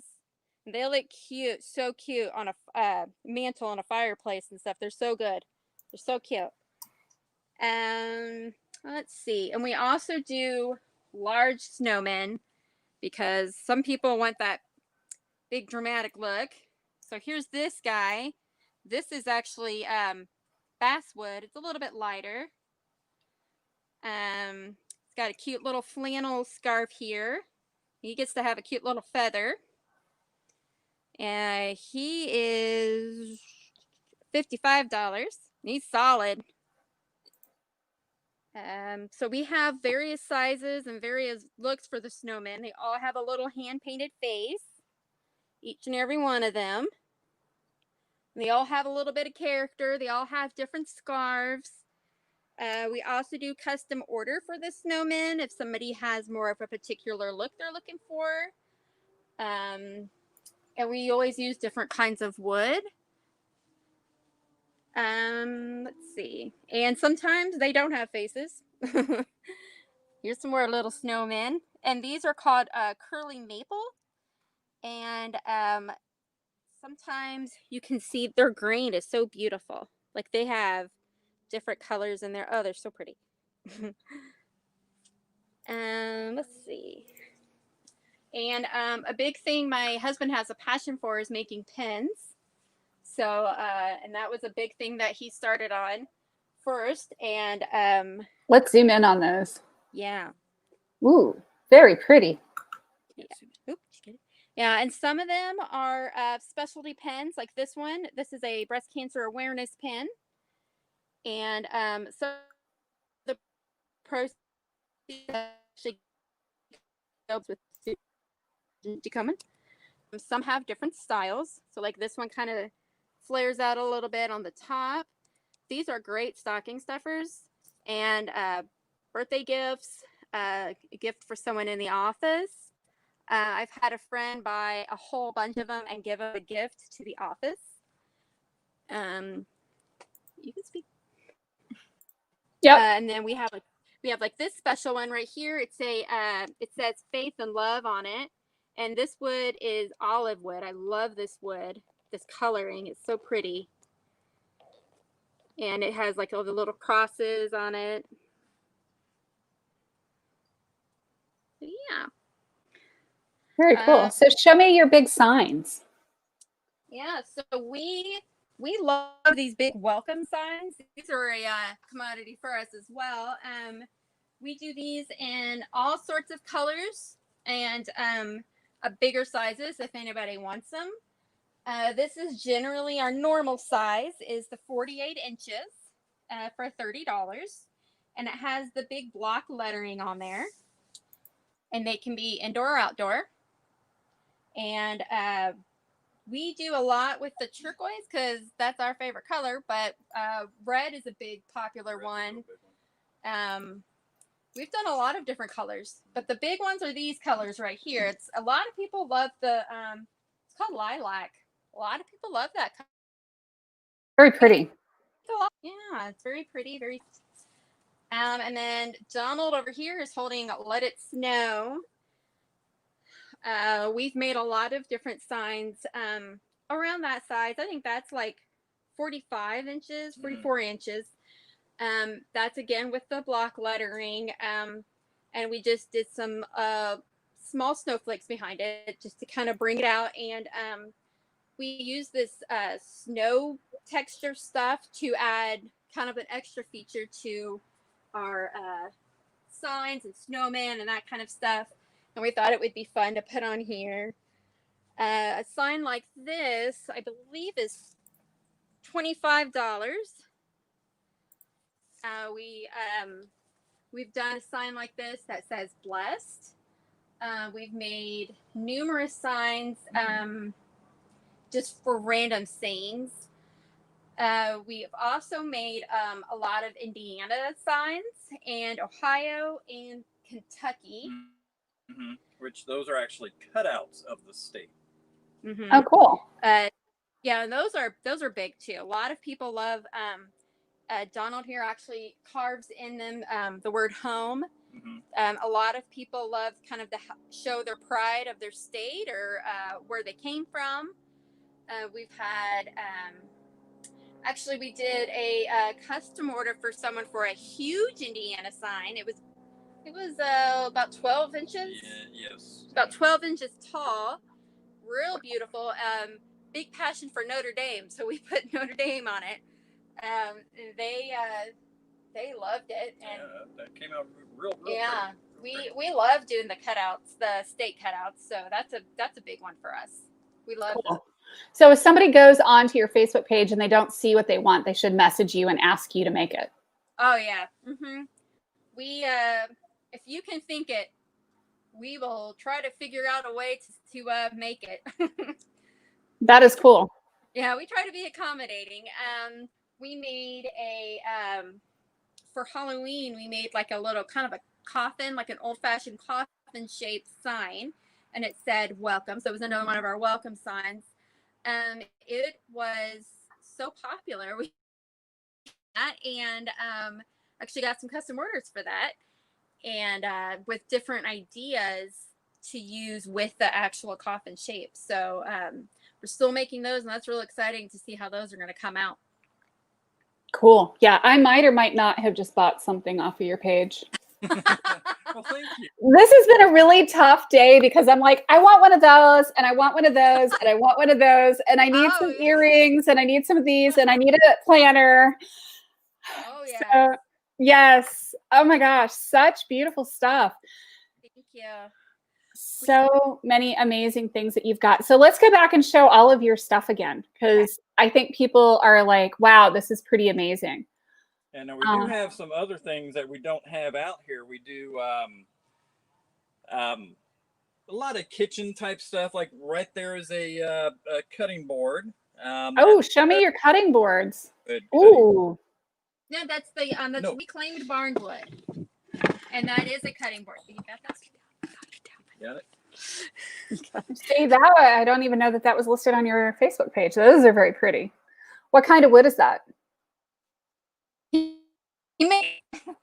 I was rushing earlier, so I may not, but it will be on there. Along with we have a lot of beautiful Christmas ornaments that are made out of all kinds of different wood, and they're usually pretty reasonably priced. And we have other cutting boards, and we've had some people ask for custom order different kinds of cutting boards. This one in particular was very special because my sister's husband got rid of a picnic table, and it was made out of this reclaimed barnwood. So we took full advantage when they took the table apart, and we repurposed it. And we've repurposed it in a lot of different ways. Yeah, it's been reclaimed twice. Yeah. That's pretty cool. Yeah, something like this. This one's $50. And it's good, and it's been mineral oiled, and it's ready. Completely food safe. Completely food safe. So just not dishwasher safe. Right, of course. Yeah. But yeah, we have a few different of these. We haven't made a new one lately. Probably. But we also do cornhole games, and just the season we didn't get them out because not a lot of people are playing cornhole right now. Oops, sorry. And let's see. And we do fun signs like this one right here, where it says "Into the Woods," and we just used a fun little stencil to do this. And we had this fun little piece of wood needing something to do, so we try to repurpose or reuse all of our the wood. Try to be creative, and that's what we did with that one. That is really cool to see that you're using all of the bits and pieces. Oh, so are some of the pens made of acrylic and some are wood? Yes. So like, yeah, we have some wood and we have some acrylic. The acrylic ones, some we've bought and some we've actually made the acrylic ourselves. And you just kind of put the resin together. This is one of the ones we've. You just broke up on me a bit. Brown resin and a like a pearl powder you put in it to kind of highlight it, make it pretty and light and sparkly. And we just turned it. He just turned it on the lathe and made it a pen. We get these little pen kits. But yeah, so these are this is actually wood. It's just different woods put together and dyed different colors. Yeah, it's called Spectraply. One is acrylic. Yeah, this one's acrylic. Let's see. And didn't you make this one? Mm-hmm. Yeah, and we also made this acrylic pen. This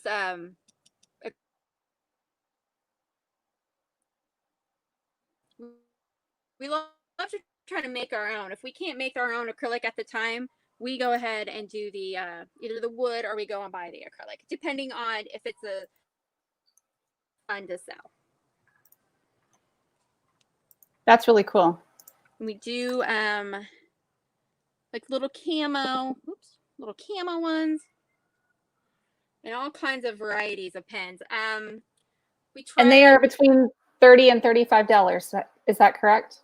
Yeah, and unless it's a specialty pen, so like the breast cancer awareness is $50, because it's some of the proceeds actually go to the Susan G. Komen. Susan G. Komen. Yep. Yep. Okay. Because I see some. Okay. So I see some of them are 25, 40, 32, yeah, 30, 35. Kind of all over, but yeah, generally I would say most average is probably around $30. Yeah. So I posted a link to your shop too. These are so pretty. Thank you. Yeah, we love pens. They're so pretty, and the refills you can actually buy at like an Office Max, a Staples. So they're not like a one-time use. You can just twist them up, and what you do is twist them from the middle, and you can take that old insert out, that's the ink, and replace it with a new one. That's good to know. Yeah, we try to make it multi-purpose. Make sure you can reuse it.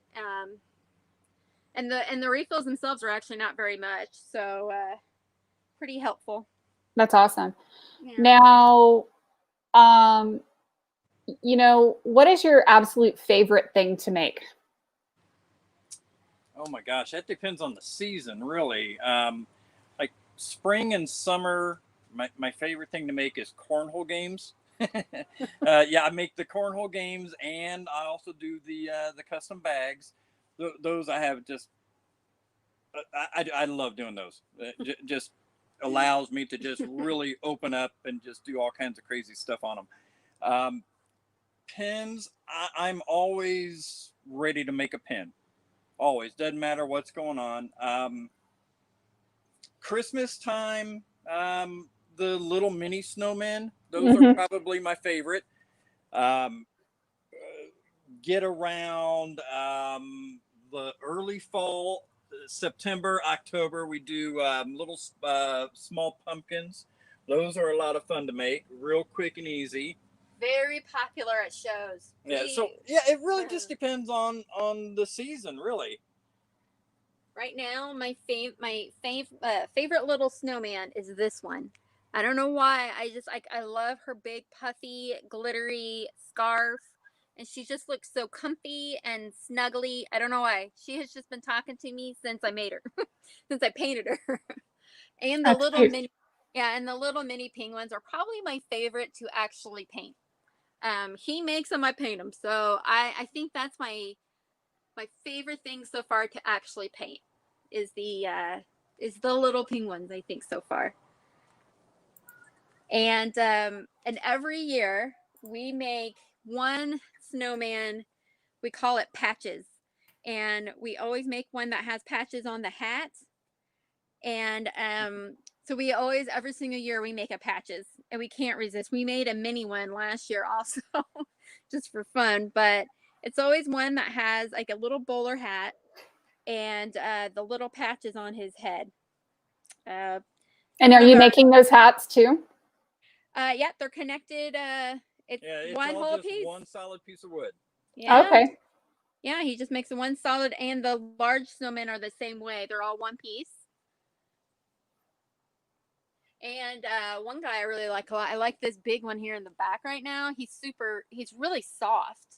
I mean, they're all very smooth, but that one for some reason is really soft. I just like to hold that one. Yep. Meg was just asking if those are yarn bowls. Can you show off the yarn bowls a bit? Yes, most definitely. Yeah. And we make them various sizes and kind of what people are looking for. We even make, like, we call them the mini ones. Some people use those for crocheting since the yarn is significantly smaller. It's easier just to put them in that smaller crochet bowl. And those are cheap. I think those are like around $25-$30. Yeah. Depending on the wood, but these bigger ones are usually pretty popular because of how wide they are. They're great for projects that involve a lot of balls of yarn. So actually, my mother-in-law has one.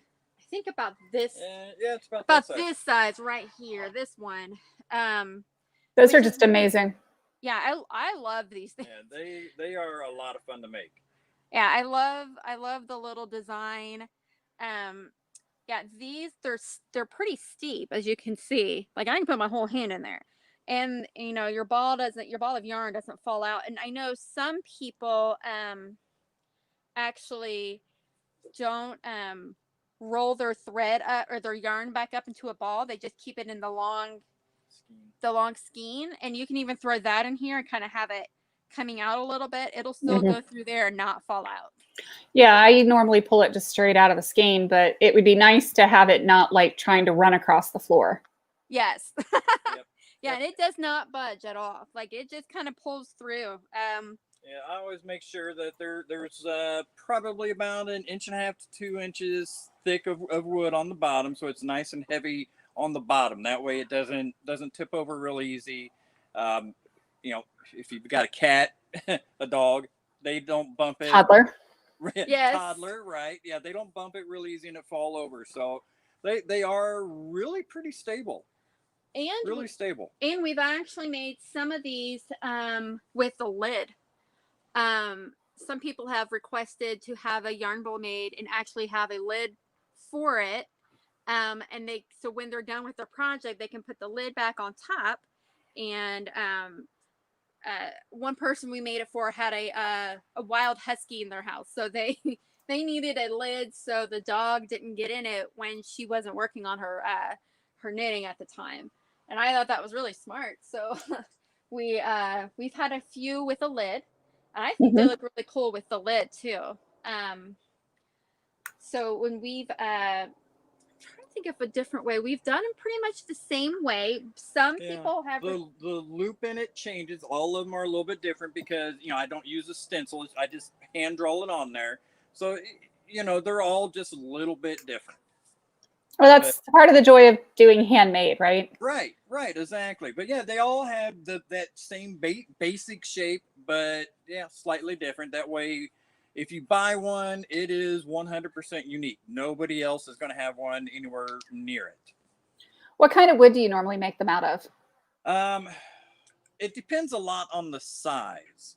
And if somebody wants one that's got a lot of spalting in it, or if they wanted, just the regular wood. This is the spalting right here. This is the marking, kind of the decor on the wood. It's from trees. Did you want to explain what spalting is real quick? That'd be nice to know. Yeah, it's really cool. Yeah. Yeah, So you said there's a couple different ways spalting happens. One, it can happen while the tree is still standing. Basically, worms and beetles will eat their way into the tree, and whatever it is they do with eating it, it makes those color changes. The other way you can do it is to cut the wood and set it on the ground with the cut side down, and the moisture will come up through the wood, and that makes the little color changes also. That's what we do a lot of, so we can have that cool look to our that's almost our flair. We do a lot of it because we think it looks really nice. We seem to have a lot of customers that think so we we tend to do a lot of it. Like right now, we actually, most of our yarn bowls they don't have a whole lot of it, but this one does. It has quite a bit of it, kind of going all over the place. But we have elm wood. We use cherry wood. We do the dogwood because we love dogwood so much. And now these are just woods that we have readily on hand. Now, I don't have a problem if somebody wants like a teak bowl or, cedar, any wood that they want. As long as I can get a hold of it, I'll make whatever it is they want. So, very accommodating to custom orders. Custom orders are always my favorite. That's awesome. Very cool. So how does somebody find you guys? How do they get in touch? What are your lag times? What is your order times for Christmas? All that good stuff. Well, it depends on what they order. I try to do them as quick as I can. A yarn bowl, I can usually have usually a week to week and a half on average turnover time. If I'm not that busy at work and I just want to get in the shop a lot, I can get them done a lot quicker. But it depends on a lot of what it is they want. Now, as far as how to order, you got to talk to the boss on that. So anybody who needs to get a hold of us for a custom order, you'll get a hold of me. If you want to through Facebook, since we have the Facebook store, you can instant messenger me through Facebook. My phone is with me normally, so I do try to get back with somebody within a day or less. And usually I'll kind of talk them through the process, see what they're interested in, kind of feel them out. Sometimes people don't really know what they want, but they kind of want something, and then usually we can figure something out if I need to send examples or they just want to ask a bunch of questions. And then we usually ask for half down. And then when it's all complete, then we have the customer pay the other half. And generally, if it's local enough, we'll drive and deliver. And then, otherwise it's shipping. Right. Yeah, totally. But we try to make a quick turnaround, since we know when you purchase something, you can't wait to get it. There's a purpose that you want it. So we try to do a pretty quick turnaround. If it's a week and a half, it's like we've had to get the wood, or we've had to get a part, or we've had to get whatever. But if we can, we like to do it quicker than that. Awesome. Thank you so much for joining us today. This has been amazing having you. Thank you. This is really exciting. And I am so delighted that you guys decided to join me. Well, thank you very much for the opportunity. We loved it. Thank you. Yeah, let's do that one last show of your stuff. Amazing. Thank you guys so much. Thank you very much. This is yay. Thank you. We'll talk to you guys soon. Y'all check out their store and check out Monroe Woodworks here on Facebook. And up next, we have Meg Campbell. So we are going to play the Switcheroonies. Bye. Bye-bye.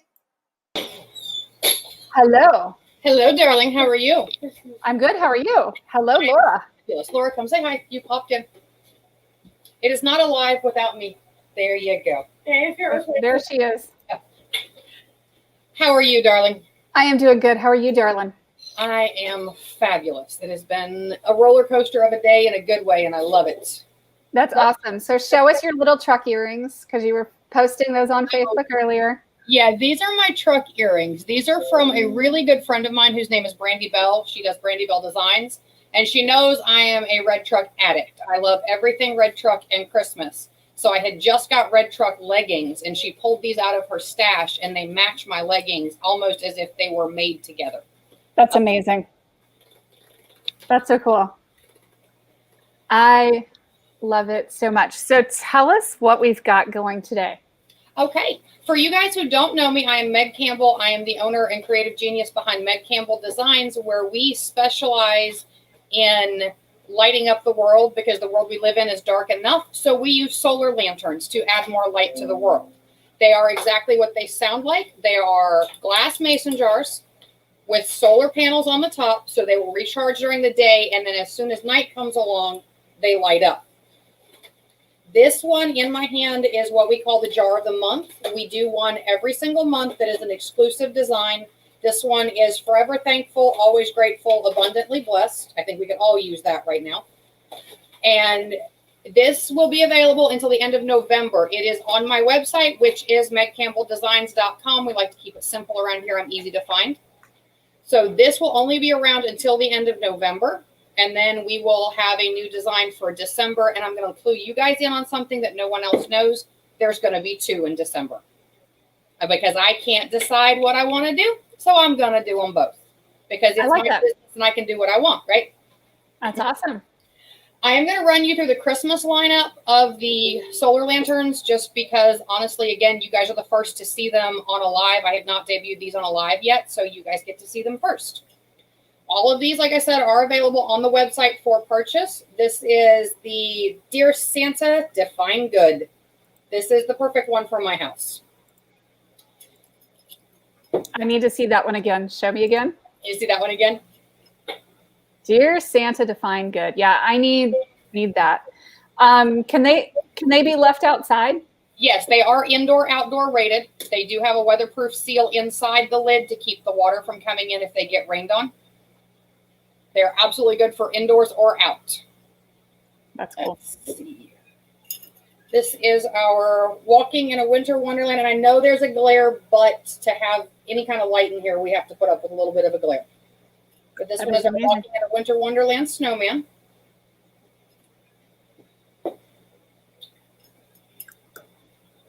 I'm trying to find the least amount of glare for this one, and it's not working. This one says, wise men still seek him. I'm just going to kill my light, guys. That didn't help much. It says, a little bit.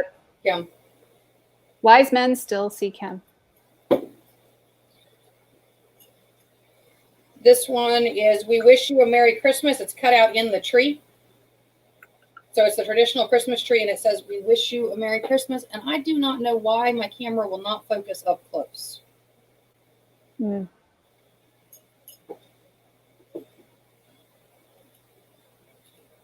Christmas Blessings, which is not turned on. Hang on, guys. Technical difficulties.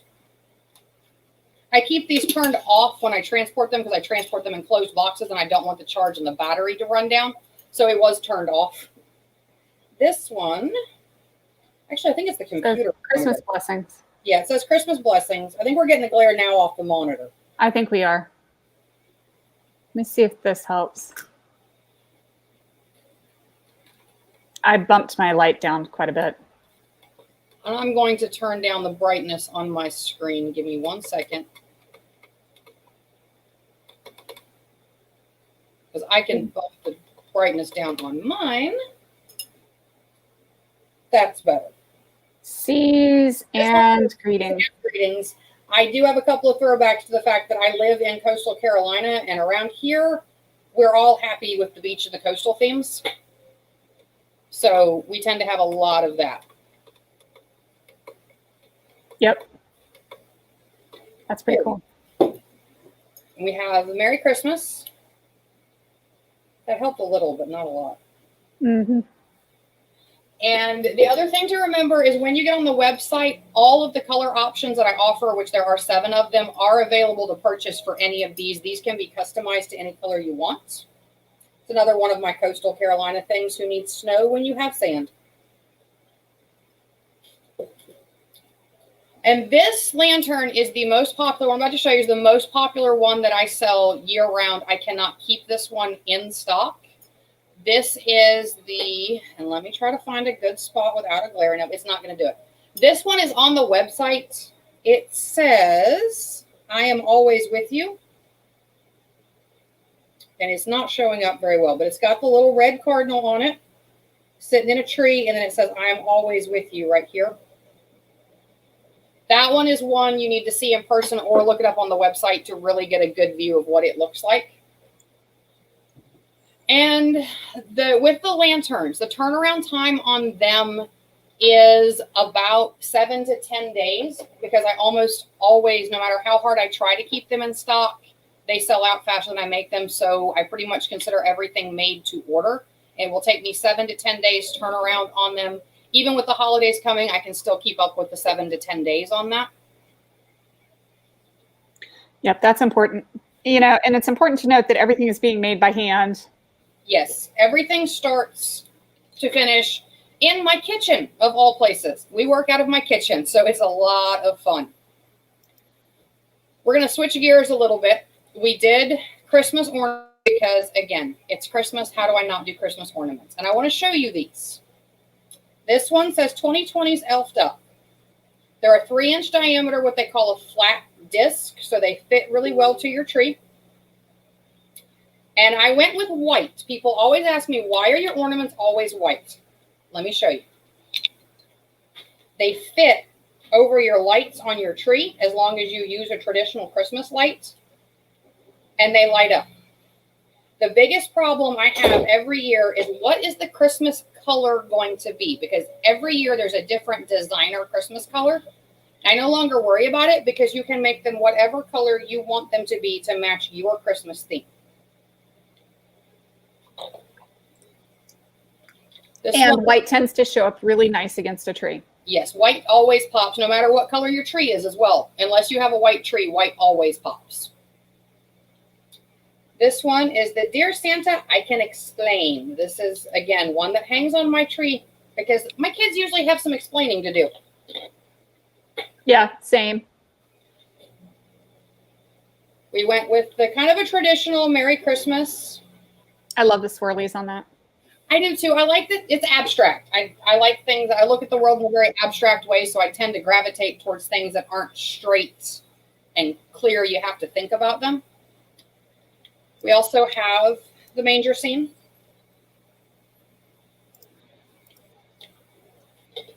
And how much are they? The ornaments are $7, not including shipping. $7 plus shipping.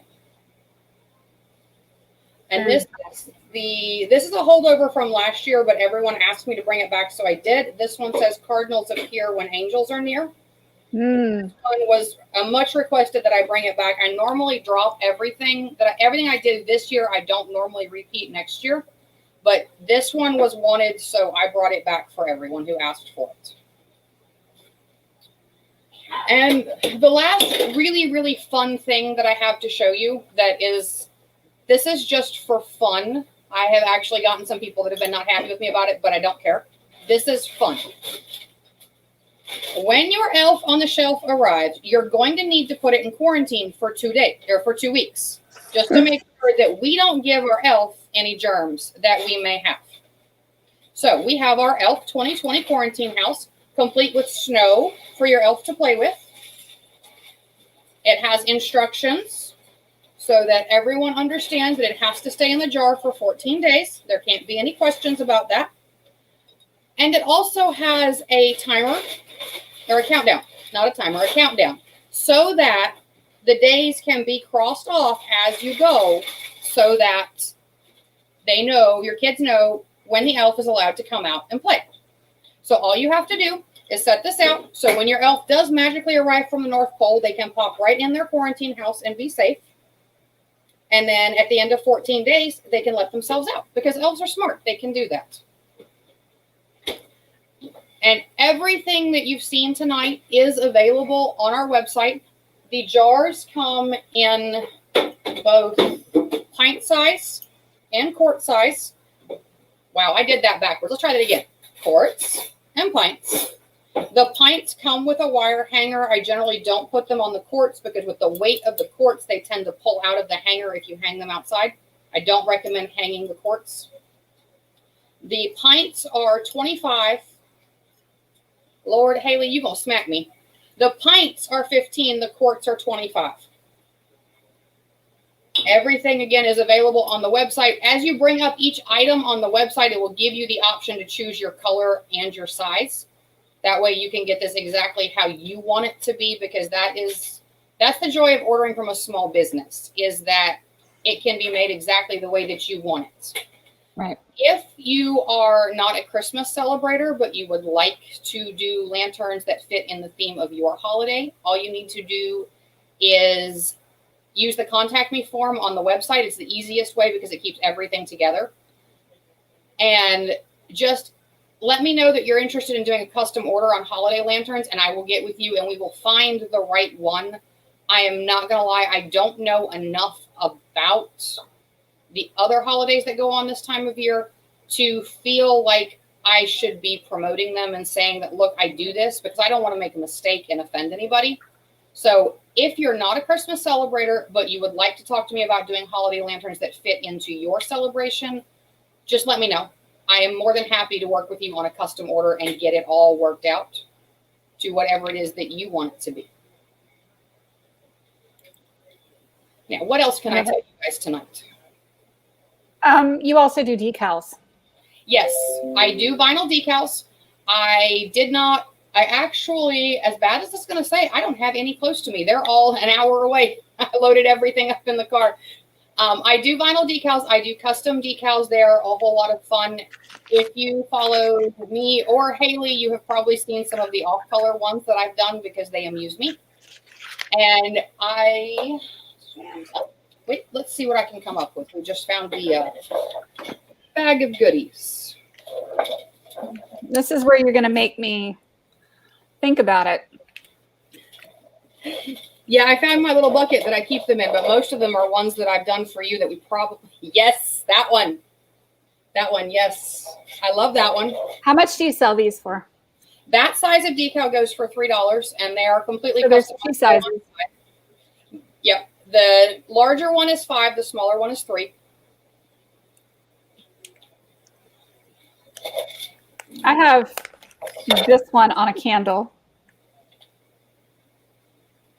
Me too. Yeah, that one is decals for car glass. Yes. Yes, and I do.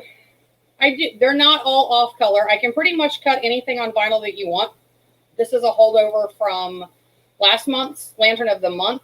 This is a 4x4. It goes for $5. The one you have, Haley, is a favorite of mine. It's all messy.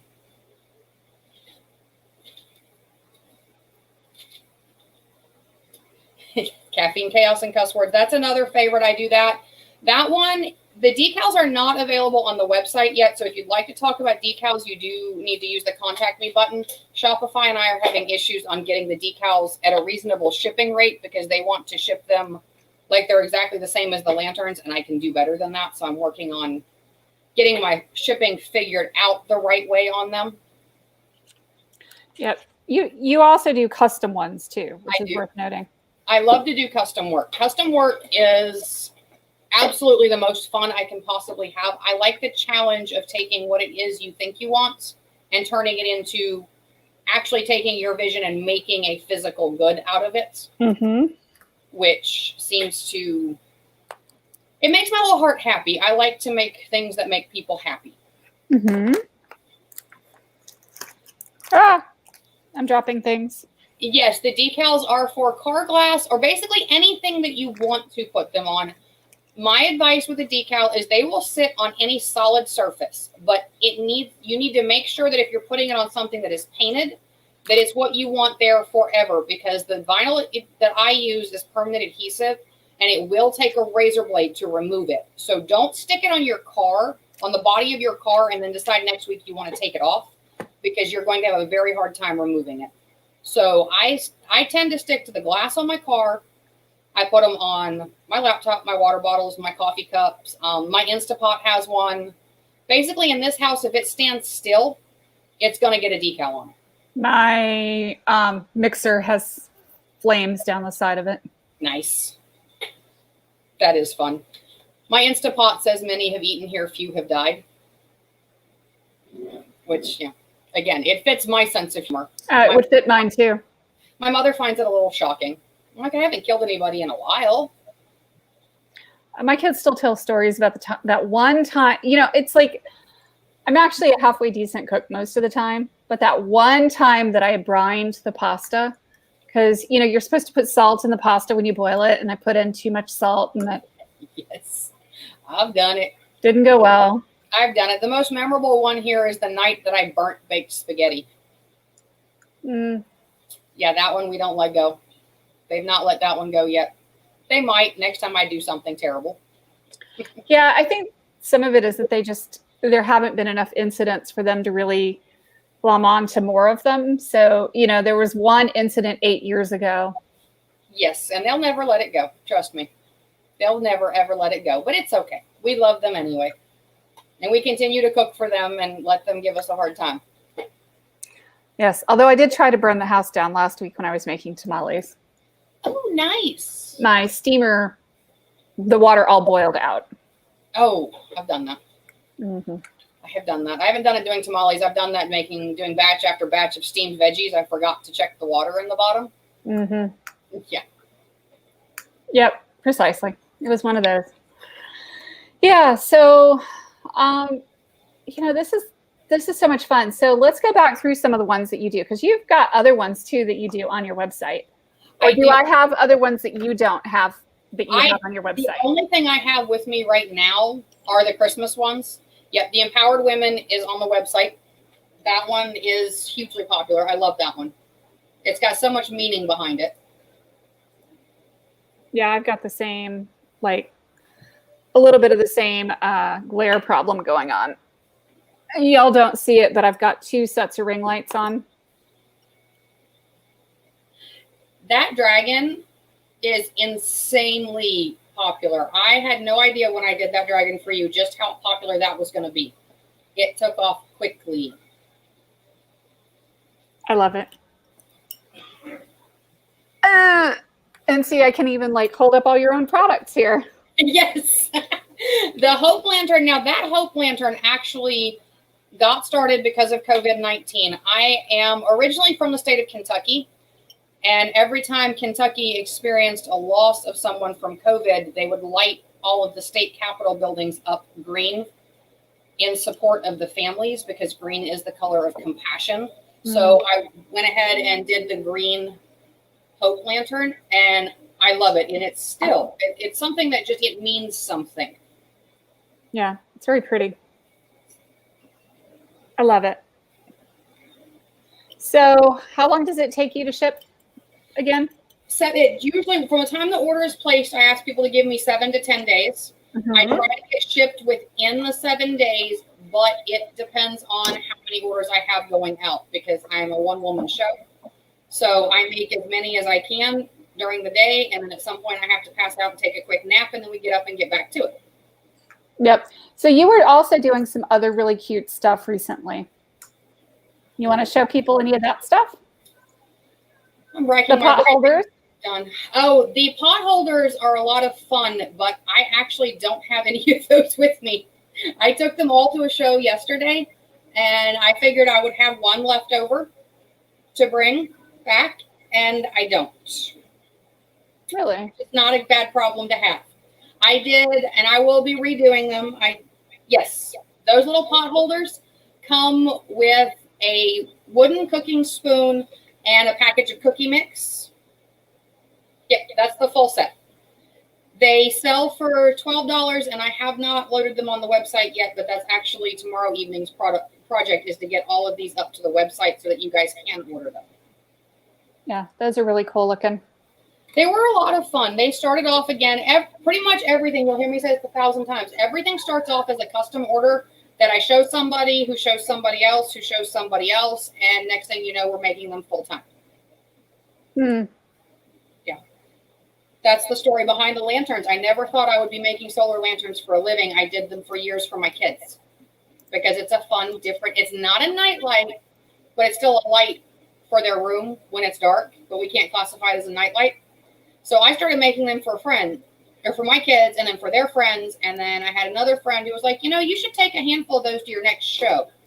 And it did not take 3 months after the first time I took them to a show for me to stop doing what I thought was going to be my path in life and switch over to doing pretty much predominantly solar lanterns. That's, I'd say, 95% of our business now.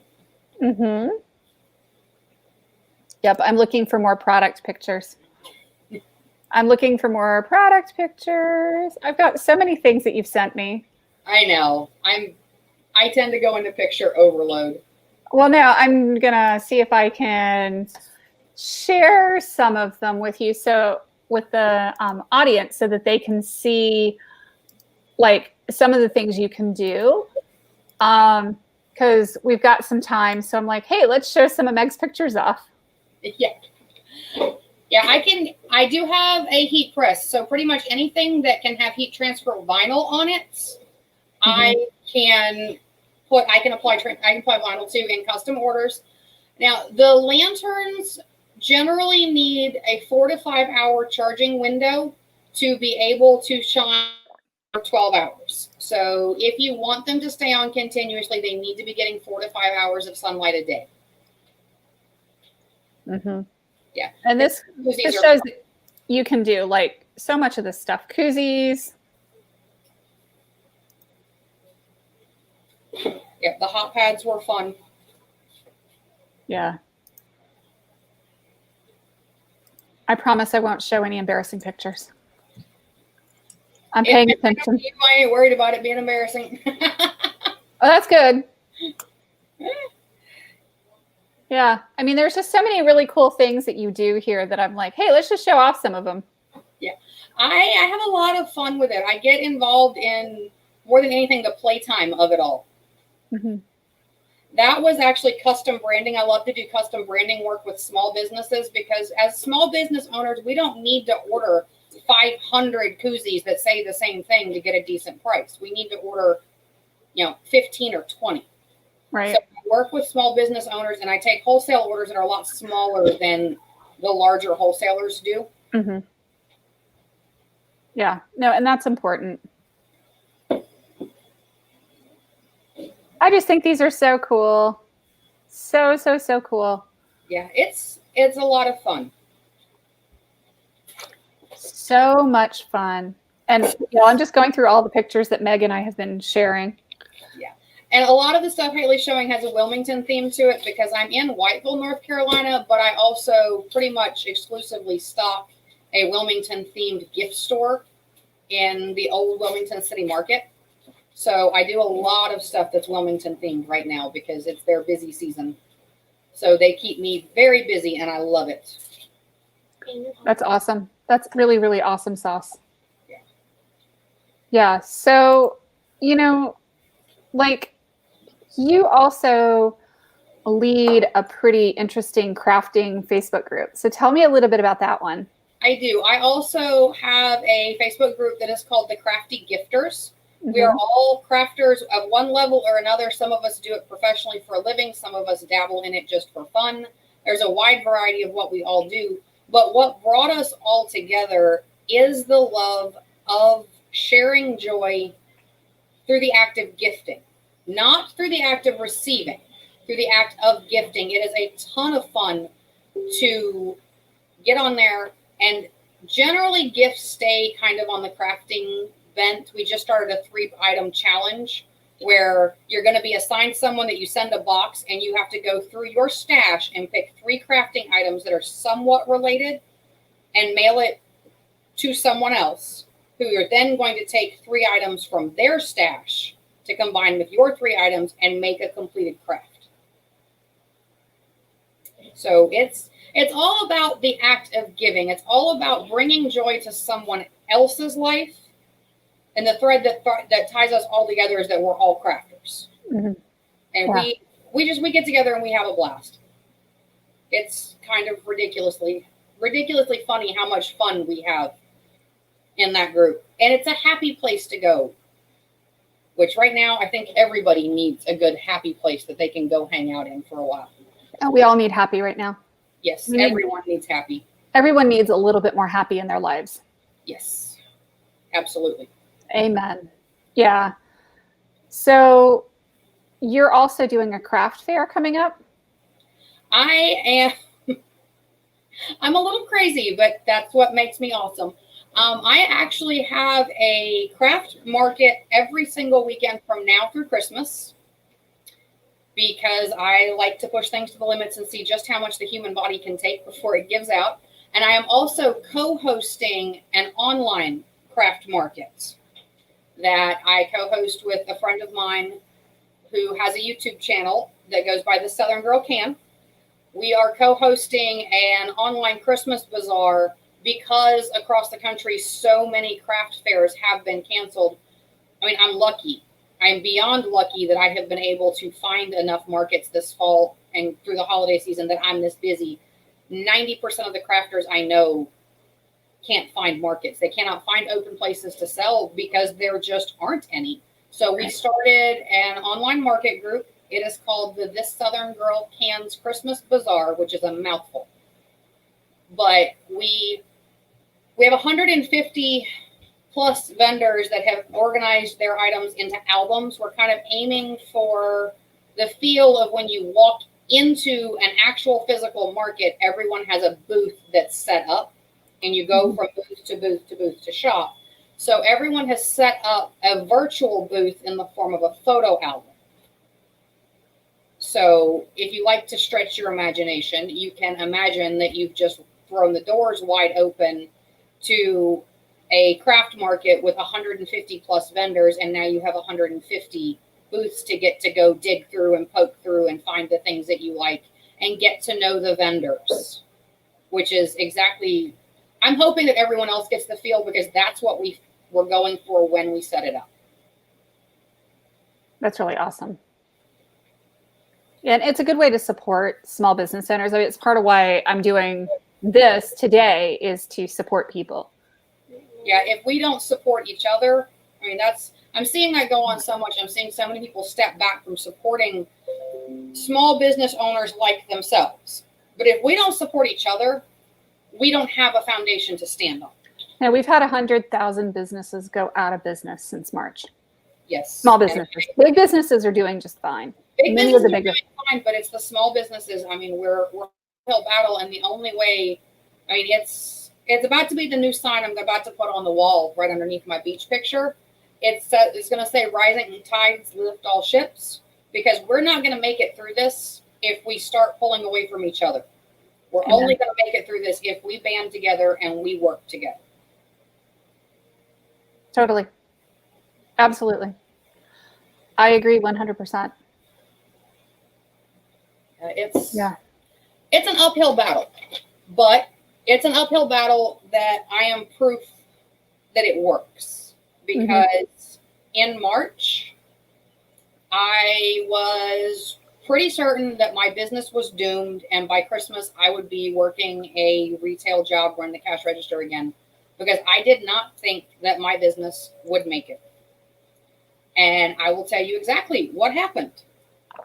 I was scrolling through Facebook looking for business groups that I could advertise myself in to try and maybe keep things afloat in the background until everything got back to normal. What I found was Women's Entrepreneur Network and Haley. And between Haley and that very tight-knit community that is the Women's Entrepreneur Network, I have not continued to stay where I was. I have grown and I have thrived in one of the hardest sections of my life that I have ever been in as a business owner.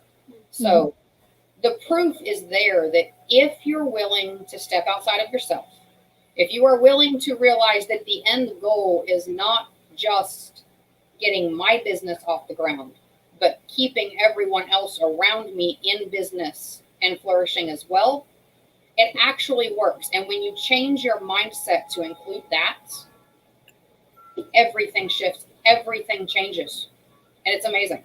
Mm-hmm. It has, yeah. Yeah, that's been part of my goal here. Part of my goal coming into this year was multiplying. Yes. And I've said that a few times throughout the year that, you know, my keyword for this year is multiply. And boy, how that got crazy in March and February, you know, February, March. Yes. And grow. My word for the year was I wanted to grow, because we're not even 2 years old in this business. So I wanted to grow, because that's what baby businesses do. And growth is not the word for what has happened this year. It has been absolutely amazing. That's awesome. I love hearing that, because, you know, that's what this whole group is for, honestly, is that. Yeah, and the community that you've built within WEN is amazing. You don't find that in other business groups. Other business groups on Facebook are all about, let me drop my info and run, because I'm not here to support everyone.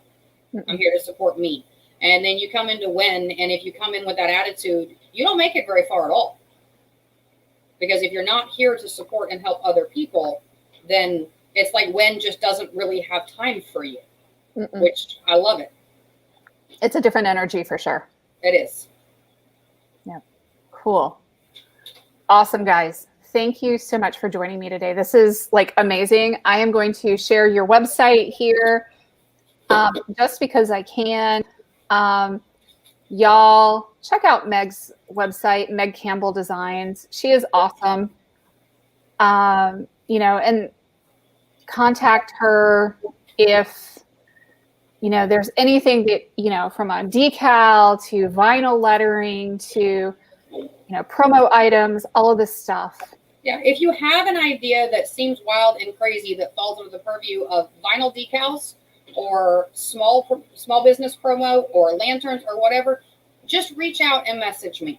If I don't have the resources to do what it is you're looking for, I'm almost willing to bet money I know someone who can do it for you and do a very good job at it. Yep, that's where it's at. Very cool. Well, thank you so much for joining me today. I appreciate it. Thank you guys so much for joining me for this wild and crazy 5 hour. Yeah, you've been on for a while. Live. Yeah, I've been on for a hot minute. Thank you guys. Thank you for helping me wrap this up tonight too, Meg. I really appreciate it. Thanks for having me. It's awesome. Thanks, guys. Bye. Bye, guys.